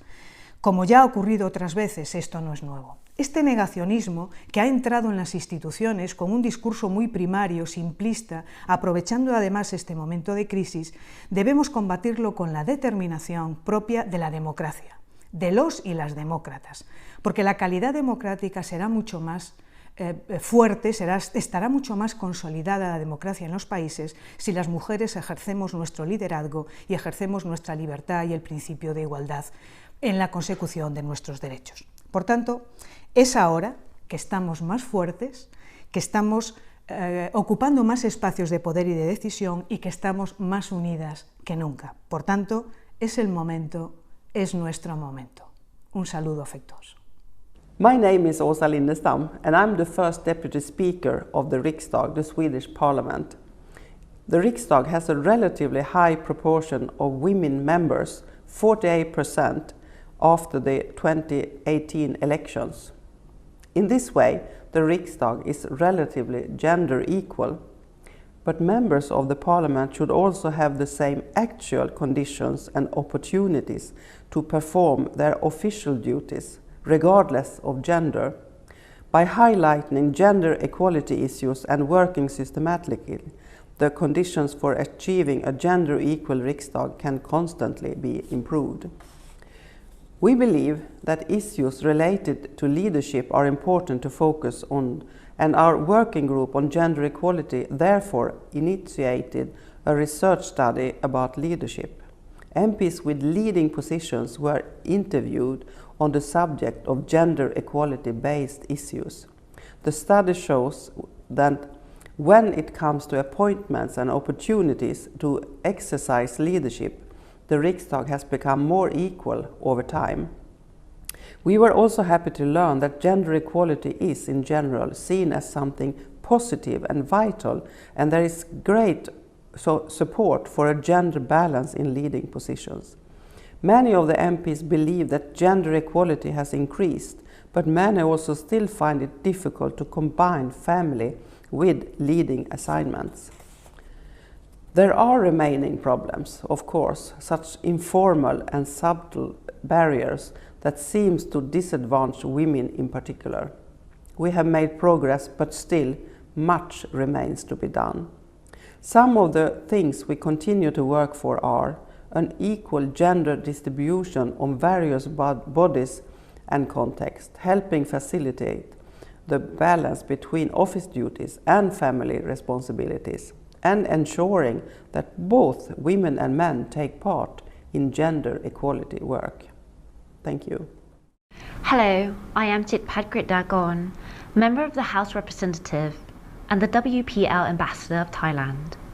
It is my great pleasure and honour to deliver a Thailand delegation statement for the Women Political Leaders Summit 2021. Over 1 year has passed now since the beginning of the COVID-19 outbreak. I would like to take this opportunity to extend my praise and appreciation to all the women for their resilience and their contribution in safeguarding our community during this pandemic. They are frontline workers, medical professionals, household workers and beyond. And I also would like to thank in particular Thailand's 1 million village health volunteers, which comprise mostly of women. as women across the country are fighting to elevate the effect of the COVID-19, it is ever more important for the Parliament to serve as a platform for transforming social movement into initiatives, and for the women MPs to ensure that pertinent women issues are pushed forward.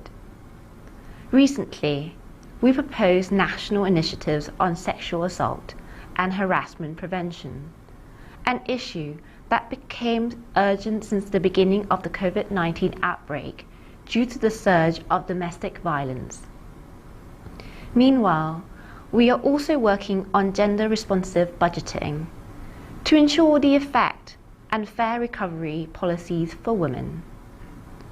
As we enter into the new normal, I am confident that the Thai Parliament will continue to oversee executive activities and ensure that voices of the underrepresented groups are heard, as we together build a fair and an honest society when no one is left behind. It is my privilege to speak on behalf of my beloved nation of Trinidad and Tobago on the equal participation of women in decision-making and leadership at all levels. This is a significant challenge faced globally, and in Trinidad and Tobago, we have made strides in government as many of our key portfolios have been and continue to be led by women. Women currently account for 28.6% of our House of Representatives and 41.9% of our senators. These numbers are expected to rise in the future as women are given opportunities to serve based on qualifications and expertise. For instance, our Parliament is honored to be served by 2 female presiding officers. However, there's much work to be done. In my capacity as Minister with the responsibility for gender and child affairs, I have had the opportunity to lay a national gender policy in Parliament. The policy aims to eliminate barriers and advance measures to promote gender equality. It also emphasizes the government's commitment to building a nation that is free of gender discrimination based on the principles of human rights and guaranteeing equal access to progress for all. The COVID-19 pandemic has taken a toll on the progress made towards gender equality, as much of the progress made in previous years have been erased over a short period of time.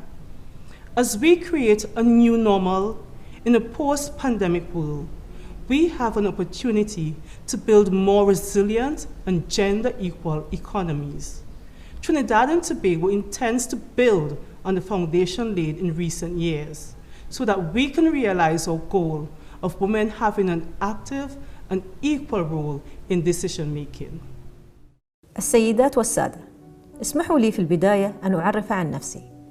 اسمي مريم ماجد بن ثنية، عضو المجلس الوطني الاتحادي وسفيرة المجلس لدى منتدى القيادات السياسية النسائية. شهدت دولة الإمارات العربية المتحدة نمواً غير مسبوق على مستوى تمكين المرأة خلال السنوات العشر الماضية، ولعل أبرز ما يميزها تجربتها هي أنها تستند على تطوير وتهيئة كافة التشريعات التي تمهد الطريق أمام تمكين المرأة على كافة المستويات. فمنذ تأسيس الدولة كفل الدستور الإماراتي حقوق المرأة وأقر مبدأ المساواة بينها وبين الرجل بما يتناسب وطبيعتها، ونص على حقها في التعليم وشغل الوظائف والحصول على المساعدات والمزايا الاجتماعية والصحية، فنرى ذلك جلياً في تشكيلة الحكومة الاتحادية الإماراتية فبراير 2016 التي شهدت أكبر تغييرات هيكلية في تاريخها.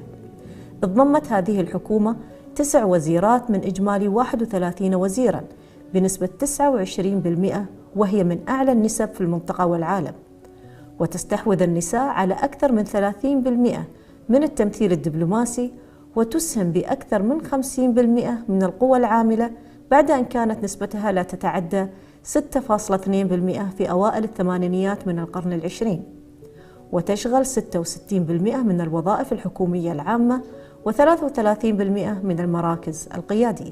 كما أسست الدولة مجلس الإمارات للتوازن بين الجنسين، والذي يعمل على تقليص الفجوة بين الجنسين في العمل في قطاعات الدولة كافة، وتحقيق التوازن بينهم في مراكز صنع القرار، بما يؤكد أهمية دور المرأة في صناعة السياسات وليس فقط تنفيذها. السيدات والسادة، ساهم قرار صاحب السمو الشيخ خليفة بن زايد آل نهيان رئيس الدولة حفظه الله رقم 1 لسنة 2019 الخاص برفع نسبة تمثيل المرأة في المجلس الوطني الاتحادي البرلمان إلى 50% في تعزيز التمكين السياسي للمرأة بشكل لافت. كما تم في عام 2015 انتخاب معالي الدكتورة أمل القبيسي رئيسة للمجلس الوطني الاتحادي كأول امرأة تتولى رئاسة البرلمان في العالم العربي. وعلاوة على ذلك، اعتمدت دولة الإمارات عدداً من التعديلات التشريعية لتعزيز المساواة بين الجنسين. ففي عام 2020 دخل التعديل على قانون العمل بشأن ضمان المساواة في الأجر بين المرأة والرجل في القطاع الخاص حيز التنفيذ. كما تم التعديل على قانون تنظيم علاقات العمل لمنح إجازة أبوة مدفوعة الأجر في القطاع الخاص واستحداث قانون الحماية من العنف الأسري للقضاء على العنف ضد المرأة وحماية حقوقها. Hello, I'm Caroline Noakes, Chair of the Women and Equality Select Committee in the UK Parliament. It's quite a new committee, only having been set up in 2015, but it's a committee that's doing really important work. At the moment, we're looking at gender-sensitive parliaments, how we can make sure that mothers and fathers have the right working conditions, how we can encourage more women to stand, and that's so crucially important. In 2018, we celebrated 100 years of some women having the vote in the UK. And since then, we've seen women lead some of the major political parties. We've seen more women joining Parliament and playing their part in our democracy. And of course, we've seen 2 female Prime Ministers. This is a really great time to be celebrating what women have achieved. We've had the G7 earlier this month with the focus on those 3 E's: empowering women, educating women and girls, and crucially, ending violence against them. And we look forward in Paris to the Generation Equality Forum. That's such a great opportunity to look to the future and what more we can do. I very much hope that women recover from the pandemic we've experienced over the last 12 months. We've seen women impacted through their caring responsibilities and economically. And it's crucially important that globally we have a recovery that continues to empower and strengthen women and make sure that they're playing their full part in all of our democracies. Hello from Ukraine to the participants of the Women Political Leaders Summit. It is a great pleasure to present Ukraine's achievements in supporting women's leadership and gender equality, especially over the course of pandemic. Ukraine has made a significant breakthrough in protecting women's rights. Parliament has supported a mandatory 40% gender quota in the Electoral Code, which has dramatically increased the representation of women in politics. With the support of First Lady Olena Zelenska and the government, Ukraine joined the Berries Partnership, Group of 7 initiative. Through this program, we work to prevent domestic violence, promote economic equality, gender education, inclusiveness, and promote responsible parenting. Thus, the Parliament passed legislation on the implementation of paternity leaves. We are working to increase liability for acts of domestic violence and developing legislation to achieve equal rights for women and men in the Ukrainian army through adopting practices of NATO member states. Today, young politicians, especially women, face the challenge of combining professional life and motherhood. Yet, the absence of childcare facilities, areas for breastfeeding in parliamentary buildings create additional barriers to our participation in political life. So we advocate for the presence of family infrastructure in parliaments that will help women be politically active. In addition, we raise the issue of the participation of women from vulnerable groups, women representatives of Crimean Tatars, and other women suffering from the ongoing temporary occupation of part of the territory of Ukraine by the Russian Federation in the political life of our country. I wish us women to unite and defend our rights, supporting each other.